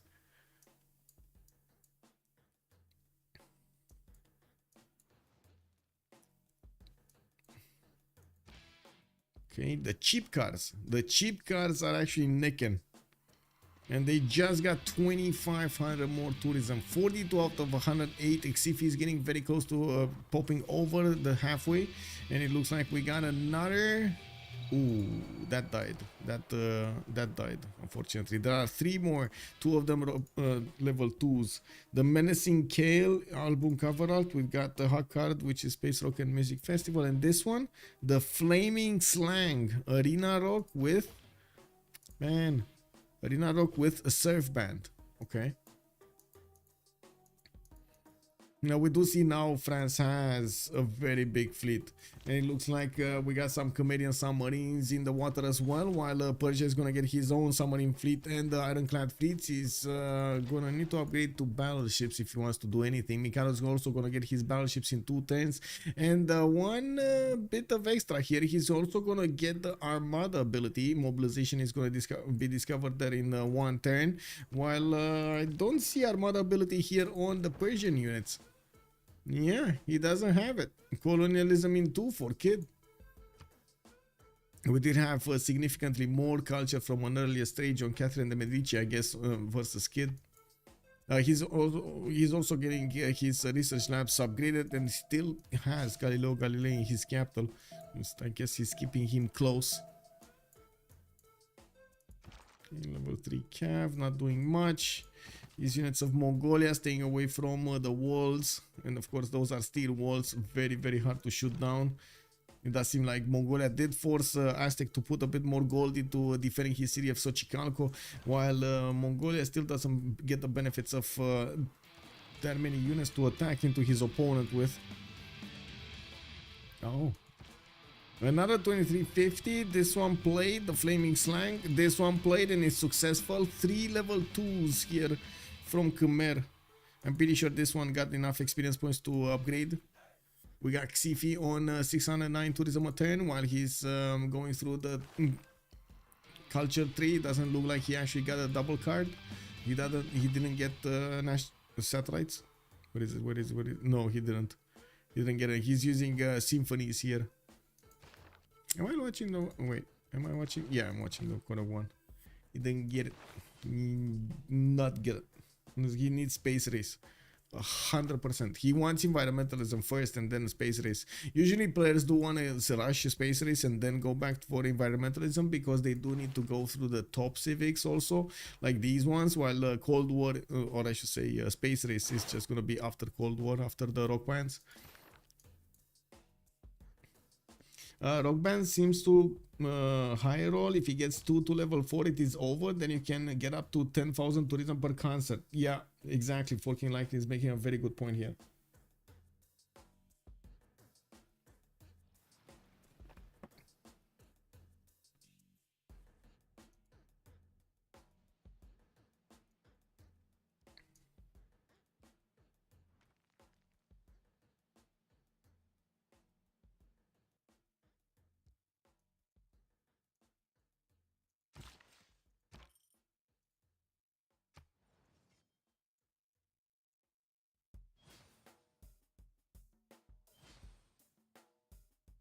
Research labs everywhere. Is this gonna be enough? Kid is definitely gonna get more science, but is it gonna be enough though? Because this kind of looks like it's kind of late. Xiffy is about to get to the halfway point, and this is just going to be faster and faster. 51 out of 114. We do have on the other side, actually, who is it? Pizza getting to 113 of those domestics, and I do see Nader Shah is still struggling to get more culture out of his empire. 338 at the moment culture. What cards is he using? Double Theater Square, the Aesthetics, Natural Philosophy, Liberalism, and even Trade Confederation. Ooh, yeah, he's trying to get every culture point that he can, but why is he not using his grand? Does he not have? I guess he doesn't have his population that high. Yeah, he has a few cities, like 1, 2. That's it. 3. He has 3. Okay, I mean that's big. That's big. He should. I would thought he's gonna use it. Anyway. Okay, I do see also the Egyptian military engineers did manage to connect the cities of Egypt with the cities of Khmer. We do have a few of these camps also just standing by next to Nalanda, and yes, we did have another wave of recruited units from Xiffy. He's gonna try to plug them in as quickly as possible into his Natural History Museum to benefit from as many music slots as possible. 721 culture on Javarman the 7th with 700 tourism as well. We got the environmentalism also showing up in 2 turns, and finishing up ballistics. We do need to see. We gotta see this 55 out of 123. Well, I gotta admit, we do have pizza pushing a little bit the threshold here to 123. Just a little bit. We're gonna need to see the result of the rock bands though. We got this. Oh, this didn't get a level. Wow, the menacing Kale was not that successful. The hot card needs to get somewhere. Do we have him on another? Did he? I don't know exactly where he played and where he didn't play. Enlightened Star is coming also from the north, which is Roadies. It has 4 more movement. Okay, we got the cheap. Oh, ooh, where is that? Where is that? No, that actually played here somewhere. We didn't see it. He's gonna play these. Oh, this one played. No, this moved. Okay, 3,300 tourism. I still don't see a promotion on that one. And 3,700 tourism. Oh my god, that's a lot of tourism. That's what, 5,000 plus tourism per turn from these rock bands. This is a problem. His passive tourism also is getting higher, and we do need to see when it's gonna upgrade. Already 59 out of 123. He's probably 1 or 2 turns away from getting past the halfway point. And remember, he started off just a few turns ago at like less than 20 tourists. This is going so fast. He also has more music slots to use. I would imagine he's gonna want to get another musician at least, and he's getting his Theater Square festivals going quickly from all cities, so he can recruit them as quickly as possible. He has so much production, 745 with a lot of science and culture, and more than enough gold than he needs. Looking at the Persian units, we do have Persia just keeping his boats in check here. He did send a skeleton fleet to the west side, so he can keep an eye out on any kind of unit getting inside of his borders. I would imagine Mikado is not going to be interested in attacking his opponent. He's more like he's comfortable playing in that little bay of theirs, so he is going to be able to reinforce his units if he needs to very, very quickly. Okay, we do need to see these. The Flaming Slang, the hot card, and the menacing Kale. They do need to show us what they are made of. Wonderful electronic invention I want you to see.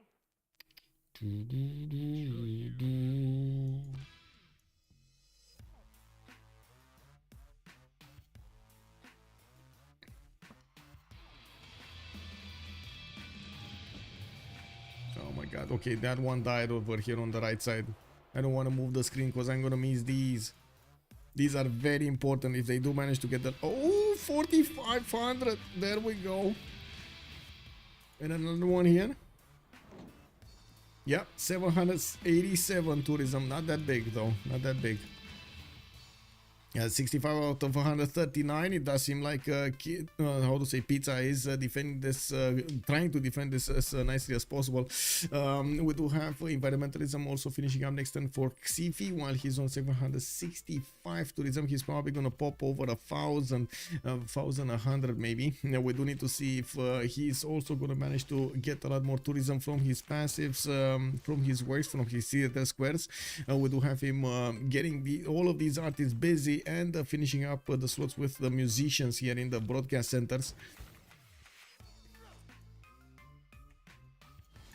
Looks like Mongolia is managing to get the tanks rolling, and he is going to go against Aztec here as quickly as possible. While Aztec is 1 turn away from his own combustion, they're probably going to match each other in technology. We do need to see if Mongolia is going to have enough power to actually go through the cuirassiers that will turn into tanks from Aztec and manage to take over cities here. But this is still giving them quite a bit of an advantage. We do have a city that is being settled in between Yerevan and Xochicalco for the upgrades, and I would imagine artilleries are going to be very important on Mongolia to break the strength of the city of Xochicalco. Yeah, there aren't that many units from Aztec, and I did mention that he just doesn't have enough production to sustain a prolonged war, a war of attrition.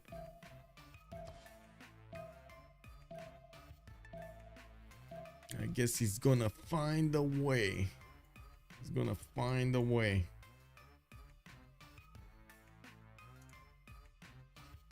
George, good evening, sir. Hello, hello. Also, hello there, Access. How are you doing, sir? The labs on Cyrus only matter on the timing for missile cruisers, but I don't think the game goes that long. That is so true, Access. That is so true. Hello, Emily. How are you doing, ma'am? Bom dia.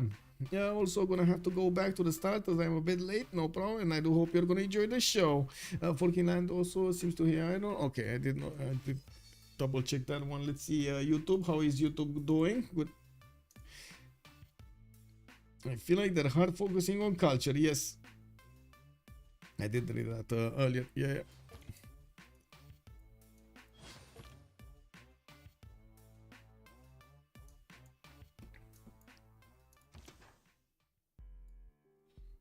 Okay, so Gnwawel the 7th did finish up his environmentalism. He's on 1,058 tourism per turn, and we do have him past the halfway point. He's 78 out of 144, and we do see still quite a few rock bands are able to play, 3 of them in the south, while he doesn't have a single one in the eastern side in the Cleopatra's borders. He will need to actually buy a few more with 1,500 faith. I'm pretty sure he can afford that, and we do need to see when. He's just getting quite a few builders from his cities. He probably switched. Oh no, he's actually buying these. Kick. Wow, how much gold do they have? They have so much gold right now. Wow. Well, they went from scraping the bottom on their own economies to being so successful. Amazing. Okay, come on, rock bands. Come on, rock bands. You can do it. You can do it. Who's gonna get to a level 4? I mean, who doesn't like to actually see level 4 rock bands just playing their concerts?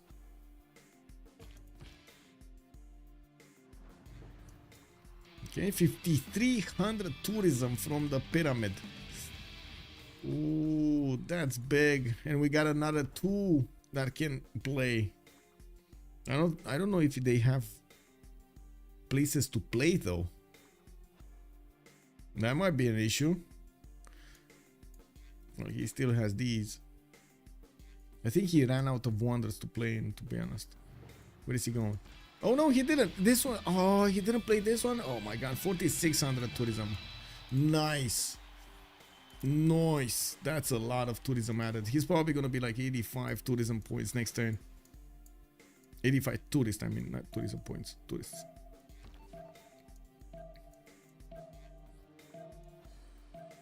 Okay, level 3 spy here. Tanks upgraded from both sides.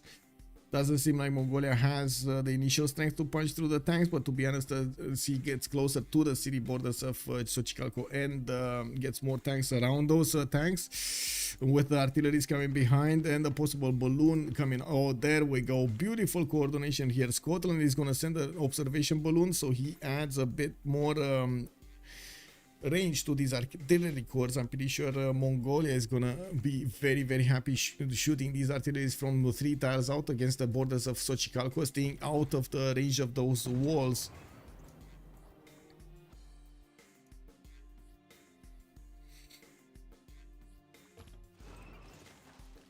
Egypt, Big Ben or not? Scotland got it? Yeah, I think Scotland got it actually. Scotland is, where was it? What was it? And I did hear another rock band. There we go. In Dundee. Yeah, it's here. Big Ben. Didn't we have another? I don't know which one played. Okay, so all of 3 of these, by the way, stayed alive. This one, Menacing Kale, did manage to get to the level 2, which is indie. Not that good, but it is what it is. Let's actually see. Culture 90 out of 144. Actually, more than I thought. He has more than I thought. 90 out of 144. Oh, that's a bit of an issue. Xiffy also 10,070. That's not that big though.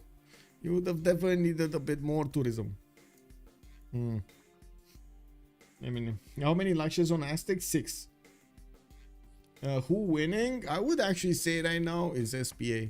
With Jayavarman VII getting so close to a culture victory, this is going to be a problem. We are entering the next era, right? So we're going to have a World Congress session in just a minute. And I do want to take a look here who did manage to get one. Xiffy Golden Age, Gnwawel Golden Age. We do have them going for another reform, the coinage, protecting their trade routes and getting the gold going. Nader Shah Dark Age. We got Kublai Khan normal. Kid is in a Dark Age. So finally he can also put on the +5 card on his boats. And he's going to try to take another stab at the France's defense. Okay, defenses. We do have him with submarine fleets in the water. Still needs a lot more of them if he wants to be successful in taking out these ironclad fleets. And of course, yes, battleships are quite strong, but yeah, ironclads do damage against them. These battleship fleets, though, oh my, they will take down quite a few ironclads. Oh my, especially this armada, level 2 armada, by the way.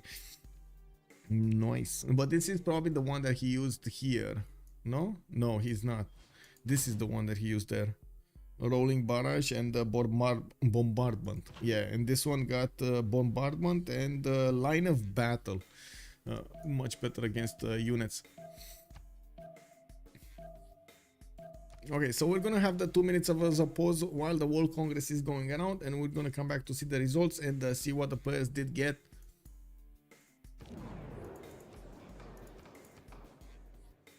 Okay, let's go for production actually. Or yeah.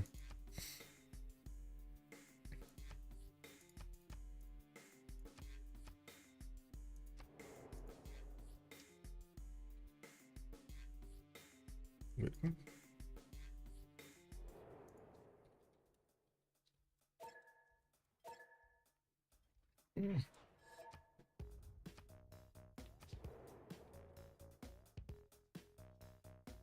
Diplo points for both teams. I'm just gonna leave the score here. They're very close to each other. More points on CPS though, but I don't think they're actually gonna get the actual Diplo victory. It's 9 out of 20 and 5 out of 20. No, they didn't actually concentrate that many Diplo points on one.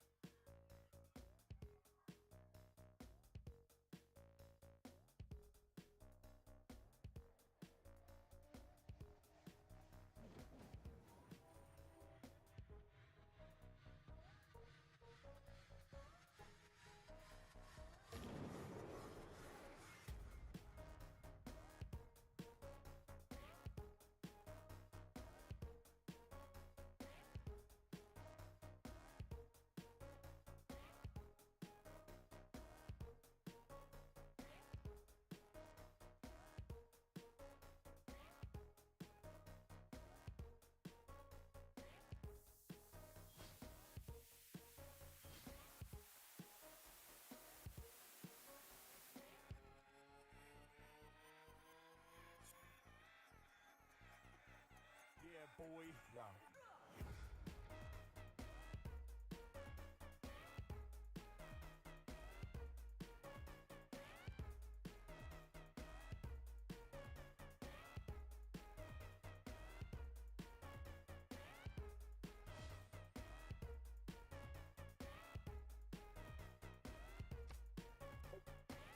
Wow. Whoa. 1200 tourism on Xiffy. I want to check his cards. I really want to check his cards. What's under the hood over here in the Empire? Ooh, that is before he's getting the economic policy slot. Okay, okay. And he's still not working the 200% card. Oh my god, what is Heritage Museum? He has the great works and artifacts. Where's the big card? Wait a second, he doesn't have it? Oh, sir, where is your card? Well, foreign culture victory is happening, 97 out of 149. It looks like Civ is getting very, very close to a culture victory here. Computer says in 5, and we're going into 6. The success rate of all of these rock bands, they did actually finish all of the plays that could get into the territory of France, and they're now moving on towards Egypt's land, where they will find more wonders to play in and more spots to get those concerts going. The banners say Team 1 and Team 2, then why do the labels say Team 0 and Team 1 in description for each victory condition? It's because of how it's coded. Actually, there is a Team 0 being coded in instead of starting on from 1. While there is no option for Team 0 in the lobby. Yeah, well, I guess Team 0 is nobody, maybe? I don't know, it's kind of weird. Like, these things are kind of weirdly coded, I guess. Now, probably nobody really paid attention to what's going on. We do have refining here in 110. Space race going to be finished next turn from Jayavarman on the 7th, and it's just a matter of time until he plugs in the card and jumps up to 1500 tourism. Oh, there we go. Heritage Museum went in. New deal, 5-year plan, and sports media. He does need to switch this one, by the way, the symphonies. I'm pretty sure he does need to switch the symphonies. It's already, like, he already got a lot of them, and he's using his series for projects. Doesn't really need that card as much as he needs the tourism one. Let's see where he's gonna switch it. He has right now 1370 tourism, and it looks like he jumped up 10 more tourists, 109 out of 153. Anshan is getting hit by Persia. We do see the battleship fleets are starting, well, to get into position to attack that city center, but that's 117 strength, and it is benefiting from Renaissance walls, the 225 fortification. It's going to be extremely painful for these battleships to attack into that city and successfully take it out, while all of the French fleet is starting to connect each other and clump up, go against Persia. Uh-oh. Wait. I think the Persian fleet is just gonna die here, to be honest. Here and now. Oh, Kid is not gonna be happy. Kid is not gonna be happy about this. Now, what's his production? Can he actually want it? Oh, he's getting with Venetian Arsenal in Passagarde. So at least he has a plan in his mind to actually get back on the horse of building a navy. But unfortunately, losing so many boats so quickly is going to be a significant problem. Like, these ironclads are going to make very quick work of the ironclads of Persia with the battleship support. These battleships can shoot 3 tiles out, and they can make 2 rows to actually attack into the one row of Persia. This is going to be a significant problem here in the next few turns. We do have another baby rock band, the vegan authors here, coming up from the northeast of Bordeaux. We do have him moving towards the Colosseum, where he is going to get to play onto Teocalli as well. The nuclear high. Wow. Wow. How does that feel? Wow. Well, I mean, I don't know. Some people would say, I want what he's getting. Will they need to nuke J, or will a culture victory happen before the nuke? I think actually culture victory will happen way before the nuke. By the looks of it, the technologies, nobody's actually getting that nuke immediately. CPS is getting combined arms here on Barak, but yeah, he's kind of far away from actually applying that military power against his opponent. He's gonna apply military power against Aztec, but from Aztec to actually get to Khmer, it's gonna be quite a few turns. And by the looks of it, Aztec is putting everything he can to delay this empire takeover here. with Xiffy acquiring so many of these tourism points per turn, I would imagine he is going to be quite happy just keeping on what he's doing right now and adding more points. He's on 1762 tourism a turn, so he's getting to that point I was mentioning earlier. If he does manage to get to between 1500 and 2000, the victory is going to happen very, very quickly. Xiffy 117, and he still has rogue bands to play this turn. His other rogue bands are also getting into position here to play some hot cards here. Space Rock with Music Festival. Space Rock is gonna be... Oh, it's pillaged. It's flooded. No, it's flooded. 2 meters flooded. That's unfortunate. What is this guy gonna do here? Hello, the vegan authors. Oh my god, they're actually gonna eat some meat. Uh-oh. Yeah, I don't know, man. Yeah, I don't know. He needs a military engineer to make roads. Also, wait, Cool Boy is asking, do these leagues play with any UI mods such as extended policy cards? In the CivFR Squadrons is not necessary, but in the CPL Premier League we did have initially the cards, the extra 2 UI mods, the report screen and the extended policy cards being used by the players below D1, like D2 or D3, Division 2 or Division 3, while last season I believe the rule has changed and it was across the board necessary. Some teams are still not using it though, as in some teams are making the lobbies without it, and we've been in quite a few of those games. And I do have to say, Persia's fleet is going down. There's no way he's gonna save this fleet. And Navy, I mean Navy, not fleet, Navy. He's not gonna save the Navy. We do have fire destroyer armadas getting out from Persia Cyrus, and he does need to put units in production right now. He's getting the seaport so he can pump out armadas immediately while he only has a single destroyer. I do think he will realize that this navy is gone and he cannot get anything done. If he sends units to help this out, he needs to get new units out and protect the coast, protect his own coast, try to get into a position that he can actually fend off attacks. We do have also Barak deploying some fighters in... Oh, rock bands. 750 tourism. Oh, it died. And 2000 tourism, but it died. But that still adds more points here on Xiffy's tourists.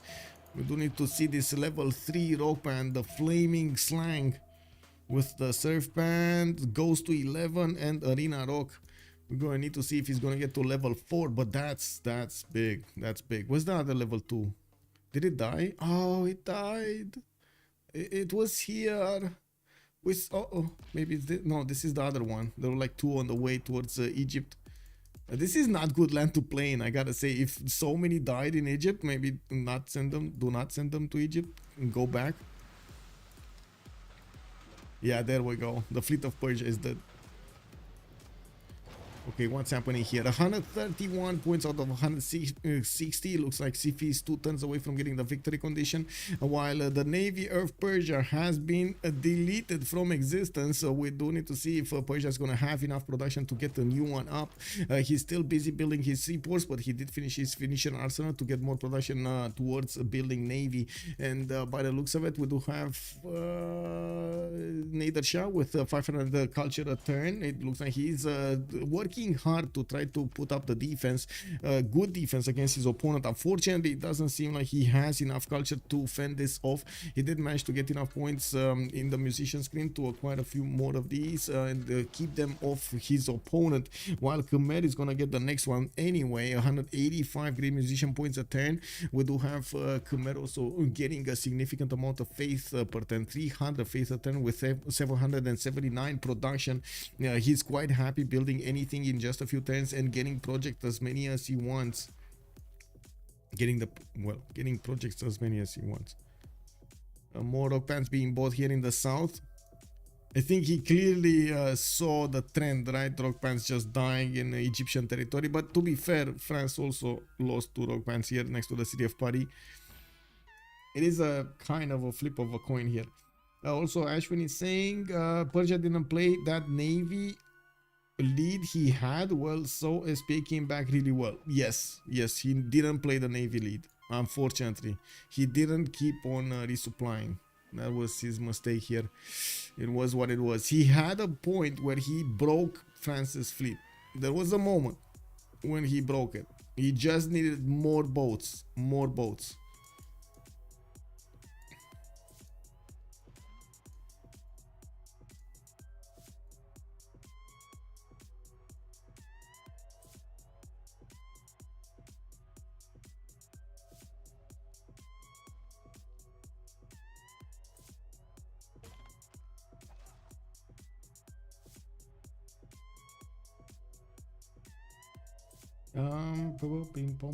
Cool boy, I'm not sure about the roads there. I mean, I'm not sure what do you mean about the military engineer to build the roads. Which roads and to where? I don't see Aztec is being taken out. Mongolia is managing to punch through the defenses here, even through Aztec's governor Victor City. We do have planes coming out from Scotland, and yes, artilleries are gonna start shelling the city of Xochicalco quite soon. We do have observation balloons right next to the artilleries of Mongolia, and they do have the range to punch through. But it's still not fast enough. Xiffy over there with his 2,000 tourism per ton, 1986. He's getting 144 out of 175 tourists, and the computer is telling us still 2 turns to get the victory condition. We do need to see the result of his rock bands here. Oh my god, 6,200 tourism. That's another 3 turns that he just acquired just by playing a single rock band. And he has another one. The human farms. What? What do you mean human farms? Are you farming humans or are you farming humans? What is this? Farming humans. Farm humans. What? Oh my god, this is like in the Jupiter thing. Jupiter Ascending movie? Oh no, they're farming humans. Yeah, oh, I meant Khmer for the rock bands. He was traveling through rainforest. Oh, this one? Because of this? Yeah, I guess he does need the military. Well, Egypt has military engineers here. He's just not paying attention to what's going on, or doesn't care that Khmer is gonna go through you know what? This is the experience. This is part of the experience, Cool Whip. You imagine being one of those rock bands, you know? You want to have the full sights, a bit of inspiration before you actually get to play a concert.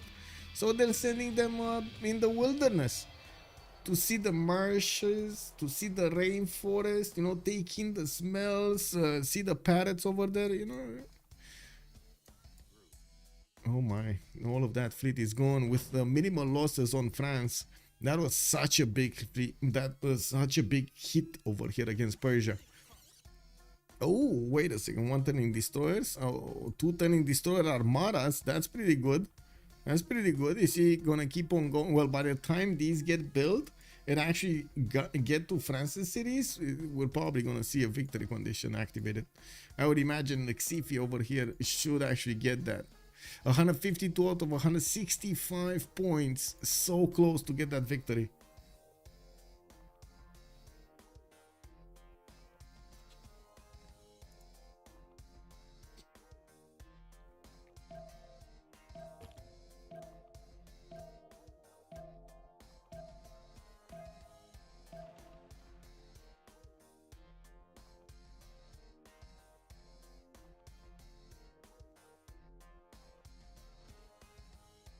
Bombers Dundee, Bombers Edinburgh.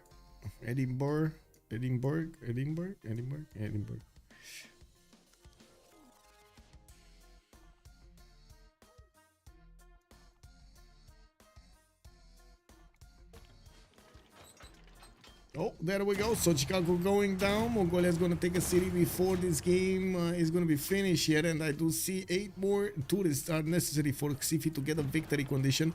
Computer says in 1, while Xiffy still has rock bands to play here, especially this one, the legendary Flaming Slang. He did have another one here somewhere. Is it still alive or is it dead? I think it died.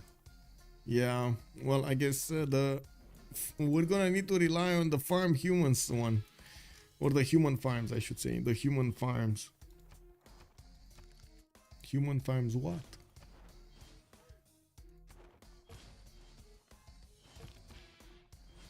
Ooh.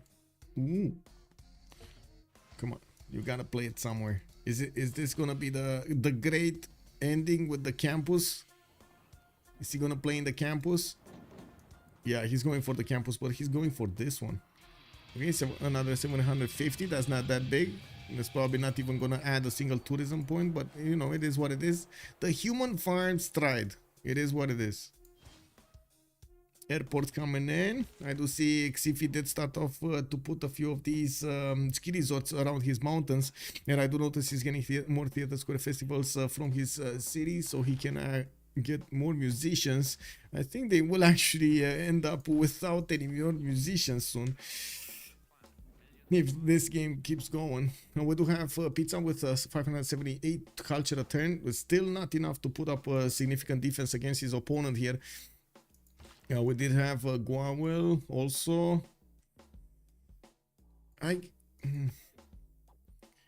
He got the science, he got some culture, a lot of production, but it didn't feel like, except the gold, it didn't feel like he impacted the game that much. Well, to be honest, he did stay clear of getting way too close to Persia and ending up with a fight against Persia. Just left Catherine de Medici to fend off Persia by himself, while we do have Destroyer and Tanks coming up from France. You can imagine he's gonna want to take another stab at Persia if he has the chance. They do want to be prepared, but it does seem like Xiffy is gonna get the victory condition pretty soon here. He could do seaside resorts. Can he though? Can he though? Oh, he can one in the desert. Wait, can you put a seaside resort in the desert? I don't think so.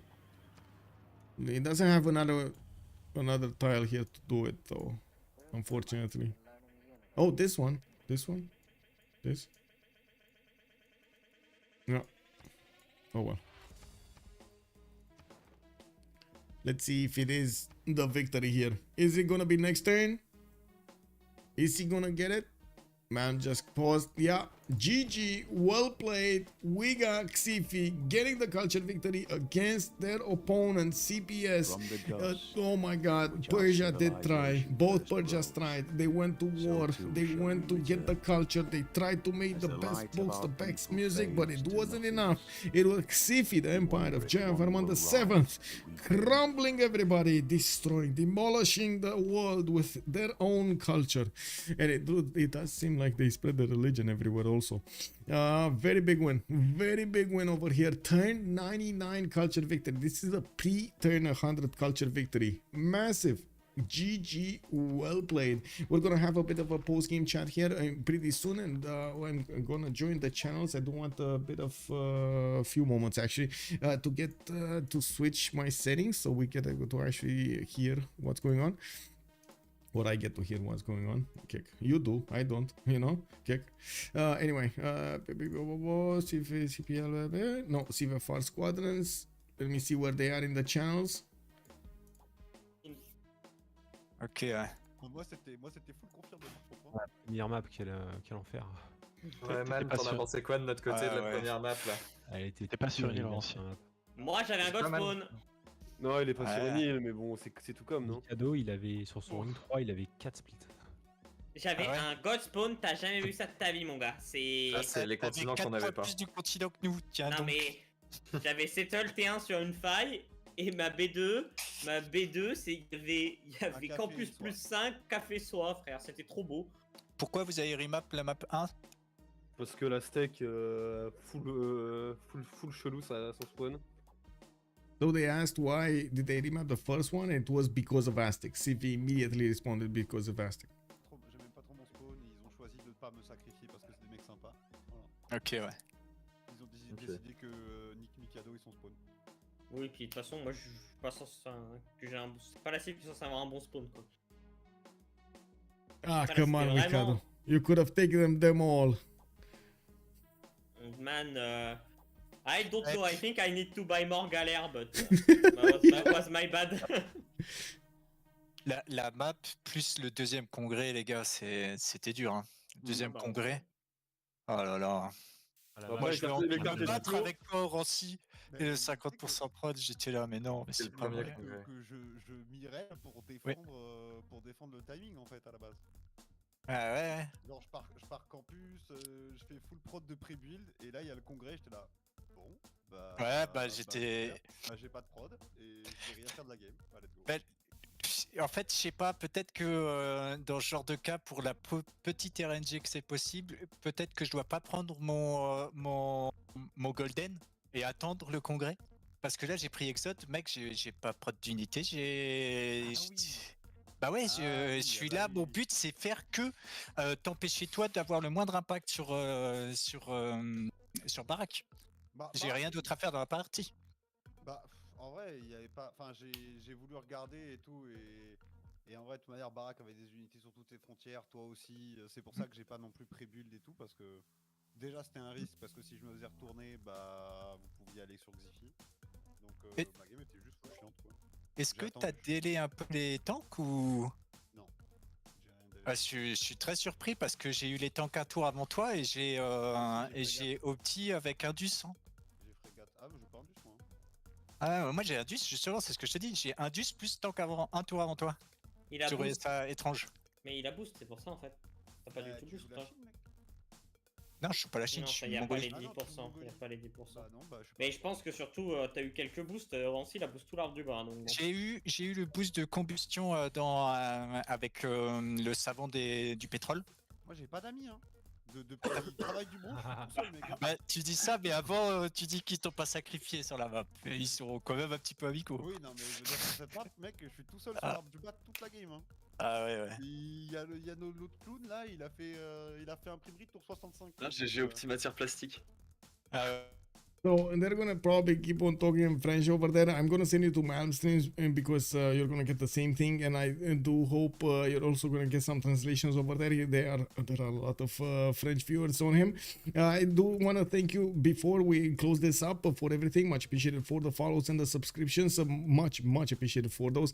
It is of course what keeps me going, and it is what puts bread on my table. I do wanna also thank you for the support of the stream. Otherwise, you can take a look at my schedule on Discord. You can use ! Discord in Twitch chat, or take a look at the video description down below. The chapters and the details for the video will be up as soon as I can actually get the settings on YouTube and of course get the new video going. It will be saved as a different video without the beginning of the stream.